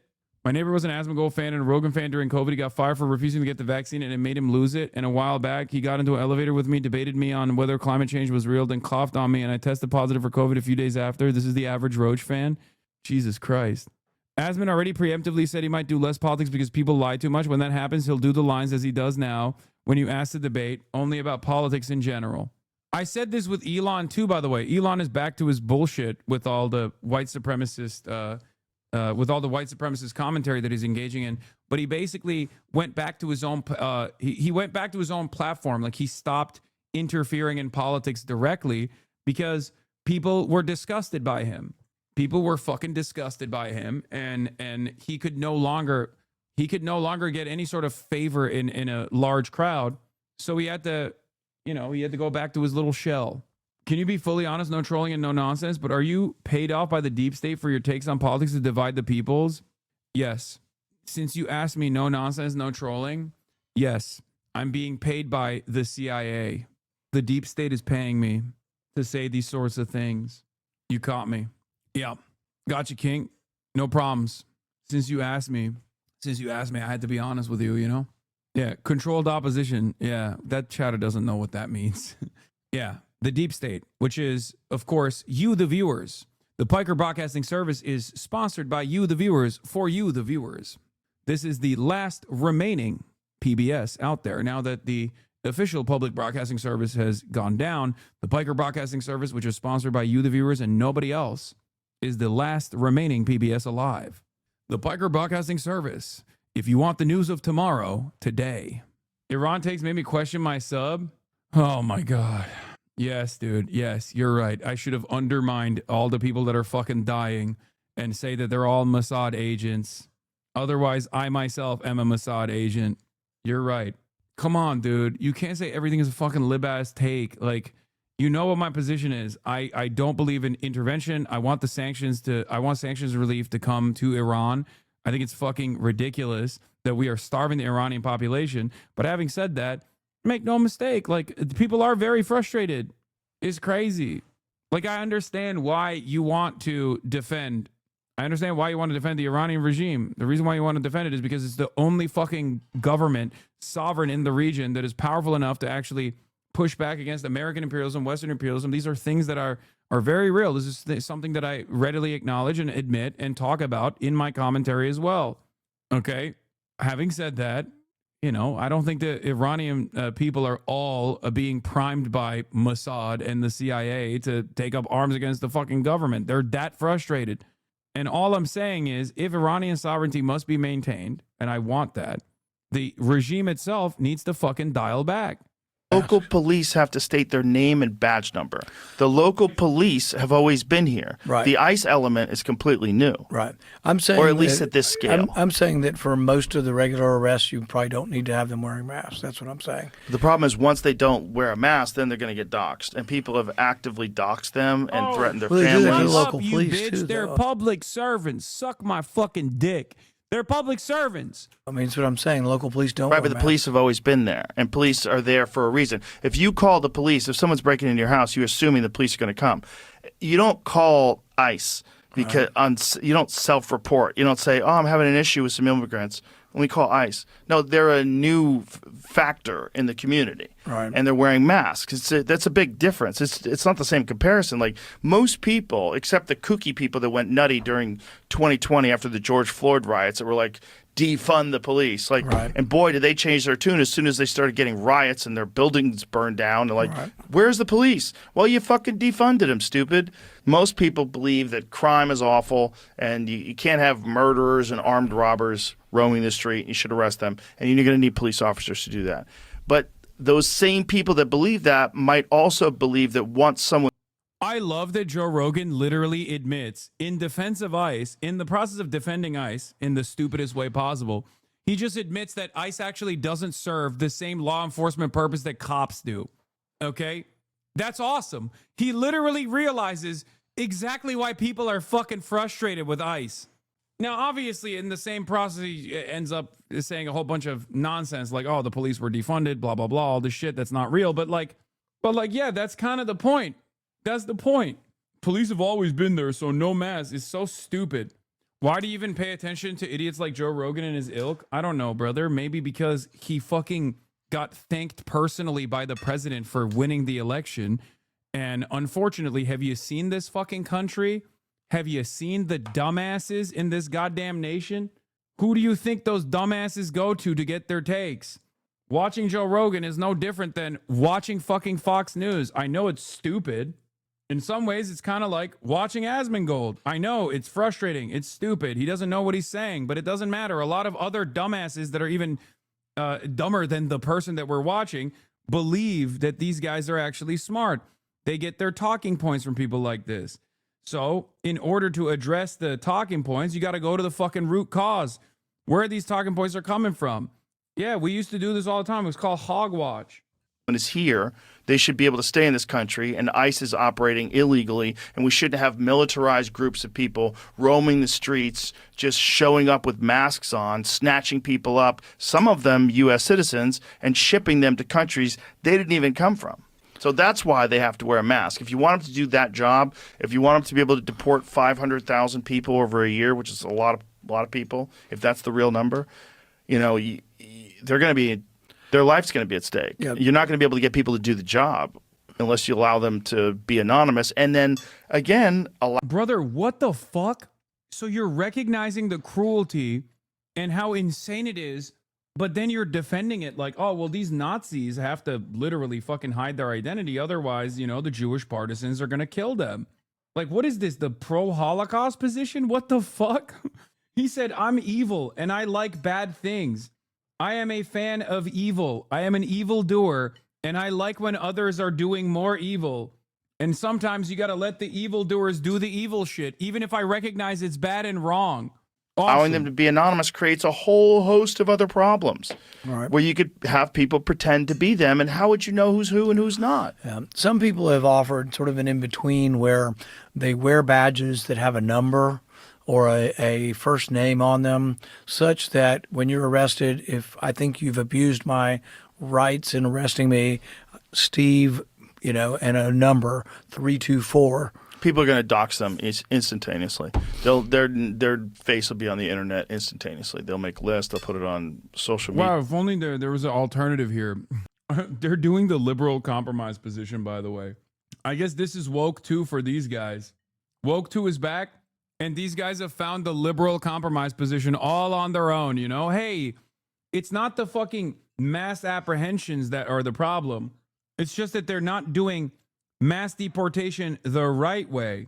Okay, how about no mass deportation if it's for no fucking real purpose? Nope. We've already decided. We've dug in too deep. Our heels are dug. You don't understand. We got to do some mass deportations, okay? But at least, you know, don't wear a mask while you're doing it. Even though I do understand why you have to wear a mask, because it's an abject, cruel thing to do. And bad and wrong. Media sites. Federal agent appears to put protester in a leg chokehold during the... Oh, we watched this yesterday. I don't know why this is... I don't know why there's no sound on it, but... All right, this practice was banned specifically in Minneapolis after George Floyd, because this is how George Floyd was murdered. But of course, ICE is back, you know? Mark, what's the pin?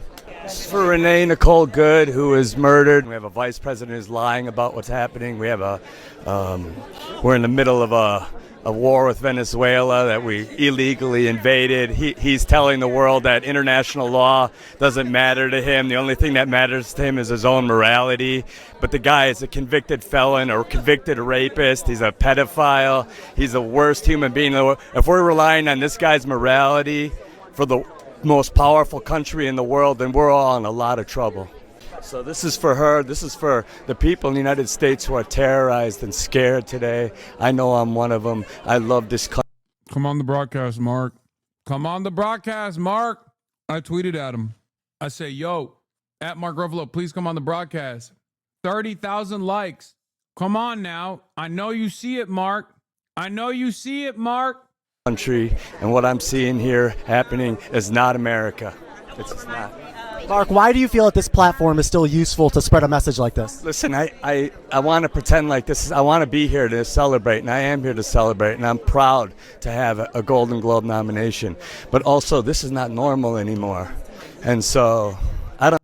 Mark Ruffalo and Wanda Sykes also wearing a Be Good pin for Renee Good, obviously, and trying to use this platform for activism. Do you feel that's effective or no? Come on. We're just here for show business today. It was a terrible thing that happened, and it shouldn't have happened. And if they didn't act like such thugs, it wouldn't have had to happen. But I don't need to wear a pin about it. And when I found out who that person was, you're done, okay? And it's getting handed out, and you keep forgetting that. I got... What is this? The streaming industry keeps getting worse? Oh, Meezy? What the hell is this? About clip culture? Oh, I like it. All right, let's do it. Fucking people. I got management. I got fucking people. I got people who, like, work for Twitter. And yes, I know your location. It was in LA. Like, how low of a person do you have to be to use cancer to clickbait to get impressions? You know how much of an actual loser you have to be to use cancer to clickbait for impressions? Like, that's sad. That's weird. Like, you have to genuinely, like, actually, like, I raised money for breast cancer because of my... Bro, these fucking insane clip channels that have been the bane of my existence for like the last 3 years got so out of hand that they started going after their own like favorite content creators, like I Show Speed, like beloved content creators or content creators that they're supposed to be like in line with. But I've been dealing with this shit for fucking 3 years now, I think, or 4 years at this point. My mom had breast cancer, and for a page to just like use that just to get impressions, and not only that, but lie about it to get impressions, it's so weird. Since the monetization of content, we've seen nasty creators do nasty things in order to boost viewership. Clickbaiting is the phrase that started it all, but now this has just turned to rage bait / fake news / disgusting clip pages, putting out fake captions in order to entice viewership in order to get those 2 cents off of X. The lies, the false narratives, all used to confuse an audience and ultimately galvanize a collection of people against a certain creator in order to do 2 things: prop up a different creator and make those pennies. And we're here to look at how damaging that stuff can be to the entire ecosystem as a whole. If you're new to this channel, make sure you hit that subscribe button. Us unemployed have got to stick together. Think of it as a gift from you to me during this holiday season. Now, let's get back into the video. Now, just a month ago on this channel, we talked about how these clip pages have gotten out of control and how this secret behind the scenes component in the streaming industry that people were taking seriously would be the downfall of the streaming world. Of some drama where it got a kick or steak logo on that mother. Do your research. I will now be suing every clip that is posted about me that is with a steak logo that is out of context to try to get hate on a situation that is not even happening. And then I see all these idiots in the comments, oh, Lacey this, Lacey that. How could Lacey do this? It's not real, bro. Oh, no, the worst thing I hate is you go on TikTok and It's a false ass caption that just did not happen, and everybody believes that. Bro, it's so crazy. I've been dealing with this for years. Every single one of these motherfuckers got paid by Steak initially to do fuck Hasan content over and over again. Yes. And somehow since that video, especially with all the drama that's been going on in the streaming world, this problem has just gotten worse. It's no longer used to spread these fake narratives and storylines, but ultimately it's Does ruining. it amuse you? No, it doesn't, because they're all fucking right-wing shitheads too. I've been one guy tanking this shit for like the last 3 years. It's fucking insane. Like, and people unfortunately are too stupid to realize, especially when it's tied to like ideology or politics too. It takes a new life on its own. It's one of the craziest things I fucking experienced for the past couple of years. Like, the reason why I say it's like ideological too is because like misogyny actually works really well, right? Racism works really well. Misogyny works really well. So a lot of those guys will go like, oh, look at like Pokimane, Valkyrie, and Cinna. They're all so old. And they get like fucking 40,000 likes on that shit. And it's like, brother, like, you should be thrown in a fucking vat of acid, okay? If that's like how you're behaving, that's how you're operating. Like, Jesus Christ, do you not have like a single fucking family member that's a woman? Really? Like, this is what you're doing? Like, this is how you're making $20? I mean, sure, you're not a fucking ICE agent at least, so that's good. But god damn, dude. Incredible fucking loser ass behavior. We need to throw Kick Champ into the industrial furnace. The careers of these content creators and hurting their relationships with other streamers. Now, typically when you see these types of pages, you think of the big guys, the Feared Bucks, the Scuba Ryans, you know, these guys just acting as the CNN or MSNBC type of pages for the streaming/internet entertainment industry. Real credible places and spaces to get news about what's going on. You know, no funny business, no gimmicks. But the industry has changed. Elon Musk introduced monetization. No, those motherfuckers also do funny business, for the record. They also do funny business. They're not actually legitimate sources of news either. They do the same exact bullshit. I guess they're better than the fucking Kick Champs and all those other like Kick content creators or Kick aggregators, but they absolutely do the same shit. They were the fucking pioneers of this kind of clip culture. It's just a low ass bar, I guess, and the bar keeps getting lower and lower, but they were there. They were there in the beginning. This guy fucks with Asmin. There's 0% chance. Shut the fuck up. On X. TikTok introduced, you know, the creator rewards program that rewards you for getting a bunch of views. And all this ultimately means is, hey, we need to get as many views as possible to our different platforms. And for what it's worth, and I can honestly... You are disparaging a black man right now. There's gotta be white supremacy. Scuba Ryan has offered to do paid promo for you in my DMs before, by the way. Austinox should have fucking taken it, dude. God damn it, Austinox. You work against me every fucking day. Why didn't you take the deal? L team, L editor, dude. L editor. Yeah, he didn't want to take the deal because it would go against this whole... It was going to be a whole bit, but negotiations fell through when I wanted him to post vegan propaganda. Well, I'm glad that Scuba Ryan is a principled propagandist. Scuba Ryan is principled. He's like, nah, that's a bridge too far. I'll promote HasanAbi for a price, but never vegan propaganda. I respect Scuba Ryan more now for that reason. What's on the plate, buddy? It's vegan ueri. Yeah, no, I'm eating tofu chicken. Honestly say this sitting on the side of somebody who creates commentary YouTube videos is that rage bait, negative stuff, anger baiting, all those things like that generate more views than positive stuff. Hell, even if it's not 100% true. And so now there's this incentive for these platforms to make fake stories in order to spread these different narratives, because ultimately views equal dollars, whether it be from the platform or from outside sponsorships. The most recent example that I can think of is this Kai Cenat Gigi breakup situation. Bro, I swear to God, it's they do this with like Misgive too. So Misgive got a fucking Kick deal, right? And as soon as he got a Kick deal and he went over to Kick, a lot of the same content aggregators started making videos about Misgive. And it's crazy because they're not positive. They're negative videos about Misgive. So they are, in some ways, they're like, they're agnostic. They just don't care if it's a negative attention that you're receiving or if it's positive attention that you're receiving, where they will literally just farm impressions regardless. without any care or consideration for making him look good. And it's one of the most insane things I've seen. It's crazy.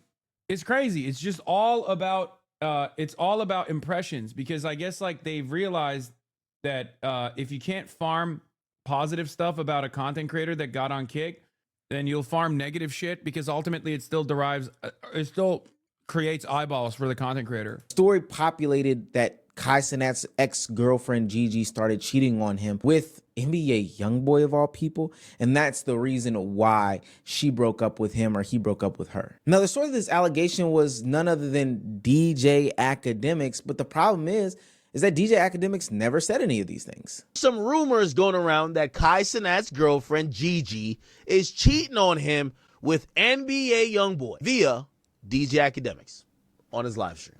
Now, y'all want to know the truth about this? Because I got all the details. Tell us. I got 4K proof. Now let me stop. I got 4K proof. Here's the thing, chat. This is not true. And bro, I just want to tell y'all this, man. I know all y'all be loving Kai and whatever, and this is why I realized, like, me and Kai, we've talked, not recently, but like we've talked multiple times, just offline and shit like that. Man, when y'all love a nigga, y'all be just attacking other motherfuckers no matter what. Bro, how I get caught up in the group chat? What's interesting in this situation is that DJ Academics goes on in that monologue to talk about how he streams to a massive amount of audience. And due to him streaming to a massive amount of audience on a nightly basis, you would think that there was some sort of clip that would support these claims. But ultimately, there never was. People just took this and ran with it. Academics reported that Kai Cenat's girlfriend Gigi is cheating on him with YoungBoy. And I said it on a live stream that I stream to 15,000 people every night. 15,000 people. And there's not one video clip of me saying this. Yeah. And people are running with it. Yo, Axe said this. Bro, come on, man. Y'all got to stop this, man. Y'all got to stop. Bro, I look at my DM. It's all the wide linebackers, all the big back chicks from Shade Room. They're threatening to kill me. Yo, Kai, you got to put a statement out, gang. Please. Now, Academics isn't a squeaky clean church mouse, and we'll get to him in just 2 seconds, but it's amazing the things that a lie can do to the people that are involved in it. We're not just talking about this affecting DJ Academics. When Kai Cenat took to Twitter to report that he was single and never going to be in a relationship again, this story picked up headwinds. So much so that it seemingly impacted Gigi, his ex-girlfriend, when she came to the internet and posted her comments about the situation. She said, and I quote, "I left. Now you want to get on the internet and rush to paint a false narrative about me off a fake Twitter post is insane.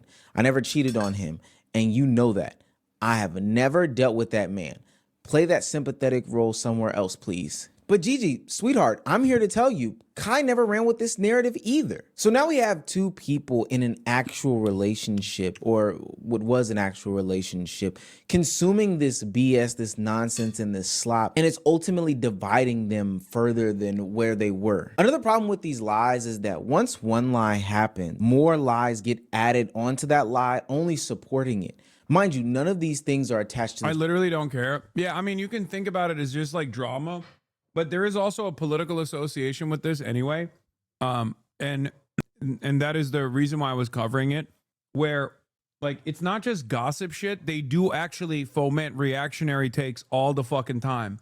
It's straight up it's a way to fucking manipulate people over and over again. It's basically in the way that you can understand it, it's fucking psyop, okay? Truth at all. This tweet is talking about Kai Cenat revealed that he had bought a house, a car, and was forking out $100,000 allowance to his girlfriend every single month. And then she proceeds to cheat on him with Kai Cenat's friend who has 13 baby mamas. What type of shit is this? And this tweet is currently sitting at 1 million views. Now, of course, there's a common theme in this situation. There's a blue check mark. There's bots in the comments section. She's responding to every single reply simply because that's how you rack up engagement, aka dollars, on the platform. But at what expense? At what cost? Another common theme on platforms like Twitter or TikTok is the miscaptioning of already existing clips, meaning they take these clips that already exist in some way, shape, form, or fashion, chop them up for their own nefarious gain, and then put a caption that has nothing to do with anything that's going on in the clip. Because these streamers and content creators spend so much time online, they say anything that can be taken out of context. And because a lot of people don't consume these people's content. I saw in real time a tweet about you from one of those clip pages get botted. It went from 100K likes to 100 likes to 2K likes within 1 minute and didn't surpass 2.2 thousand likes for the rest of the day. Yeah, they bought the fuck out of that shit. That's what's so crazy about it too. Like obviously the reason why they bought that stuff is because it does end up attracting real eyeballs. But that's the reason why they do it. They bought it early, especially on Reddit. They'll brigade a post, they'll clip something from the stream, they'll put it on LSF, and then they'll bot the fuck out of it instantly, and it'll go up to like 3,000 upvotes out of nowhere. And the reason why they do it is because they want to drive it in the algorithm because it gets in front of real people, right? And they do it with everything. And it's funny because it like doesn't end up working at all. People who have already fallen for this kind of thing in the past will just use that as another justification to say like, oh, Hasan is bad, he's wrong, I don't actually agree with him. And that's it. That's pretty much it. That's all they end up doing. And I don't think it actually works. I mean, I'm sure it works to a certain degree as far as like, making, or just annoying me. That's probably it. But ultimately it's not very successful. Who is they you are referring to? It depends. It depends on who's doing it. But in a lot of instances, it's Destiny's community that does this on LSF. They own it. They own LSF. Normies don't know LSF exists. I know, but there is actually a funnel that takes information from LSF and then mass produces it out, and they're slop tubers. So it's not like LSF is just a cordoned off space for the most part. But whatever goes viral on LSF, which is easy to fucking manipulate if you bought it ahead of time, will then they got me checking your stream out and stay. Yeah, I mean that does work.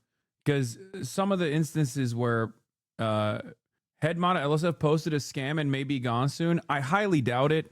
I feel like LSF is such a big subreddit. I know Reddit knows that they're botting everything. But yeah, as far as like normies not knowing LSF exists, but the Kai situation has been brought up by JD Vance, the vice president. So like things that happen on this stream can easily be clipped out of context or manipulated. A lot of people that already hate me in this space will use that as an opportunity to really farm the LSF shit over and over again. And it will turn into like this big ordeal. It'll turn into a whole drama, right? Botted clips about you are huge on r/new Iran these last couple of days. Yeah. I feel like their method backfires too. The only reason I watched you initially was because I saw the comment saying how much of a terrorist you were, but the clip didn't match up with that, and I wanted to see if you were actually what you were actually about by tuning in. Yeah. Speaking of LSF, did you see that new shady $1 million fan contest? There's a good moist video about it. No, I did not. But yeah, disparaging you with drama to make you more toxic for your politics is basically what they do because they can't address the actual talking points. The only time they can address any talking point that I have over here, especially if it's a nuanced one, is by chopping it up and making it irredeemable, making it something that's entirely different than what I'm advocating for. And in instances where they actually do clip me out of context or fucking post me in a negative light, if it's in line with my worldview, I don't really mind it that much. But basically what I realized is that there are still plenty of fucking people that fall for that shit. And we saw that. We saw how much motion slopaganda might have. Nick Shirley did a slopaganda video. It went viral because it was botted into oblivion on Twitter. Elon Musk tweaked the algorithm to make it fucking super prominent. And then look what happened. Renee Good was shot and killed. There's thousands of ICE agents storming the fucking roads right now. The American government actually shut off the money faucet to a bunch of childcare facilities all around the country. So unfortunately, in this day and age, with the way that this government works, like the misinformation, the mass dissemination of misinformation is a very effective tool because there's a lot of fucking stupid people out there. It sucks. On a regular basis, they're not going to notice the subtle differences as to what's going on. We're talking about haircut changes. We're talking about room changes. Everything just seems up to date because the content was published recently. Let's take a look at this clip. In the caption, it reads, Duke Dennis talks about the David situation. Says people should do their research before they make any conclusions since nothing is confirmed. For those that don't know, David is the singer who is on the run for allegedly ending the life of his 15-year-old girlfriend. Now, David is somebody who is a legal adult, so this is a totally messy situation after her body was found in a Tesla. And let's listen to what Duke Dennis has to say about the David situation. It's so fucked up. I've been seeing everything that bro been going through, and it ain't even my business, so I'm not gonna speak on like what he should or shouldn't do. This is one of my biggest fears, and that's to be embarrassed. This is supposed to be his month, his week, the end of his year supposed to be. Charlie, you guys are so stupid. You're falling for it in real time. It's not about the David situation at all. That's the whole point. That's the reason why he's using this as a fucking example. Oh my God. Oh my fucking God. This is how it works. People can be primed into going, oh yeah, I do hate that like clips are heavily edited or completely out of context in many instances. And I tell you all this stuff. I tell you all this shit. And you fucking turn around and you fall for it. So great and so happy. The internet done found a way to completely ruin this moment for him. But the problem with that clip, and just like any of these other clips by some of these clip pages like DGen Clips, is that Duke Dennis is not talking about the David situation. Duke Dennis goes on to tweet, what's funny about this, I don't even know who David is. That's why I don't get on here no more, because everything on this app is fake and y'all believe it. If you watch that clip in the context of this video, it probably stood out to you that it was chopped up. It was interesting how there was no name explicitly said in the conversation. And, you know, it just didn't feel right. But for somebody who's consuming those clips on the internet, it can easily seem as though Duke Dennis is talking about the David situation. And that would ultimately make Duke be some sort of nasty, scummy person. And that's not just me believing it. As I scroll through the comment section of the video, that's exactly what they're saying. Now, since that tweet has been posted, and this is where I'm definitely holding these platforms accountable, Twitter has put a community note on it. But ultimately, my question is, why is this not taken down? Why does this clip that's clearly misinformation as told by the community and is acknowledged by Twitter get to continue to exist on the platform? Especially because Twitter has a baked in reel/short form type system where you can scroll through them and not have to see that community note. It's easy to see how somebody could consume this and not read this warning label and still go on to believe that this person is disgusting, even though it's been debunked. You're probably looking at this and asking, like, why would people even be going about doing this? Well, there's a couple of different reasons. And this is why I said academics wasn't scot-free in all this. For one, it's to make a certain type of creator look worse than what they are. Some of it in an attempt to prop up their favorites. Some of it because these are like kids who are just angry at a certain level of creativity. Bro, fucking nailed it, dude. And some of it is by whole ass adults who have never let go of a resentment that one content creator has over another. And in many circumstances, that personal resentment that that person has masquerades as like a real, sincere political disagreement that must be addressed. Okay? Duke Dennis says he don't know why people still work regular 9-to-5 jobs when streaming exists. He made $500K in his last stream. Y'all tripping. So, you seeing streamers nowadays become millionaires, nigga, like doing this shit. So of course, naturally, like I tell people all the time, they be like, hey bro, goddamn, I be wanting to. Remember my 9-to-5 comment saga? Which ironically enough, many people actually fell for it, but it was early on. Even like between me and Kai Cenat, before these clip channels came into mass adoption, Kai Cenat and I had a fucking beef, okay? Kai Cenat and I had a fucking beef. We were fine. We were cordial in the past, and we still are now. But there was a fucking Clip Chimp account that went in and said I was trying to get like Aiden Ross banned or something. I think Aiden Ross was before he was banned on Twitter, or before he was banned on Twitch, was having a call with DDG, I think. Or no, Aiden Ross was banned, and DDG was having a phone call with Aiden Ross. One or the other. I can't remember the fucking details. This was years ago. And one of the clip channels literally fucking clipped me talking about that, responding to someone asking me a question about it.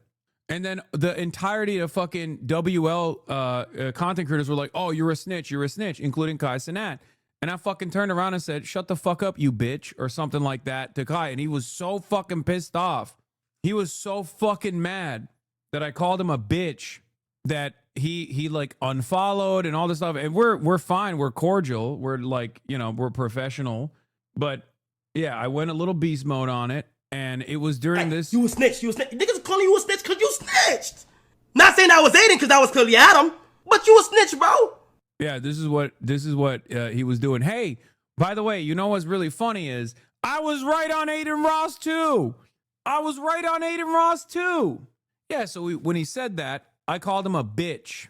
Okay, except there was still people in his chat going, watch the full context. It was clip chimped. And then there was obviously Aiden got under his skin heavy. Hasan having a breakdown, even back then. So not only was I right about Aiden just too early, have you apologized? For what? Nah, I'd fall for nothing. But yeah, this was one of the this is the type of shit that he didn't realize was happening all the time. You know what I mean? At the time. Now he knows. Now he knows. Now he knows how clip culture works and clip baiting works, clip chimping works in general. And now he also knows what Aiden Ross is all about anyway. You feel me? You telling me you suck your dick, and it's so crazy because y'all niggas is like, bro. I didn't call him a bitch. I said suck my dick.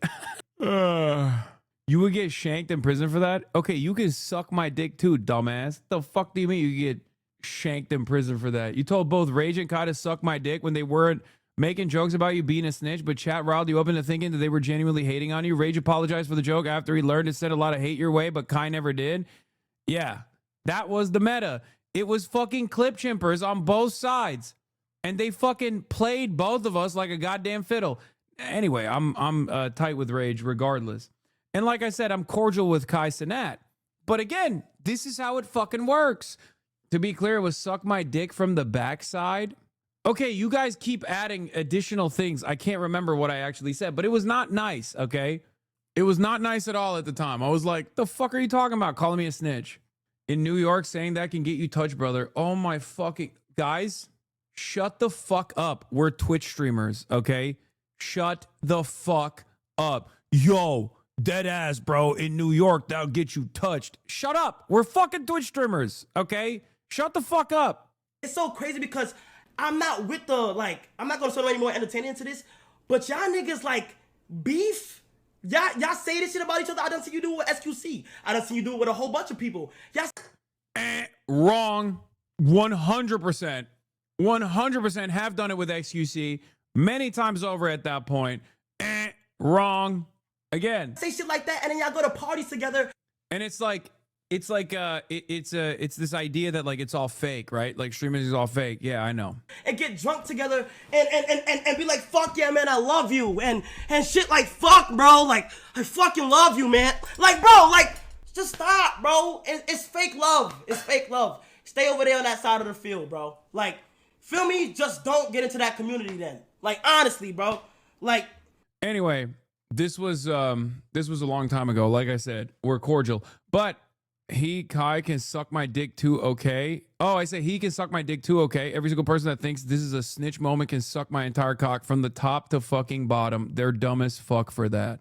Yeah, because they were calling me a snitch. It's fucking bullshit. Anyway, my point was, the reason why I was showing that is because, yeah, now these guys get fucking clipped all the time, and now they know what it's like. I remember when Aiden Ross brought on Kick Champs, which is another one of the... And honestly, I hope that they fucking take this shit down, because it's so unfucking bearable. It has made the community unviable. Say that in Beverly Hills and get jumped, bro. Yo, you better not say that shit in Naperville, dude. Those clipping platform pages onto his stream. He literally said the reason why he does these sorts of things is because he hates Kai Cenat. I post a lot of positivity. No, you don't, bro. No, you don't. Let me move my camera, bro. I only post Kai hate because Kai is like, he's racist. What? How is Kai racist? Yeah, where do you get that from, bro? Because he only accepts black people into AMP. He denied you because you're white. Nigga. What? That's the reason why you hate Kai? Because I'm not an AMP? No, it's just like, it's multiple things. One, the monetization of content means that views are king. Even if it means you're loud, even if it means you're wrong, even if it means you're nasty, even if it means you're disgusting, getting people to click on your content, whether it be to hate, whether it be to love, is the ultimate end goal. Views are the end goal. So with that being said, content creators do whatever they can in order to get people to click. That way they get the engagement, and that way they get the money. And the second system that is built on top of that is the whole concept of being first. Bro was so confusingly racist, he got Aiden Ross confused, dude. Like, think about that. Think about how confusingly racist you have to be, that even Aiden Ross is like, what the fuck was that? Like, normally I'm on board. I mean, disparaging a black content creator, like, let's go. I'm on fucking board with that every goddamn day of the week, you know? But even he wasn't on board with that. He's like, damn, that's confusing. Like you got him acting like he's reading words. Any words, really. I was going to say fascism, but honestly, any word will do.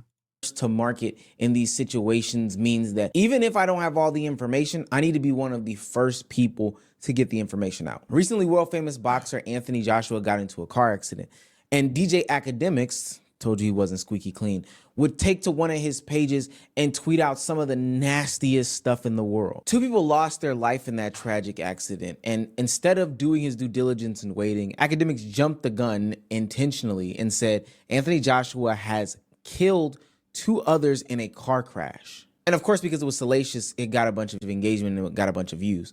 But because this was the wrong story, Academics got a lot of fire for it and had to end up redacting that sentiment and apologizing and acknowledging it on his live stream. Just incorrect information going around. You know, I think we should all wait for like official sources to kind of give us a debrief of what happened. As well, I think a post did go out via one of my pages that was absolutely incorrect, and I believe it was taken down. I wasn't even aware at the time when it went up. But yeah, Academics TV ain't ack. That's his mod, which is really funny. That's even funnier, by the way, because that's not even DJ Academics. So everybody yells at DJ Academics whenever fucking his moderator using his name will just do some dumb shit like that. But it was taken down as quickly as it was realized that the information wasn't correct. But yeah, it's just a very sad situation. Just incorrect information going around. Anthony Joshua was in the backseat of the car. He sustained injury in this accident. 2 of his friends' lives were lost. And because there's a system that was created for there to be some sort of monetization for salacious news and the first to market system that is also enabling this type of behavior, Academics went way over the line and gave a weak ass apology as a way to try to, heal wounds. Trust me, Ack is disgusting in my eyes for that sentiment, but the system is also nasty. The last reason I want to highlight that this situation exists and probably will continue to exist is because these streamers and content creators believe that they need these fake pages, these clip pages, these disingenuous, information platforms in order to be successful and have careers. A few months ago, Neon highlighted how much he spends on clippers. I think it was like $1 million a month, some outrageous number a month, which... That's fake. No fucking way, no how. Also, doesn't Neon literally bought the fuck out of his streams? How is he spending any money on clippers and he still has the bot? At a certain point, you got to stop doing that. He has 100 clippers making 100K a year. What do you mean it's fake? There's people who think that you pay for the hate clips that you get. I'm not joking. This has been going on for so long that back in the day when Twitter was actually normal and wasn't fucking broken before Elon Musk purchased it and ruined everything, I would trend on Twitter on a weekly fucking basis. So much so that Tim Dillon got jealous a while back, like many, many years ago, prior to Elon Musk's purchase, and was like, why is it that Hasan gets fucking clipped out of context and people yell at him and he's trending every fucking week? That was the meta. Phantom, Twitter is so ass now. What's up, Phantom? Yes, it is ass. It's ass as hell. It was kind of ass before, but now it's extra ass. It's so fucking bad. I miss when Hasan was trending every week. No, that shit was also, that was the early clippers. That was what I'm trying to say. All of this started. Okay, look, I don't know Omi's background, but I will just say this. I think the inflection point before Elon purchase even was Stake. Okay? Kick.com. Stake, the crypto gambling casino, gets kicked off of Twitch. Myself, Miskiv, and Pokimane are seen as like the 3 primary figures responsible for that. All the top Kick streamers that went to get contracts never let go of that. Okay, they get really fucking mad. Then they start the website known as Kick. Okay, when they started the website known as Kick, they started paying those fucking botted ass, fave-star ass Twitter accounts over and over again. Okay, over and over again. They just kept farming impressions, and in so many of those impressions that were farming for years, they would consistently be like, this is the worst streamer of all time. Fuck this guy. And it would get like 100,000 likes and shit like that. Even back in the day in old Twitter, they were just farming that shit nonstop and they were botting that shit nonstop. Okay. And then they basically created a process where they have a Discord server where you have a lot of different clippers that get paid specifically to promote Kick streamers. Okay. And now a lot of those guys from like Fear Buck and all those other dudes, some of the top accounts that used to do that, they're now seen as like more consistent and more legitimate than the Kick Champ and all these other fucking fake accounts, like the one that we were just looking at earlier with like Duke Dennis, right? But they all get boosted by Rainbet, Roobet, Kick, Stake, whatever. Okay, is really fucked up, but it has this kind of impression farming and clip chimping has ruined streaming.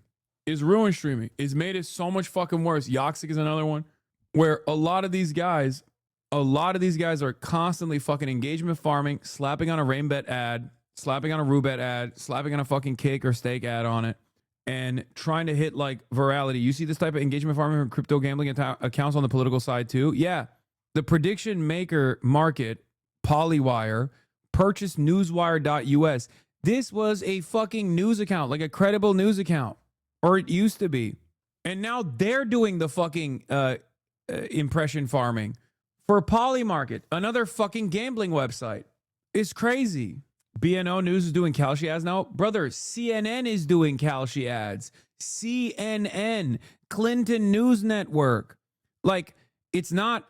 Like, there is an enshittification of society where everyone is trying to fucking secure the easiest bag they possibly can. And they're making the most immoral decisions, okay? No more ethics. It's just bag holding. That's all people care about. It's gotten to a point where it's just fucking crazy. It's just the only thing you can have.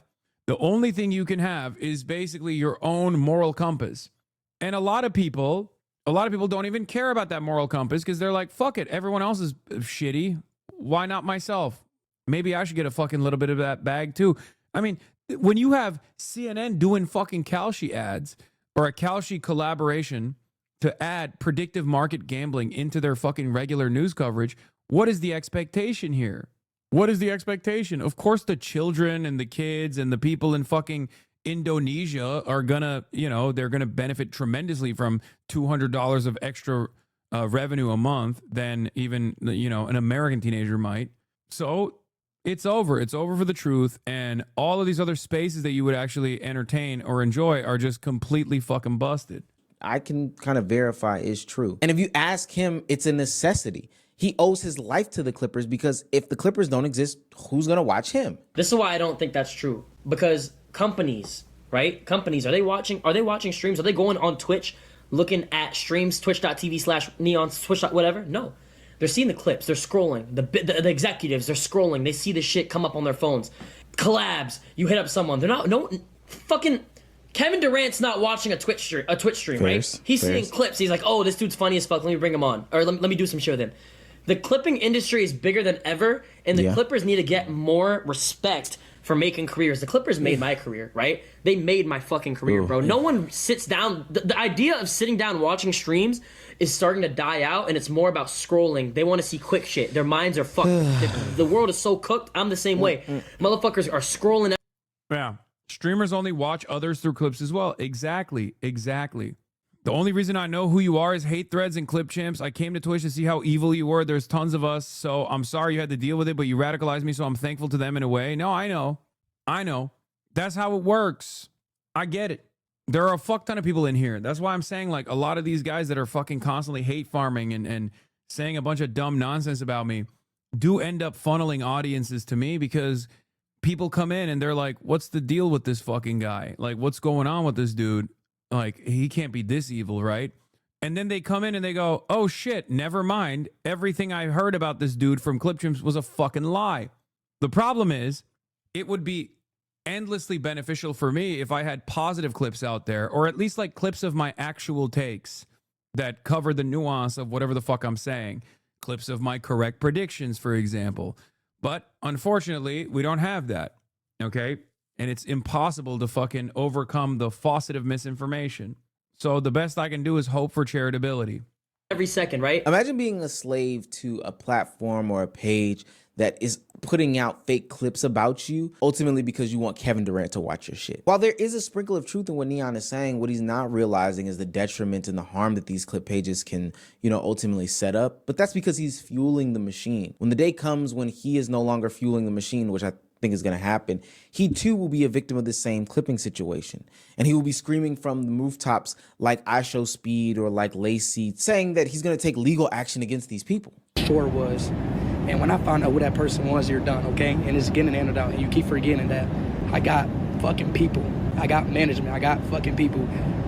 I got people who like works for Twitter, tie up. So, and I know all this shit. So, and yes, it was. Of a person you have to be to use cancer to clickbait to get impressions. You know how much of an actual loser you have to be to use cancer to clickbait for impressions? Like, that's sad. That's weird. Like, you have to be genuinely, like, actually, like, I raised money for breast cancer because of my mom had breast cancer, and for a page to just, like, use that just to get impressions, and not only that, but lie about it. Why do you think the HasanAbi industrial complex didn't translate as well to the clip industry? I remember when you were actively pushing us to create more TikToks of your content. I think it's because I'm too wordy, and also, I don't know. I mean, it did for a while, but I don't think that there is enough content out there. It needs to be like, there needs to be an overwhelming faucet, you know, an overwhelming faucet of clips. Someone said you're old, Onk. No, I mean, there isn't really anything like that. No, it's because the Clips complex isn't botted to hell like the bad faith Clippers are. I mean, there's that element too. But yeah, there isn't, there's still shit like this, you know, they bang. I need you to tell me, baby, where the hell is my husband? What is taking him so long to find me? Oh, baby, where the hell is my love? Getting down with another. Tell him that my grandma said it. Tell him grandma said it. Your husband is coming. Always gotta hit that repost. You did have Matt Aura that day. Thank you. This is a thirst trap, not a clip. I know. Thirst traps do a lot better than the clips do. Like Nick Fuentes owes his career both to, you know, people recognizing that Israel is you know, destroying Gaza, but also on top of that, a lot of his fucking clippers that go crazy. Hassan Piker is officially streamed for 20,000 hours after 2,742 days live since 2018. It would take 2.28 years to catch up to on HasanAbi. It's the One Piece of Twitch. That's crazy. It's crazy. I thought you were about to say Nick Fuentes owed his career to thirst traps. I'm about to lose it. No, he has a fuck ton of real clippers. You've got to tell people they can make money monetizing your clips on Twitter if they do positive PR. That's true. You can make money monetizing my clips on Twitter if you do positive PR. You can also make money monetizing that shit on TikTok too, honestly. What's crazy is this is an actual photo from GP. Content is no longer available. No shot. This is still season 1 of HasanAbi piece. It is. All right, let's get back to it. When you have 1 million YouTubers producing political content, investigations, and whatever else in a news environment where with zero trust in institutions, what it means is that the state no longer has to produce propaganda. It can just retweet something that looks independent. Yeah. What a viral YouTube video says about the future of journalism. Oh, Jay Caspian wrote about the Nick Shitley situation. What Charlie's doing is a local TV news investigation. He's the man on the street with the camera going up allegedly fraudulent business and asking a lot of questions. This is a form that has always worked, and he's mixing it with a little Roger and me everyman. The appeal of this is obvious, especially for the majority of Americans who hate mainstream media. Nick Shitley also did it in the dumbest way possible, right? And in this dangerous misinformation environment, as I've warned against over and over again, people do not exercise critical thinking at all. They do not have any media literacy. They do not exercise critical thinking at all. And they basically have a what you see is what you get attitude about this kind of stuff. So the bottom of the barrel, lowest common denominator content, like the dumbest fucking lowest common denominator content actually goes even more viral. To get impressions, it's so weird. Part of my predictions for 2026 is that we're going to see streamers actively log off more. And a major reason why is because of this fake, false narrative culture that is going around with these clipping pages. Not me. I'm a fucking psycho. No, I'm not logging off. But because of but I've described it already, right? The reason why, in spite of all this shit, I don't log off, and it's I know people will say, oh, you're making fucking so much money, that's why. No, that's not the reason. Because all these other guys are making even more money than I do, and yet they're still logging off. Because those guys are entertainers, okay? Their primary purpose is to entertain people, and if the heat goes up too much, then they can just like check out for a little bit and preserve their mental sanity.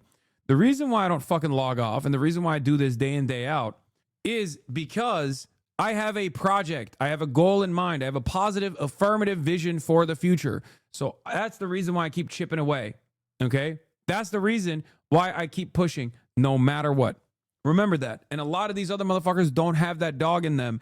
And that's why when push comes to shove, that's why when the ideology that they've leaned into, like it's the new meta, like it's the new fucking video game. You know, when Fortnite falls out of fashion, you stop playing Fortnite, you try to fucking find a different game to play. A lot of streamers do it in the same exact way. A lot of streamers that entertain, you know, political commentary operate in the exact same fucking way, right? Those guys are not cut out for it because they don't have a vision for a better future. They don't care about the impact that their commentary is having. I do. And that is the reason why I don't fucking log off, regardless of all of the backlash. The thing is, these streamers have other ways to survive. So if they starve these stream pages and clip pages, ultimately they will die out. But what it means is you won't be able to see your favorite creator going into the next year. I would love to see more legal action happen. I would love to see these platforms be banned. I would love to see any platform in which these fake and false narrative pages exist actually take a stand for truth and justice and say, yo, we do not want this slop on our pages. But this will probably continue as long as it's good. I don't know who this guy is, but I like it. I like his commentary. Anyway, speaking of fucking one of the biggest clippers of all time, Aiden Ross. Aiden Ross got into it. Aiden Ross got into it with Doechii. I followed this from afar. I tweeted about it one time. Aiden Ross was doing Aiden Ross shit. Okay, talking shit about Doechii because it's the popular thing to fucking do. And this time he got into a little bit of heat. Is a streamer beefing with a rapper? That's the question. Hi, everyone. Anthony Fantano here, internet's busiest music nerd. And it seems like 2026 is not starting out with a bang, but a gigantic wet fart, because the biggest controversy in the music industry currently is the raging hate boner that streamer, online gambler, and guy who peaked in high school, Aiden Ross, has for Doechii. Now, whether you know it or not, 2026 is actually going to be a make or break year for the rapper, singer, songwriter, who is coming off of a lot of building momentum behind her breakout mixtape, Alligator Bites Never Heal, which snowballed into a really impressive run of viral songs, music videos, live performances, as well as award wins. And as good as many of those moments have been, personally, I'm kind of hoping this is just the beginning. I've been hearing potential in Doechii's work for years now, really since her Black Bitch EP from 2022, and now I feel like she's finally getting the buzz that she deserves. But her sudden growth in visibility over the past few years has also brought a lot of undue and intense hate and claims about her success that don't even fully make sense, and are also easily debunked with a quick Google search, like her being an industry plant. Because for years, Doechii was actually releasing music and even vlogging in relative obscurity. And while true, she is signed to one of the best rap labels out there today, Top Dog Entertainment, and has a viable music industry connections, if TDE actually had the power to just turn Doechii into an overnight success, why didn't they do that back in 2022? And also, why aren't they doing that for every other artist on the label sitting around or below 1 million monthly listeners on Spotify? Could it be that Top Dog doesn't just have the magical power to make any artist famous that they want, and maybe Doechii started blowing up because she was making music that actually resonated with people, mixed with some good marketing? Right time, right place, maybe too? HasanAbi here. But these very simple and obvious explanations just don't seem to convince. Why does this chat get so weird about black women? It's literally every fucking predominantly white male space. Straight up. Yeah, it's misogynoir. It's every fucking, it's every time, it's every place. It's so goddamn annoying. I push back on it all the fucking time. And I think the way I see it is every single time I push back on it, we're getting some new people to check themselves before they fucking behave in that way. It's the very loud group of people who don't really believe the hype. And their number I love that Aiden's response to Doechii's song was, oh, y'all, I'll show you. I'm going to make a video with a pedo. Yeah, that, but also, that was another fucking clip culture moment. Because Doechii wasn't just directly addressing Aiden Ross. she was unironically addressing the clip accounts.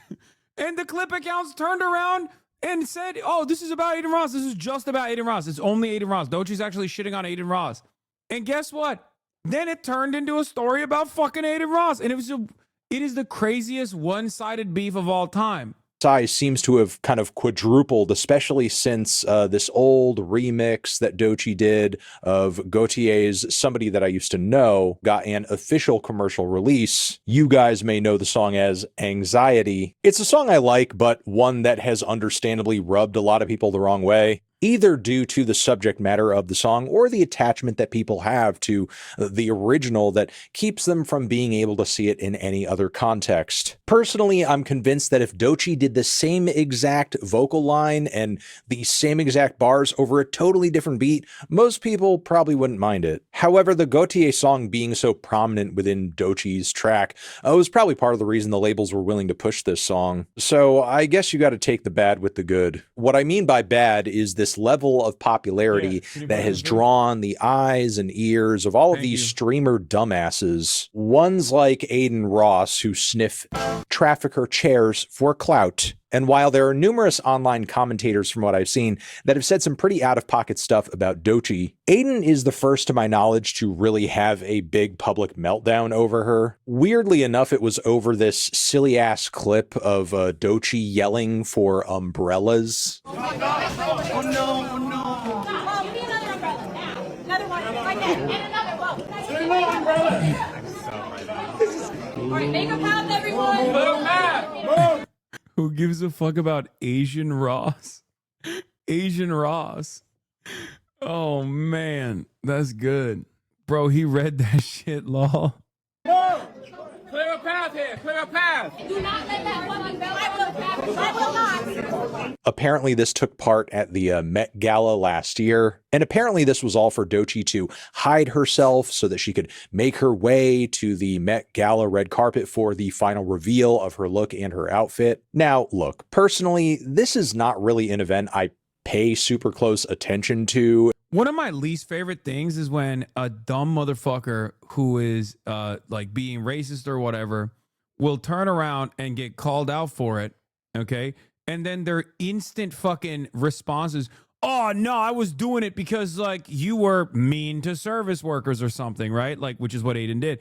Or turn around and say, oh, you're being anti-Semitic, I'm Jewish, which is another thing that Aiden Ross did. It's my least favorite thing. It's like, bro, you collab with Nazis. What the fuck do you mean? What the fuck do you mean? Every year. And there are a lot of things worth critiquing around the Met Gala itself and celebrity culture. Yeah, but I'm this actually is the victim. Instantly, insta-locking. I'm actually the fucking victim here. such a stupidly misunderstood moment. It's hard to believe that it went as viral as it did in terms of it being like a bad look. This and is another version of this. Aiden Ross has declared he's officially done discussing Doechii and the whole beef. And he's looking forward to watching all the people who are dragging him and talking smack during the drama to see their social media engagement and numbers start tanking. Anthony Fantano never called anyone the N-word. He was quoting someone which he apologized for and actually took accountability. Aiden Ross is friends with Nick Fuentes, who is self-identified racist and proud of it, and defendant Andrew Tate, who was also racist and has multiple allegations of rape and strangulation. Like, brother, what are you talking about? Like, the people that you surround yourself with and the people that you make content with are fucking gross. It's unironically confusing that anyone actually falls for this at that point, you know? PR nightmare for Doechii. Not to get nerdy about it, but I'm realizing, honestly, I'm fucking realizing that, like, pushing back on guys like this with, like, overwhelming force leads them to snap out of this, like, stupor that they're in, because on Twitter they're surrounded by other like-minded bots, right? But when they actually start realizing that, no, when you know, normal people, when they catch wind of this shit, right, they go, oh, gross, the fuck are you saying? And they start dunking on them. They go, oh no, people actually hate this. I thought we were dog shit maxing, okay? I thought we were shit maxing. I thought that's what we were doing. I thought it was time to be a fucking asshole. I thought we were vice maxing, right? Turns out it's not time for that, because the only thing they understand is force. Think about all of the PR people and stylists and designers that put in hours of work in order to make sure a look at something like the Met Gala goes off without a hitch. If Doechii stepped out of the elevator and said, I don't give a f- take as many pictures of me as you want, that would be more disrespect to her team and everybody who worked to make her look the way that she did than. I didn't know you love furry corn. Hasan, quit being a cute little furry fanboy. First of all, you can say porn in here, dumbass. This is not fucking TikTok comments. And secondly, I have no idea what the fuck you're talking about. Demanding that My somebody man said cover. corn. Embarrassing.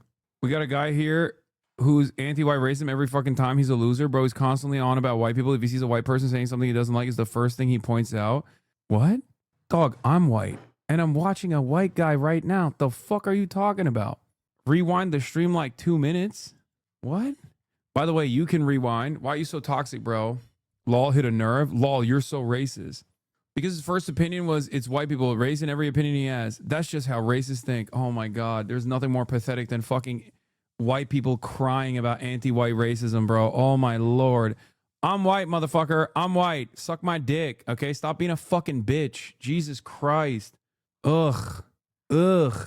Yeah, Piker Broadcasting Service. If you want to become a sponsor of the Piker Broadcasting Service by subscribing, you can rewind the fucking broadcast and you can actually watch. Not white. Stop making shit about. Oh, I'm not white. Huh? Why is it that white identitarians that are constantly complaining about fucking white people being under attack will look at a person like me? Oh, you're saying no, I'm not white. So you're just in it for the game. You're in it for the love of the game. You're like, I love defending the white race. As a non-white guy, I love defending the white race. To a white guy, I'm white. I love all people. There's only one race, human race. Hey, me too. One love, baby. Listen, not to do standpoint epistemology here, but you're doing a real bodies and spaces, okay? A white guy is talking about white people not being so sensitive. So maybe you should see yourself out of white people's business then, okay? Sorry. He came in here and he's like, I'm here to defend the white race, sir. To what? A white guy? Okay, thanks. The fuck? Yeah. Her and that somebody get an umbrella to prevent it from being spoiled, that would actually be shitting on everybody's efforts in that situation. And if you didn't notice, there are other people on her team too, at least several who are yelling as well. Like, I've worked at a restaurant for years, and when, you know, you're there rush hour, dinner time, I've heard people yell for help over less. Get me this, get me that, get me this other thing. Like, really? We're going to flip out over that? I mean, even Aiden Ross's reaction led to him calling her entitled and an industry plant. Don't get me started on that. Don't get me started on that industry plant. Doechii, the umbrella clip pissed me off. What an entitled, unintelligent piece of shit she is, bro. She stole someone that I used to know. She makes no good music. She's horrible. She has zero talent. He got so heated over this. Later, Aiden admitted to having allegedly lost a bag and I guess some advertising or brand deals due to the Doechii hate he was drumming up. Yeah, Mr. Benito Mussolini himself. Fascist, Palintonic, fascist.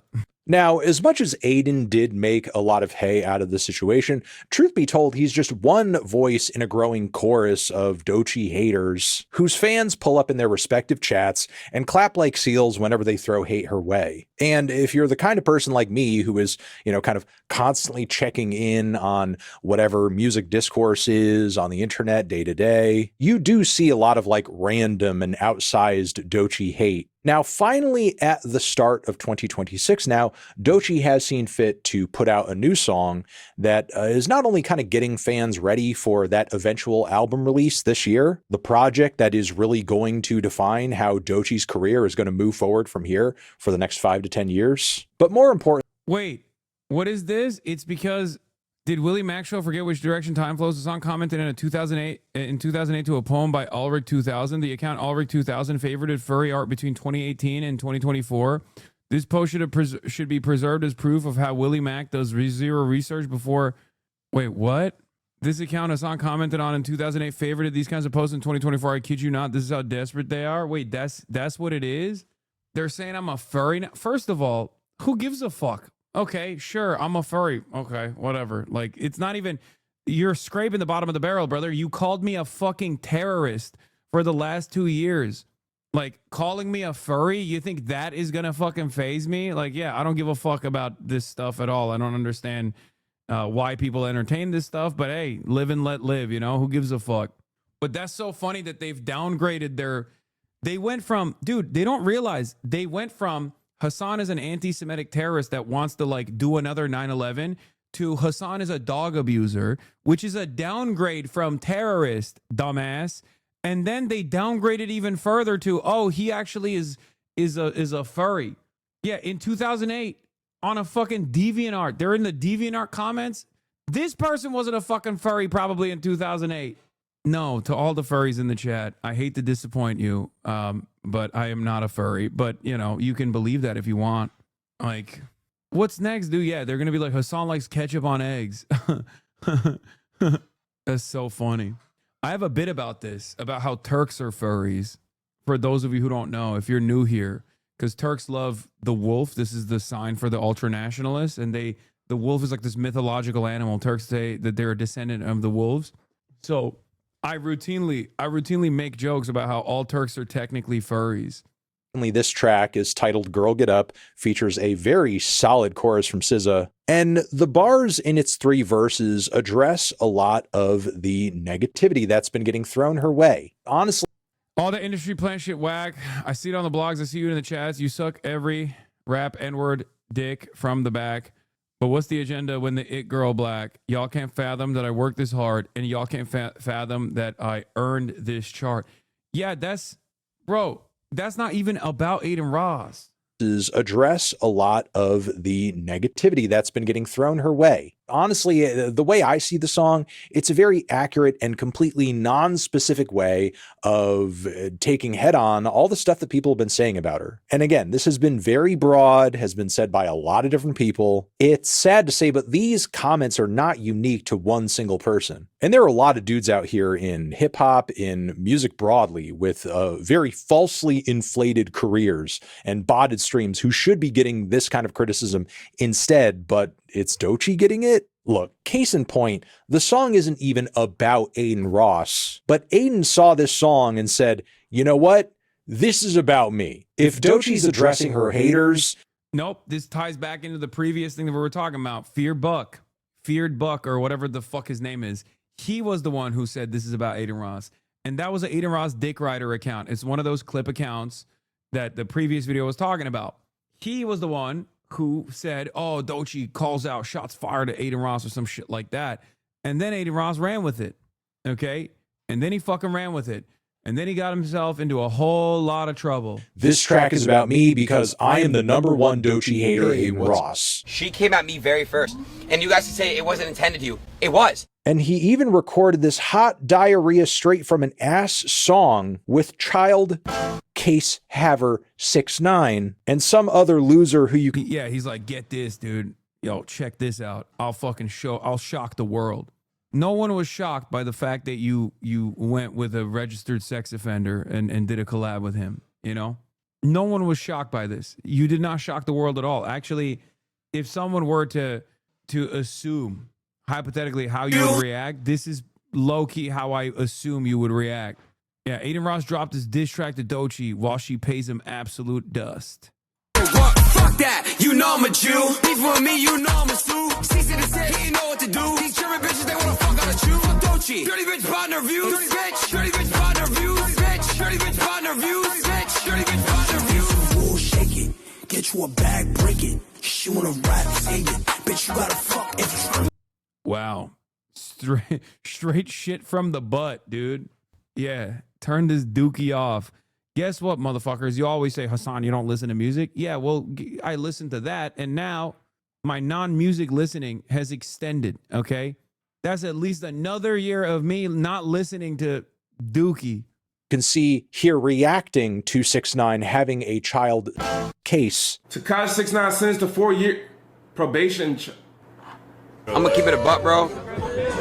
He showed me the most love out of 97% of people I've ever had on stream, on God. Motherfucker calls me up randomly, 3 a.m., 2 a.m., what you doing? Let's gamble. You wanna know what my most controversial opinion is? I think out of all those fucking talentless hacks over at Kick, Cuffham is the only one that actually unironically has comedic talent, but he wastes it all the time because he goes for the most lowest, bottom of the barrel, nonsensical bullshit with regular fucking frequency. I know, I see. Listen, he's dog shit, okay? He's dog shit. Everything I've seen of him is dog shit for the most part, but he does actually have comedic talent, and he's just wasting it. He's wasting it with all this other bottom of the barrel, like shock value nonsense that he does. No, like when he does the fucking face swap stuff, like he's actually capable of being funny, but he's also doing like Nazi edge jokes and things like that. Like there are absolutely instances where he actually is. There are absolutely, like, Adin Ross does not have any redeemable qualities. Okay, and none of the people in his like orbit have any redeemable qualities. And Cuffham is one of, maybe because he's surrounded by these guys, that he just like looks like fucking comedic talent from time to time. But even though he is a horrible person, he does have the capacity to be funny every now and then. When he has the Clav dude just spam the N-word in front of him, who did that? Cuffham did that? Bro said he has comedic talent. Shut the fuck up. Hitler was a funny guy too, dumbass. Yeah, the problem with Hitler is that he did Hitler shit, okay? If your entire output and the reason why you're bad is because of, moments where you're unfunny and being a dog shit loser, then if you dial back the dog shit loser moments, you could actually be funny. Not and done. Them some real niggas, bro. I ain't gonna lie. Yeah, real cool dude there. Anyway, yeah, the song exists, and it's about as cringe as you can imagine. I will leave it to Austin to decide how much of it you will get tortured with right here. You know I'm a Jew. You know I'm a Sue. It's like Amy Schumer on a panel with Steven Crowder. Yeah, kind of.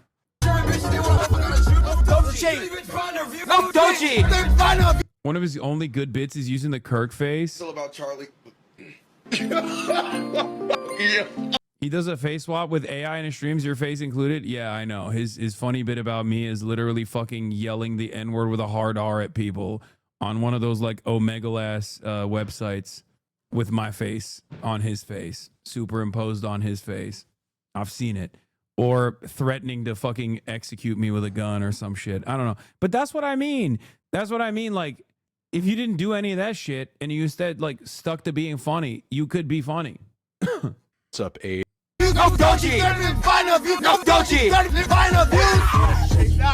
And Aiden has just been going crazy. I go that dumb fat. Sorry, she's not fat, dude. That's stupid, smelly.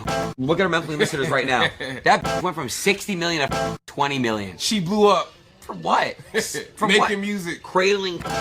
I don't get it. Did this woman steal more money from you than Playboy Cardi did? Did she run over your dog? Did she piss in your Baja Blast? Like, I'm not here to be a hypocrite and police anybody's speech per se, because Lord knows I don't have the cleanest mouth in the world. And sometimes, sure, I can get kind of mean, but what is this man's obsession with this woman? Why is he so... Ron Collazo, both these guys don't even get me fucking started, dude. Ron is another person who is like genuinely a very funny guy. It's just, these guys, man, they see clout, they see, it's such a waste.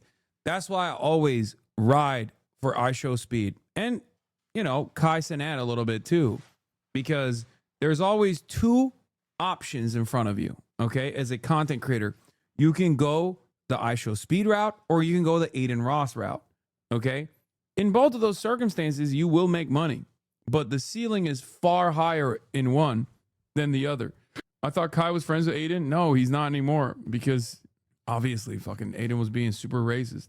Angry at her. Why is he so pissed directly at her? It's almost as if there's some kind of bias there. This dirty, that's kind of like he's referring to a race. I don't speak to only black girls as dirty. Look up when I talk about Wendy Ortiz. Same thing. So Aiden is really... He said, I don't just call black women bitches. I call Mexicans bitches too. I don't just say it to black women. I say it to brown women too. You misunderstood me. I'm not just being a misogynist. I'm being a racist of equal opportunity.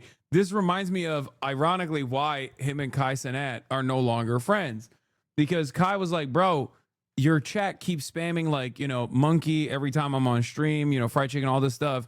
And Adin Ross's response to that literally was, oh, you don't understand. I don't just, my chat isn't just like racist towards black people. They're racist towards me too. They always spam like anti-Semitic shit about me. Oh, Jesus Christ. Yeah, they're just generally racist. They're equal opportunity racism, dude. Chill. Going scorched earth right now, and it's getting to the point. He did indeed say that. He did. Oh, God, I have so much fucking brain rot in my brain, dude. Holy fuck. Where a lot of people in the music industry are kind of tired of seeing it. For example, you have LA heavy hitter, artist, and commentator Glasses Malone. I'm gonna talk about what you think is happening. This actually did cause a lot of fucking commotion. At this point, from this point on, it's the first time I saw a bunch of black content creators who were like, you need to stop putting Aiden Ross on. You need to stop collaborating with him. Like, he is unimaginably disrespectful to black women. He's unimaginably disrespectful to black people in general. And the fact that you guys are still collaborating with him, that you're still giving him legitimacy is fucking unacceptable. That was the first time I've seen people say this shit about Aiden Ross. That was the first time. And it's crazy because, like, he's been doing this. He's been doing this for so long. Oh, got it. So this could do something to me, right? But so I just have to sit here and take it because I'm the white man, right? I'm the white man. You're not finna be sitting up there just talking shit about that black woman. Well, just did again 30 times. On God, bro. And I'm on God, bro. I just did. And if you keep doing it, I'm gonna start pressing all the around you. Cool. Do it. I don't give a I'm not gonna press you because I don't know where you at and I don't know how to get to you. Oh, well, if you do come to me and you do try to get at me, I'm gonna have you arrested, sir. I'm gonna actually Oh, dude. Oh, that's so funny. Excuse me. If you do come after me and try to press me, I will have you arrested. That's awesome.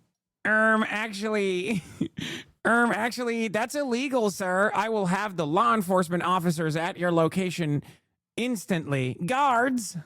just have you in handcuffs. So, and rather than take this man's words to heart and, maybe chill out and stop and think, hey, maybe I've taken it far enough, Aiden has instead decided to call Glasses Malone a fat simp. Bro, this guy is still pushing it. How much furry porn do you got on your PC? Do you like wearing diapers? Do you shit yourself in a fursuit? Brother, we moved on from this, okay? How many times are you going to shock your dog today? 2026 is going right when you see Hasan fell off and Asmongold doing better than him. How many times you shock your dog today? Hasan, quit being a cute little furry femboy. Pull me up again. Pull me up again. What's your persona? You're a tourist furry femboy. Sit there like a good boy. Wait, are you actually a furry? Wait, what the fuck? Why are you calling me a furry tourist? Oh my God.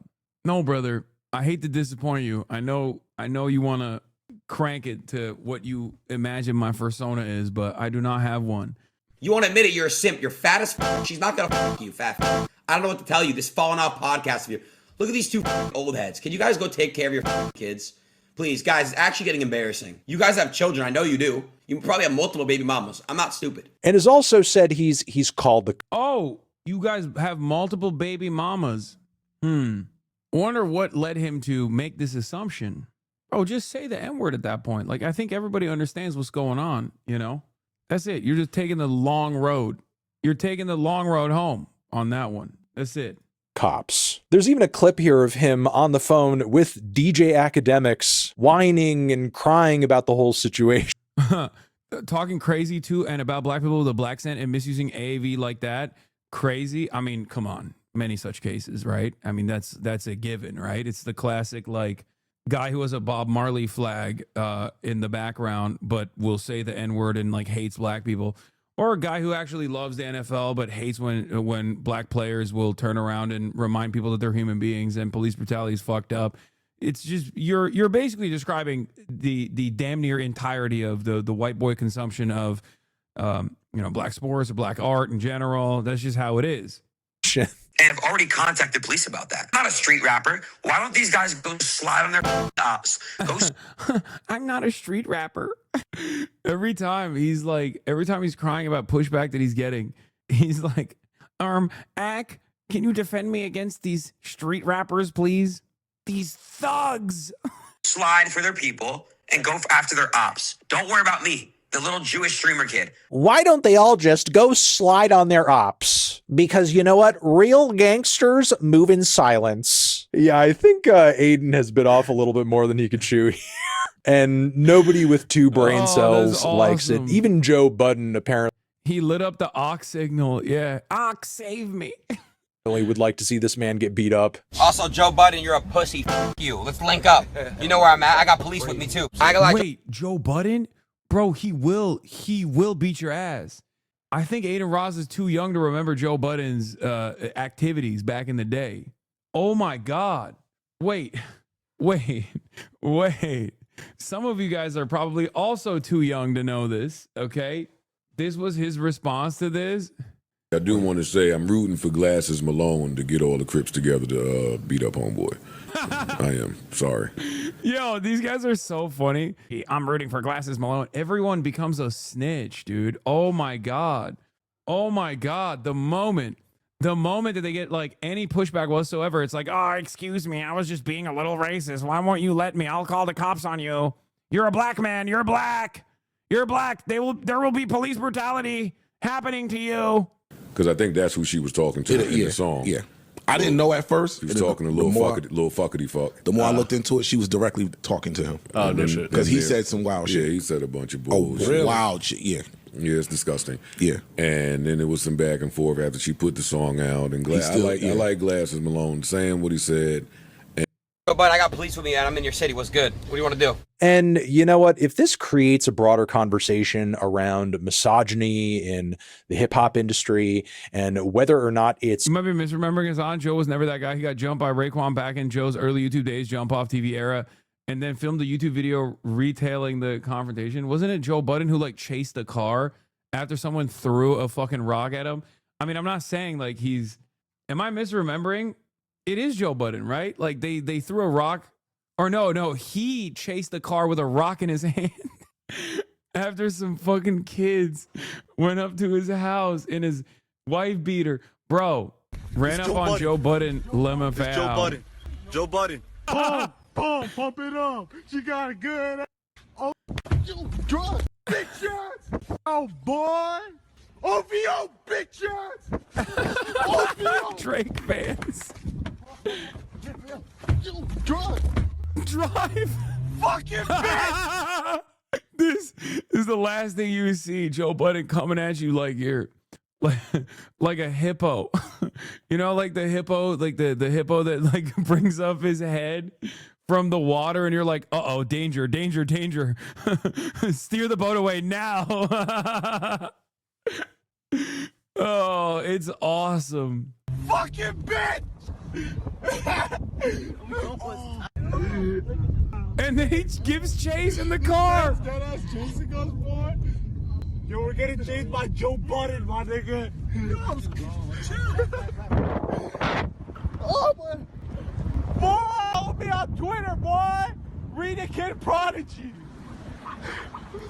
Yo, what the fuck? Back off! That wasn't me. I'm sorry. Yes!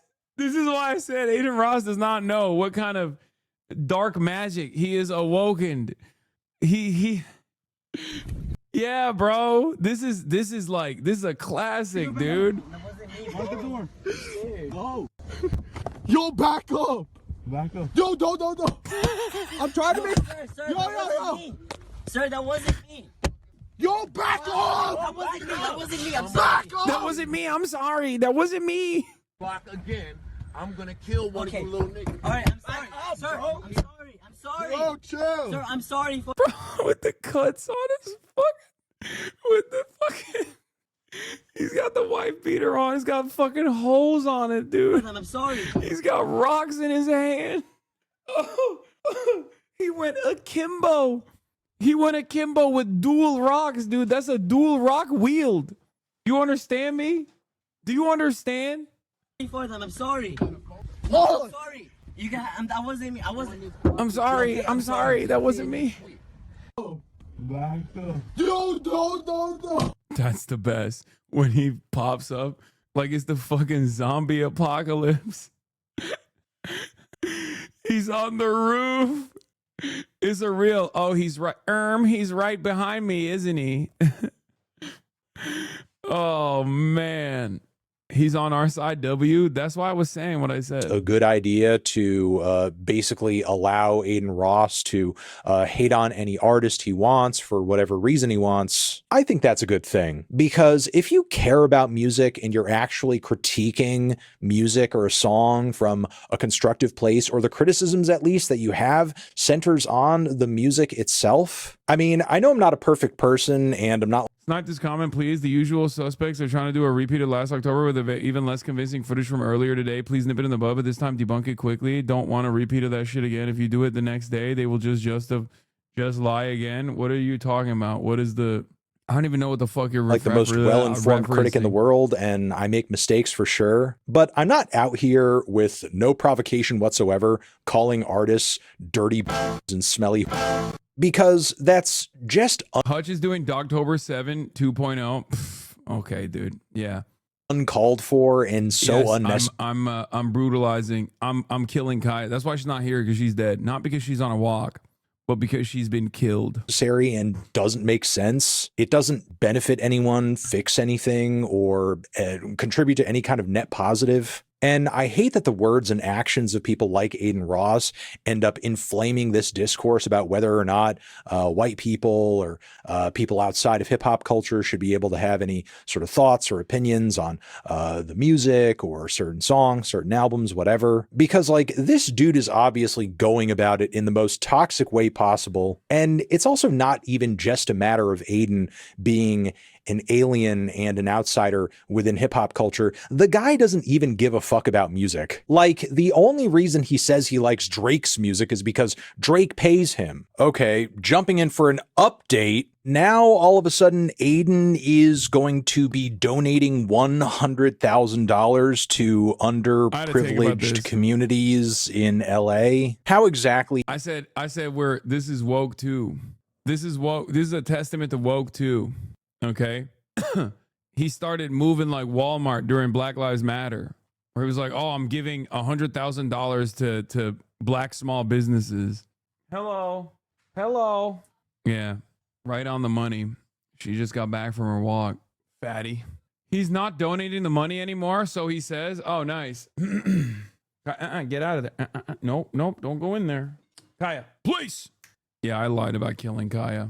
That was a lie, guys.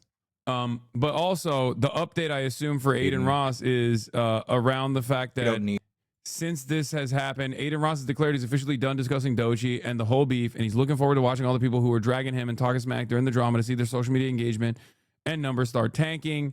And then also on top of that, oh, he fucking cooks academics here as well. Tate Brothers, goddamn, he's got smoke. Donald Trump, Nick Fuentes. Okay, maybe I'll watch this. Never mind. Hey, I wasn't gonna what's watch up? it. I was gonna give you the summarization, but like, basically, he claims that the NBA dropped a deal and he's getting cooked nonstop on the timeline. Aiden, how you doing? I'm good. Thanks for asking. I hope this email finds you well. We don't need to mince words. We don't need to go into backstory or anything like that. You know what I've said about you. I know what you've said about me. You seemed kind of upset, which I understand because you come across like the type of person who very much seeks validation from older men. What's the biggest thing about you? Like you must have something huge about yourself. What's the biggest thing? But we're not here to talk about that. What we're here to address is that you're not going to get away with sort of assassinating my character, dragging me down with you, and acting as if I'm a horrible, terrible human being. There's just one thing I need to point out to prove that isn't true. Because if I was like the worst person on the planet, if I was a hateful person, if I was somebody who was bigoted and misogynist, you would like me. You would think I'm true. This is one of the things that I always get mad about is when you got like King Bigot, and there are many of them. It's not just Aiden, but like just people who are winning the Bigot Olympics, right? Turning around and being like, Hasan is transphobic. It's like, bitch, if I was, you would love me. Like, what are you talking about? The whole reason why you're beefing with me is because I'm not that. Okay, oh, he's racist. He's racist. He's racist. It's like, really? Because you love races. What the fuck do you mean? You wouldn't be beefing with me at all. awesome. You would be drawn toward me like a fly toward shit. For example, if I had a case with a 14-year-old child, you would want to do a song with me. If there were minutes of audio of me uploaded to God's internet having conversations like this with a teenage boy. So you tell me that there's not another 15-year-old that you could bust down? Yo, bro. That was insane. No. Why not? Suppose he's like, yo, bro, listen, yo, you always wanted me to be next to you. Now I can't can be even- inside this you. is- Yo, I'm not gay. I would be your shoulder to cry on. Oh my God, I'm so mad at. My PR was finally getting better. I had 2 deals lined up. Same with DD. I was talking to him. He lost both my deals. Oh God. Like, it's not even about the money. It's just because I want to do it. Cause it's like, damn, it was a big ad. It was a big deal. If I was a sex trafficker, you would want to sniff my chair. Okay. If I was a greedy, weird, gambling spokesperson, you would do stream after stream after stream with me and even get rounded up with me in a couple lawsuits. Why not? If I was a high-powered politician on the Epstein list, you would probably use your platform to help me win an election. We good? Oh, we're good. All right. And if I was, let's say, a white supremacist, you would do even more streams with me. There would be hours of footage of you reacting to me very positively. Hell, we'd probably even be friends. Another black thug that hates whites, ingrate. They should ship his ass to Africa. Yeah. What do you think about that? Take your Hennessy. Yeah. And your Cavassier. Everything Nick is saying right now is facts. And if you have a problem, don't get out of my stream. I mean, I ain't gonna lie, bro. I don't know how many people are gonna me after saying this, but I think Nick Fuentes is very funny, and I like a lot of shit that he says.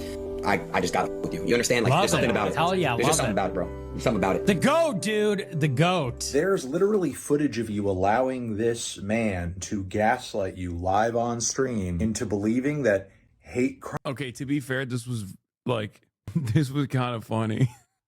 This got a good laugh out of me because he had a Nazi on his broadcast unironically convince him that the Holocaust was fake as a Jewish man in America in the year 2024 or maybe 2025. I don't remember exactly what year it was.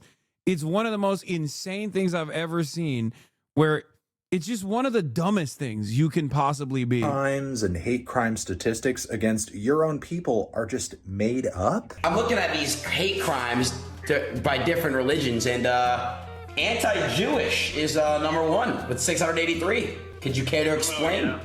Where are you getting that figure? What you actually find is that, one, a lot of hate crimes are hoaxes, like Jussie Smollett. That's the famous example. You can look into, there are a lot of these hate crimes where there'll be a Jewish cemetery or something like that, and it's a Jewish person that puts it there.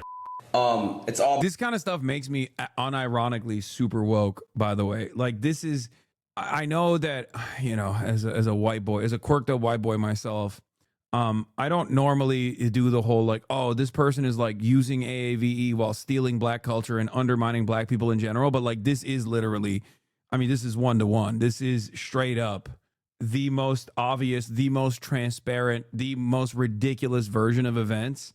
It basically, yeah, woke jet fuel is right. When I fucking watch any clip from Aiden Ross, I become ultra woke. I become the wokest man in America. Okay, these people make you look like a saint. Wait, what do you mean? I'm not even fucking on the same playing field as these motherfuckers. What are you, crazy? I become the woker, straight up. About spreading love, and I'm all for it. So you just absolutely no hate at all, man. No hate at all. Also, weren't you just defending FaZe Banks the other week? Ricky, you're going backwards. Dude, there's nothing wrong with saying that. If you're saying it in a non-racist way with your friends and you're not doing it on... White guy giving another white guy the permission to say the N-word towards black people is crazy. Okay? Stream, and they're okay with you doing that? Like, stop acting like streamers are perfect and people on the internet are perfect. No, that's not the case. And it's not about race. So, no, Aiden, I'm going to be real with you because, again, you're not going to gaslight me here. I know in my mind I'm nowhere near the piece of garbage that you typically hang out with because, again, if I was, we would be besties. You would come over here, get on your knees, let me fart in your mouth, and then afterwards you would say, "Thank you, sir, may I have another?" I would give you at least several chairs to sniff. I find your situation very, very sad, and I don't so much dislike you as much as I pity you, mostly because of clips like this. I don't care about perception, bro.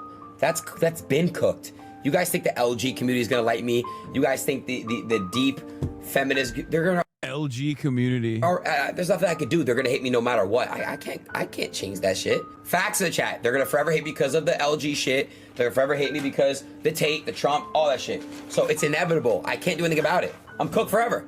I'm sorry, I know this isn't very woke, but this is like the most shit I've ever seen in my life. If I was your dad, and I feel like you are seeking a daddy, if I was your dad and I saw this clip, I would give you a call out of concern. Hey, Dada! Daddy, how me Dada, bro? Bro, come on, bro. What's wrong, son? Are the feminists hurting your feelings again? You know, regardless of how they feel about you, you should still want What did he mean by LG? He means lesbian gay. He just calls it LG, the LG community, because like he is too many letters. He doesn't know all the letters. Like, don't get mad at him. I love when people go, he's being transphobic, he's doing bi erasure. No, he's a dumbass. Okay. I've said this before, and I still stand by this.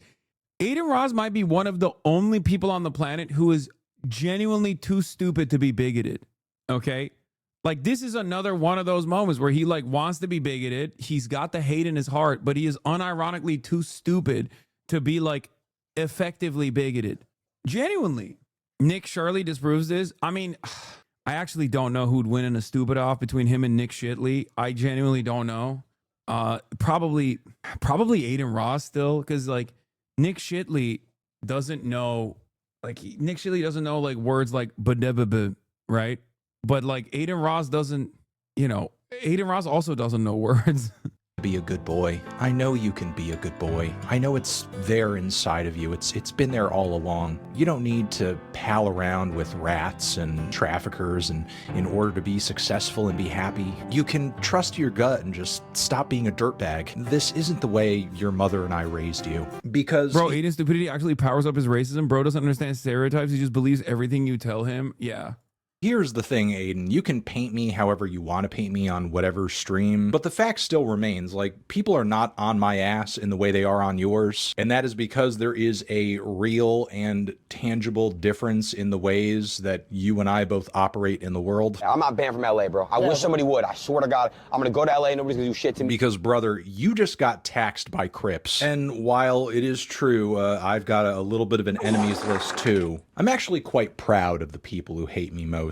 If someone like this thought I was amazing and cool and one of the good ones and the homie, I would have to reassess my decisions, which hopefully right now at this point in this journey we call life, regardless of whatever emotional front you are putting up, I hope you're doing that. Because again, getting taxed by Aiden knows his ABCs is not even close. No, I don't think he knows his ABCs. If you asked Aiden Ross to read an entire page from a Harry Potter book, he would not be able to complete that task. To be fair, neither could Nick Shirtley, I think, but I don't know, man. It's bad. It's a bit of a rock bottom situation, which I hope and I pray you can learn from. You can't do that. Why can't you thinking you popping and talking shit about that sister? I'm gonna what she said in the art. AD let you get away with it the first time. He should have you around and he didn't. Keep letting you get it off because they want to be cool with you. It's one thing to say, hey man, you know what? That lady ain't said your name, so you assuming it, you finna start calling her out her name. I'm telling you right now, 7th Street Crit, not going for that. I've already contacted the police about that. I'm not a street rapper. Why would these guys... When he's on his high horse shitting on a black woman, he's like, hey, yo, you're a bitch. On God, you're a bitch. And then the moment that he gets pushed back, he's like, I'm calling the cops. I've already called the cops on them. I've called the cops on them.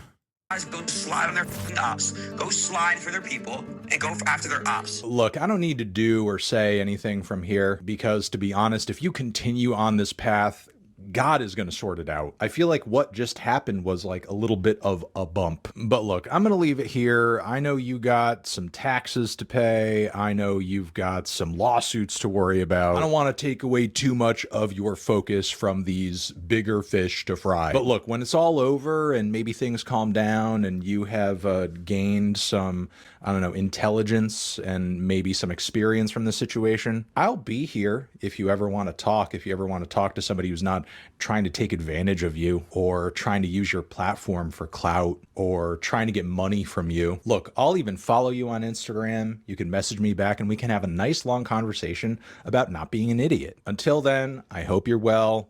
I hope you're safe. Have a good stream, and I'll talk to you later. Do I have to pay taxes this year? Are people not doing that? I think people are doing that. I think people are doing that. What is this? The price of self-respect? How could you possibly love Claus the Jester in the Night?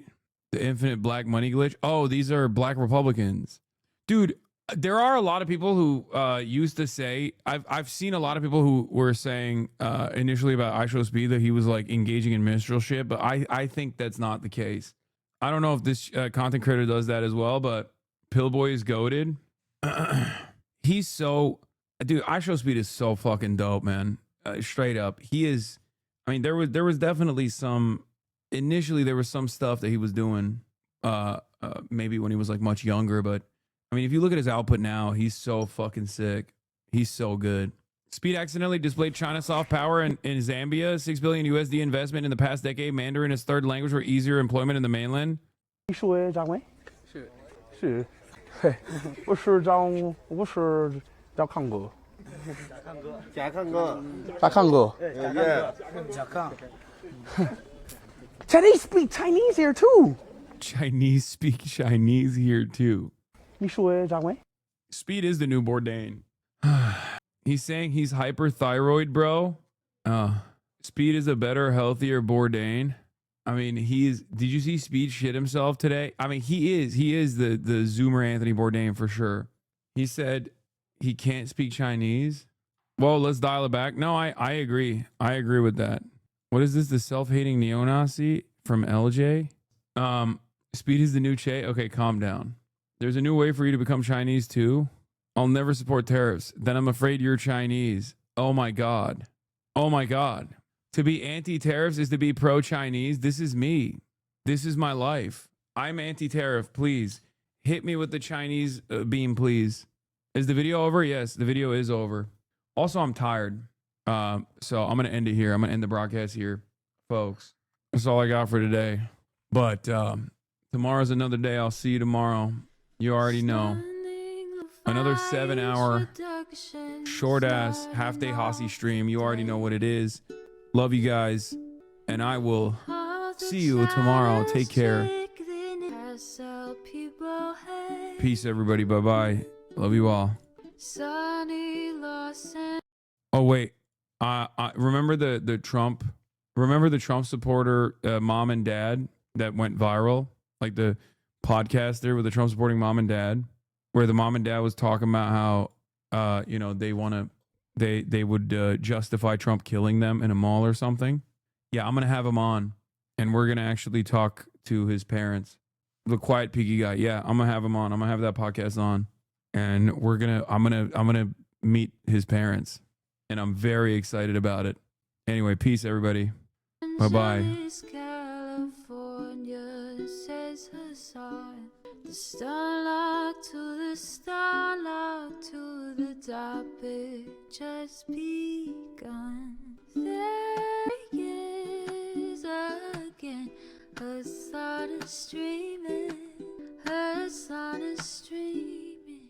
There he is again, her sun is streaming, her sun is streaming.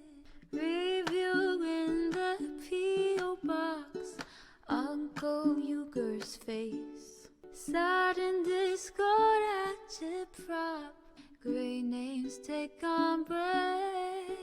Tiny Bernie Sanders, LGBTQ Air Force. The whole left at your fingertips, Ane at your door. H3 crowded debate, the Young Turks online show. 3 full fucking years of this, plenty more to go. 90-day fiance, talks of champagne bourgeoisie. A Trump rally live reaction, a mass riot at DC. There he is sun is streaming, the sun is streaming. There he is again. The sun is streaming, the sun is streaming. Reading live stream fail comments, Austin show chat advice, and all the ways the right wing pipeline can suck you in online. JCS react, Lord frame gets broken, cover blown. A full-blown mass pandemic, monster streaming at your home. Total radicalization coming out to find. The system you were taught to trust in was broken the whole time. All these daily streams, whether big or whether small, have helped me